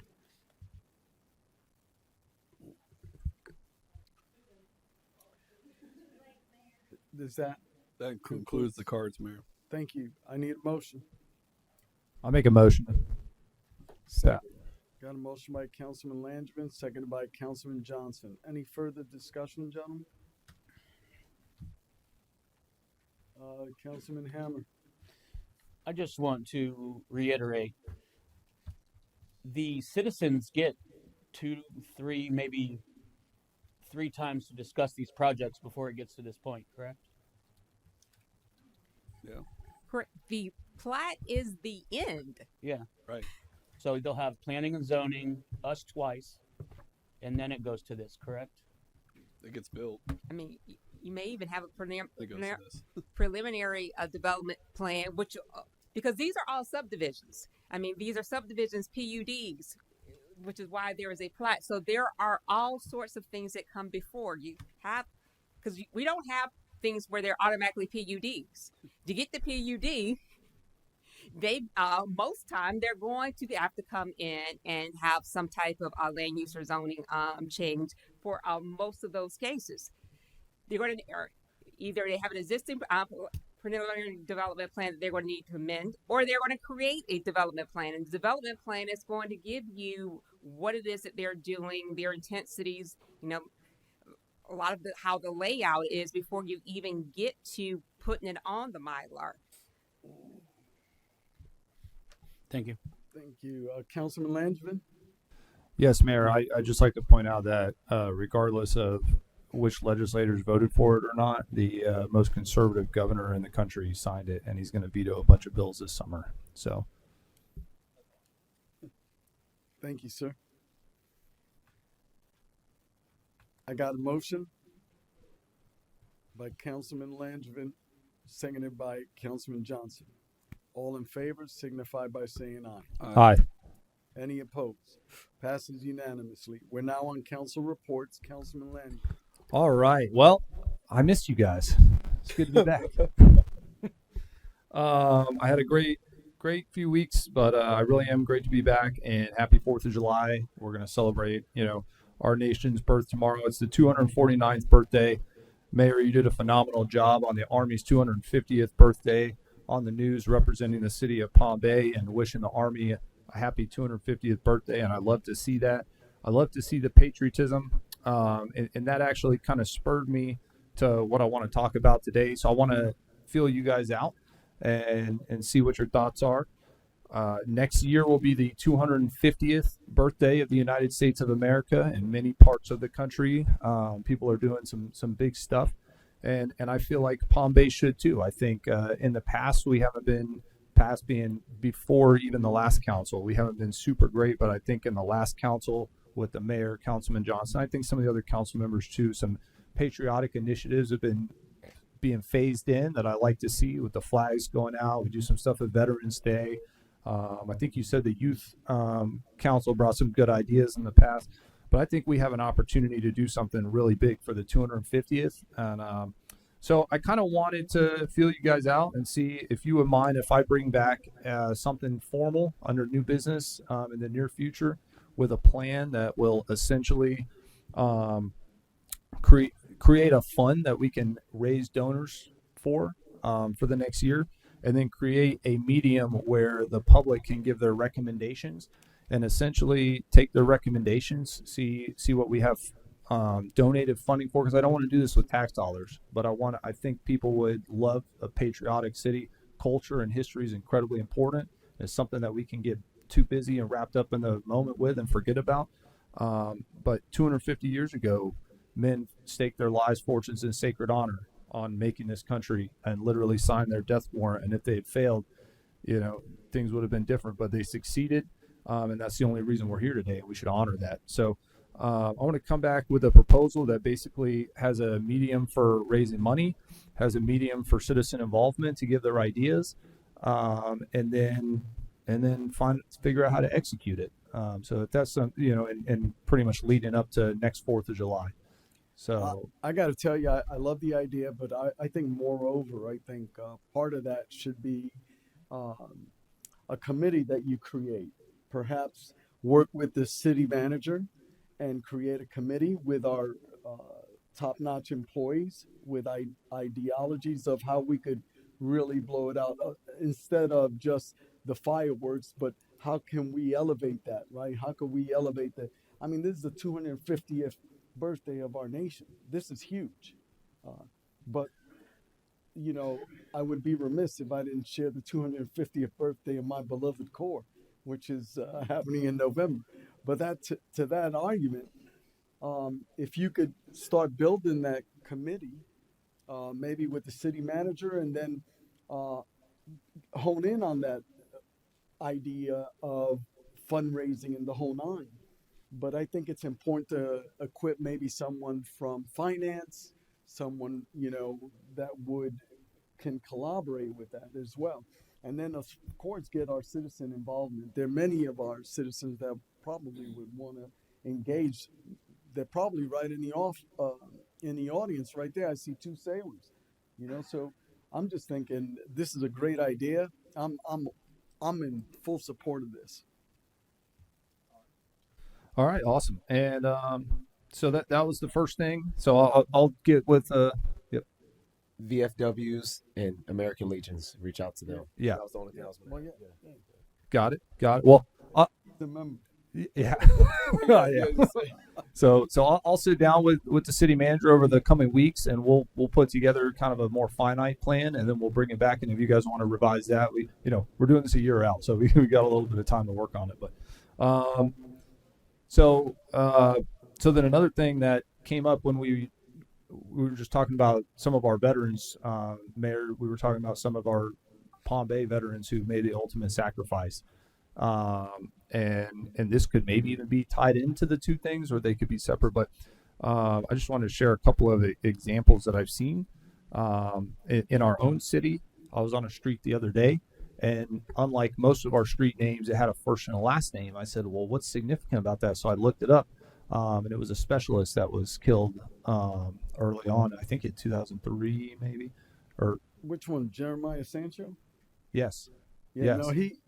No, he was KIA in the Kandahar province of Afghanistan. I think it was 2012, 20. Was it? Okay. So a Military Times article popped up when I typed his name in and said resident of Palm Bay. So that spurred me. So I thought, well, I think it's awesome we did that. We should probably make sure we're doing that with all of them. That should be a SOP. If we lose a Palm Bay resident, listen, we got how many streets do we have in Palm Bay? We got so many. We got German names and all kinds of names. I think we could figure out a street name to rename. Yeah, if that I believe happens, so. Just the history of Jeremiah Sancho street naming, his family came forward and we do have a process, if I remember correctly. And the family came forward and the council at that time approved that.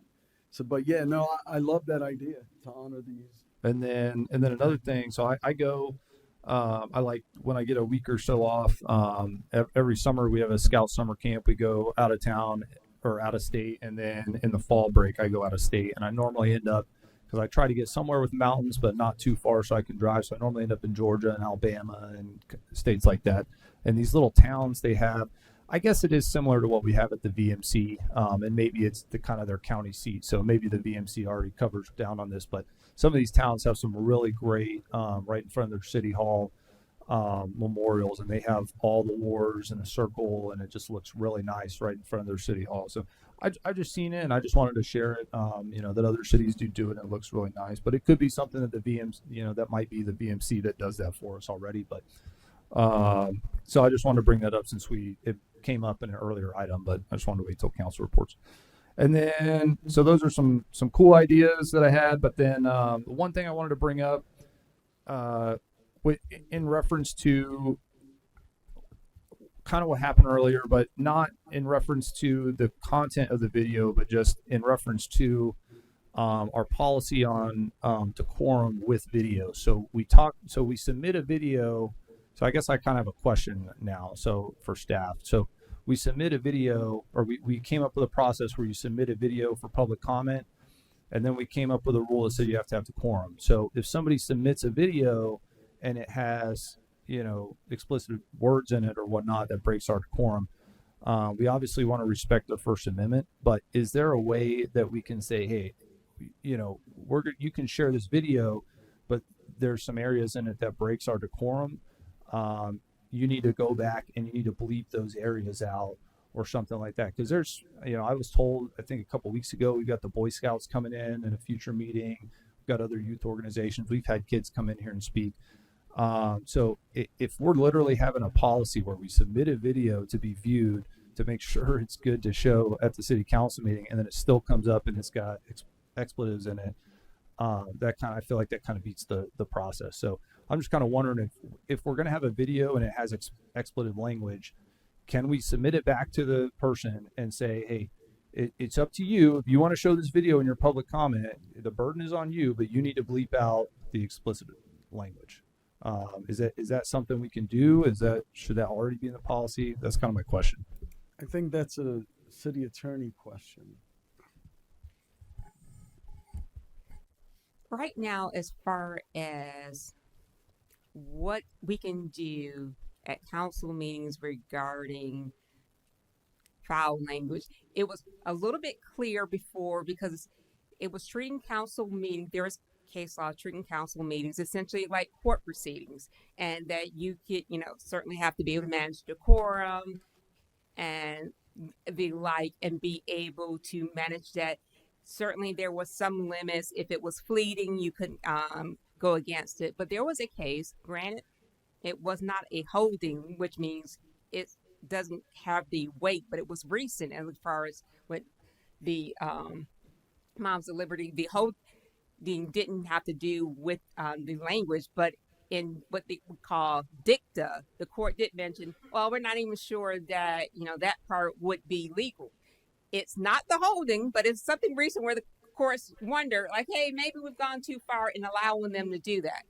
The existing case law is, yes, reasonable time playing manners, restrictions, don't go overboard. Fleeting is okay, but you do have more recent case that seems to think that, well, maybe we need to reevaluate that, and maybe there really isn't a good basis for being able to do it on just normal decorum, and it would fall to the higher standards. So it's a little bit more nuanced. Certainly we can look into it more, but there is, although big dicta where courts are looking at, maybe we're giving them a little too much flexibility as far as reining in speech. It's not the holding, but it does show that they may be looking to revise prior cases.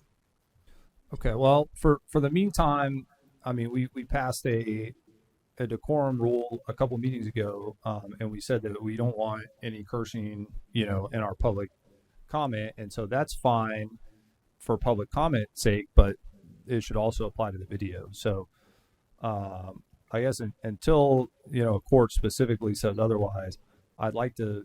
Well, I think what we already passed already covers it. Really, I mean, that's kind of my question. So, I think what we already passed a couple meetings ago said that we're not going to have cursing. So that should also then apply to the video. Is that wrong or no? If I may ask a question too, real quick. None of the words that man spoke were original words; they were repeated words. So, are those even protected under freedom of speech? Yes, I mean, freedom of speech. There is no differentiation as far as whether it is curse words or not, or whether he's repeating his own original ideas or he's repeating somebody else's words. It's just a matter of, like I said, it is dicta. It isn't a holding. What risk you all are willing to take. It does, although dicta does indicate the court's willingness to revisit some things and maybe that their positions have changed.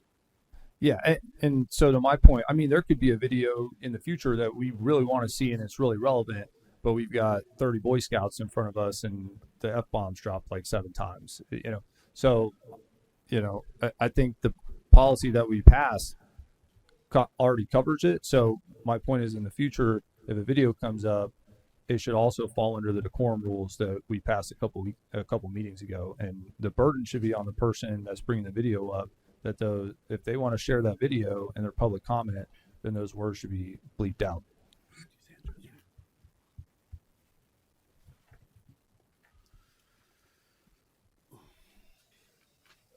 All right, sir. All right. Councilman Hammond. I have a month and 2 weeks worth of stuff, so I'm cutting it in half just because of the time. My first thing is I want to address our Turkey Creek. I do know that we have some projects coming up, and I would like to see how our council feels about us addressing the Turkey Creek as one Turkey Creek, because right now we have a lot of feeder canals and a lot of canals that contribute to the pollution within Turkey Creek. So when we do get funding, we clean Turkey Creek, but these feeder canals are still just bringing in it's like treating a knife wound without taking the knife out. So I was seeing if our council appetized us doing an internal study to find what canals are actually in Turkey Creek, west of US 1, and declaring them part of Turkey Creek. So when we do have funding, they get addressed. I'm fine with, I don't know what kind of study you're talking about. I know that they've done a Turkey Creek study, and I'm not sure, and I know we paid That's what I was a about to jump in. substantial amount of money, so perhaps that study is already available.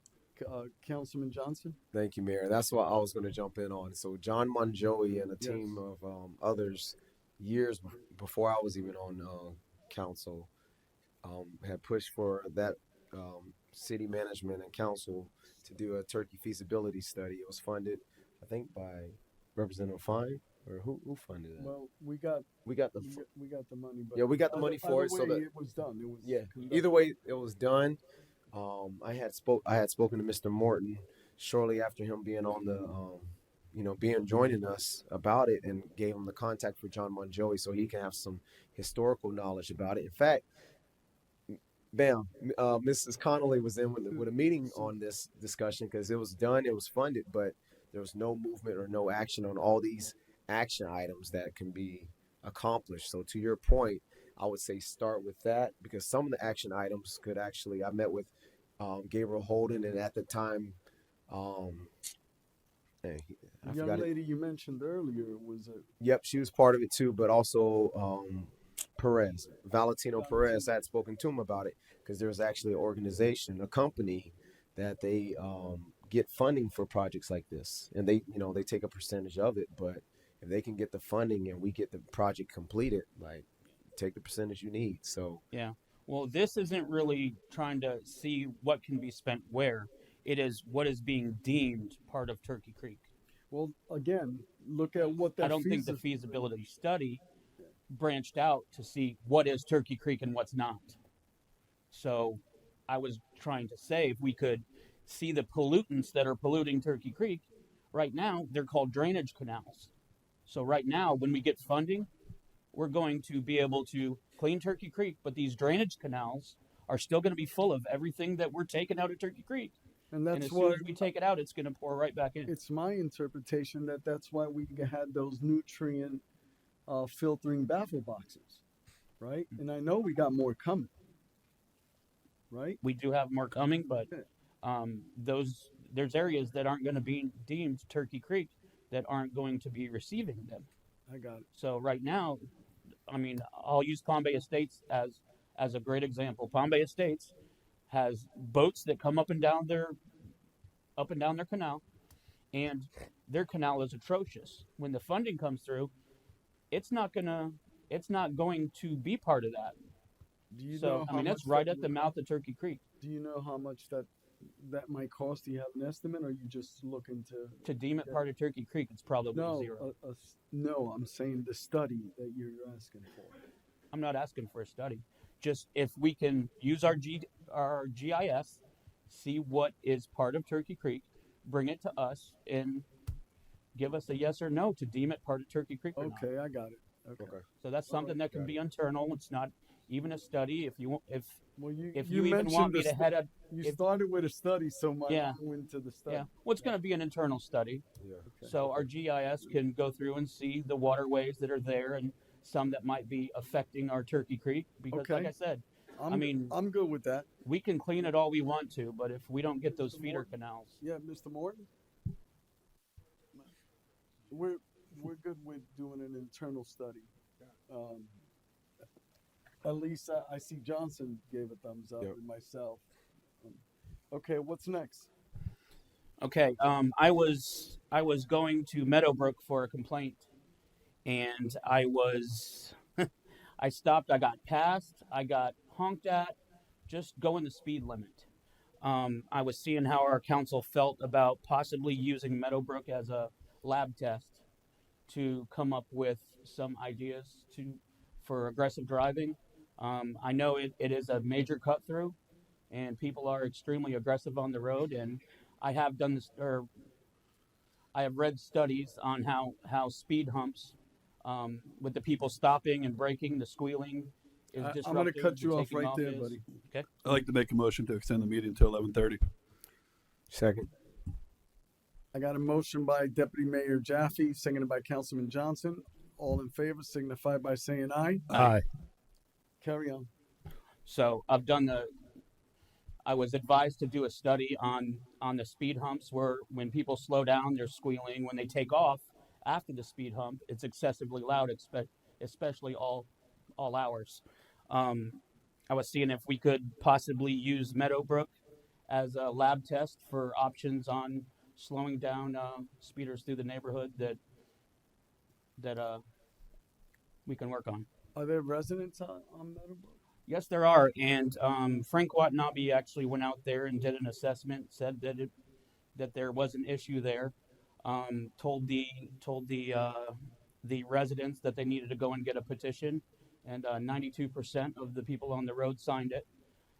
Then it just went away. So I was hoping we could just work on that a little bit and maybe lab test it. Councilman Johnson? Full disclosure, he's told a lot of residents that, because I heard the same thing from residents too. Brickell is a prime example because it's a cut through. There's a gentleman, Edwin Coronado, who's been patiently working with Public Works and working with different departments trying to, you've driven down Brickell, it's a speed through. So I see it everywhere I go throughout the city. I don't know how it's a people problem. I see red lights ran every day. Yeah. People are just always in a sense of hurry or urgency instead of waking up a little early or just preparing better. How do we solve it? We attempted with the red lights, but it's enforcement. It comes down to morals, really. But I don't know what's the best. I mean, at the end of the day, this is a staff issue, right? We don't run the city on a day-to-day basis. I think you voice your concern to the city manager. I think they will come back to us with a solution and a cost, and we can analyze then a decision collectively. Okay, what's the next, Councilman Hammond? Next, I'm just going to bring up the Pinewood Apartments again. What? The Pinewood Apartments. Okay. They're still sitting there with getting worse and worse and worse. I know at one point staff was working on them moving forward on something, but it's still sitting there, and I guess a lot of the stuff is peeling off even more. Yes. John Pearson up. We got something coming actually at the next meeting. We didn't forget about that. It's just been a process. Good evening, Mayor, Council.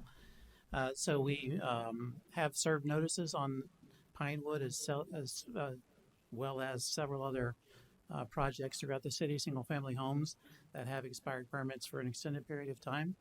When giving them 60 days to either come into compliance with the permit or remove the materials themselves.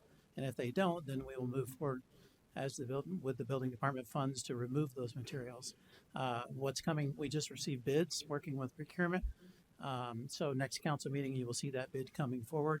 And once that is awarded, beginning of next fiscal year, when we have the funds available, we can move forward with it.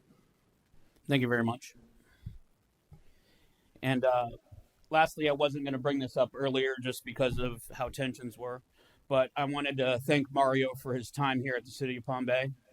I know I'm going to be a lot more emotional in April, but I think extremely highly of you. You have always been a great person, great role model, been an inspiration to be around you throughout my time here at the City of Palm Bay, and I thank you for everything.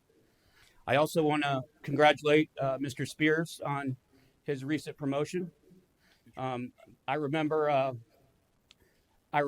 as a city employee seeing you doing push-ups as an explorer and CJ yelling at you. I remember seeing that specifically in my head, and it's refreshing to see all the hard work paying off for you, sir. And lastly, I want to say thank you to Mr. Morton.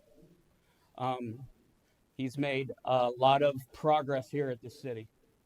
I back him 200% on what he's doing, and I want to show my gratitude and my thankfulness for how hard you work. The communication, everything that you do is beyond amazing, and I'd like to thank you very much for your efforts so far. And congratulations, sir. Councilman Johnson. Thank you, Mayor. Three things. First thing, in regards to the lady who spoke, who wasn't informed in regards to when to do public comments, quick and easy solution. Have it on the board or have it on the screens for when they walk in. Hey, if you're interested in speaking for public comments, you can grab one of the orange cards and then submit it to the city clerk, who's sitting in the corner of the room where you enter the building. Like something simple like that. Have it on both sides for people who are coming in, and they can see that. Second thing, I'm in great support of having some type of funding. We have funding for Florida League of Cities, for staff to go to these trainings and everything, but to actually go to DC or the Tallahassee when it's light and they're not getting, bamboozled by lobbyists, because that's really what's going on. The lawyers are writing the laws, and then they're just passing it to the legislators, which ironically most of them are lawyers as well in the Florida state legislature. So that's a whole nother conversation. But anyways, just having those moments when it's not the conversation isn't with pandemonium, where we can actually get our point across. I think that's big, and we can look at things like repealing the Live Local Act, or revising it, and other things that we as the City of Palm Bay found a problem for us, because Florida League of Cities, they represent everybody as a whole, but we still are different from Orlando, from Titusville, from Melbourne. So I'm in support of finding at least some type of allocation towards that. Lastly, kudos, and you might have been doing this, Mayor, so I apologize for taking your thunder. Arrest of 2009 murder suspect. The Palm Bay Police Department, in collaboration with the United States Marshal Service, has apprehended Luis Colon, who has been wanted in connection with the 2009 Palm Bay homicide. The homicide occurred in the city of Palm Bay, where a female victim, his girlfriend, was fatally shot in the front of her apartment as she returned home from work. In 2013, a grand jury indicted Colon on charges of first-degree felony murder and robbery with a firearm. So let me pause. A warrant was issued for his arrest. This is what I'm talking about in regards to legislation that needs to change. The fact that you can be indicted for a felony charge like murder, but you can still travel, that's alarming. Going on. Last week, investigators received credible information indicating that Colon may be residing in Puerto Rico. U.S. Marshals Task Force officer with the Palm Bay Police Department conducted a follow-up investigation which confirmed Colon's location. Working alongside our partners in Puerto Rico, Colon was taken into custody without incident that morning He is currently awaiting extradition to Florida, where he will be facing the original charges. So I just wanted to give a shout out, like this. We're talking about 2009, 16 years, but for that family, the peace that y'all are giving them, knowing that justice will be served, like just a credit to the boys and girls in blue. So just had to acknowledge that. I'm done, Mayor. Thank you. That investigative arm, right? Deputy Mayor. Thank you. Couple things. I'm traveling during the day on July 10th. I will be here on the council meeting on the evening, but Councilman Johnson, are you still able to attend TPO? Yes. Okay. And then if Mayor, I know as alternative, if you're able to attend by any chance, that would be super helpful. To Councilman Langman's point, I just happen to know of a street in Palm Bay. It's called JT Sancho. I don't know if it is. Is that the one he was talking about earlier? Okay. Jeremiah Gotcha. Torres Sancho. Yeah. And then just one other item. I'm sponsoring an ordinance. City attorney says I have to make an announcement at the meeting preceding the next meeting. So city attorney's preparing an ordinance that will be presented at the next regularly scheduled meeting regarding employee policy. The basic framework of the ordinance will be if a Palm Bay employee leaves the employment of the city for any reason whatsoever for the private sector, that company that employee goes to will not be allowed to bid or be contracted with the city of Palm Bay for any work for a period of 6 years. So that ordinance will be presented at the next council meeting for discussion. So that makes sense. So if they recruit someone, it prevents growth poaching, engineering, and it also prevents situations like we have with certain vendors where past directors are working. Yes, it'll prevent those situations. Outstanding. Thank you. Does that conclude your comments? It concludes. Okay, buckle up, Buttercup. I got several. So the very first thing I want to touch on is a little bit of what Mike Hammer, or Councilman Hammer, touched on. We suffered a catastrophic event with Turkey Creek, but I want to just shout out to the staffers. And if you have ever seen, and I've witnessed collaboration in emergency management, the team came together effectively. The dialogue that went on and the way they handled this, even the contractor was part of the solution. And coincidentally, they were Palm Bayers. They both graduated Bayside High School, 2004, and they care so much about this community. One of them worked over 24 hours, a utilities employee, man. So I'm really proud of the team that we do have, and I want to give a shout out to them. At the same time, I also want to shout out, thank you for sharing that great investigative work. And they went and got the individual in Puerto Rico. Had I known, I would have probably gone with them. No, I'm just kidding. But I would have been a tour guide. But no, all jokes aside, I would have gone. I just want to give a shout out to each and every law enforcement official. We celebrated 250 years of the United States Army. We also celebrated Flag Day. And on that day, we had an opportunity to create peace in our community. And let me tell you, our law enforcement officials, they were Johnny on the spot.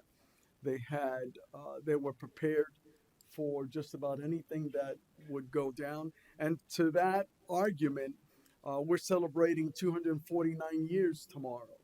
And in that, understand that there may be some protests, but understand this. Our law enforcement officials are well prepared.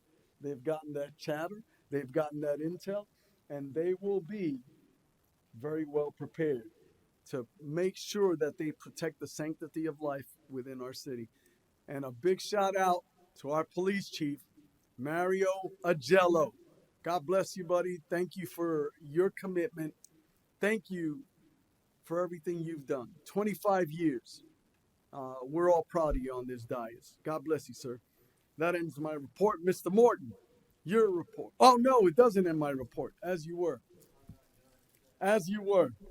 I'm appointing Jose Aguilar to the Recreation Advisory Board, and I'm also appointing him to the Infrastructure Advisory Oversight Board.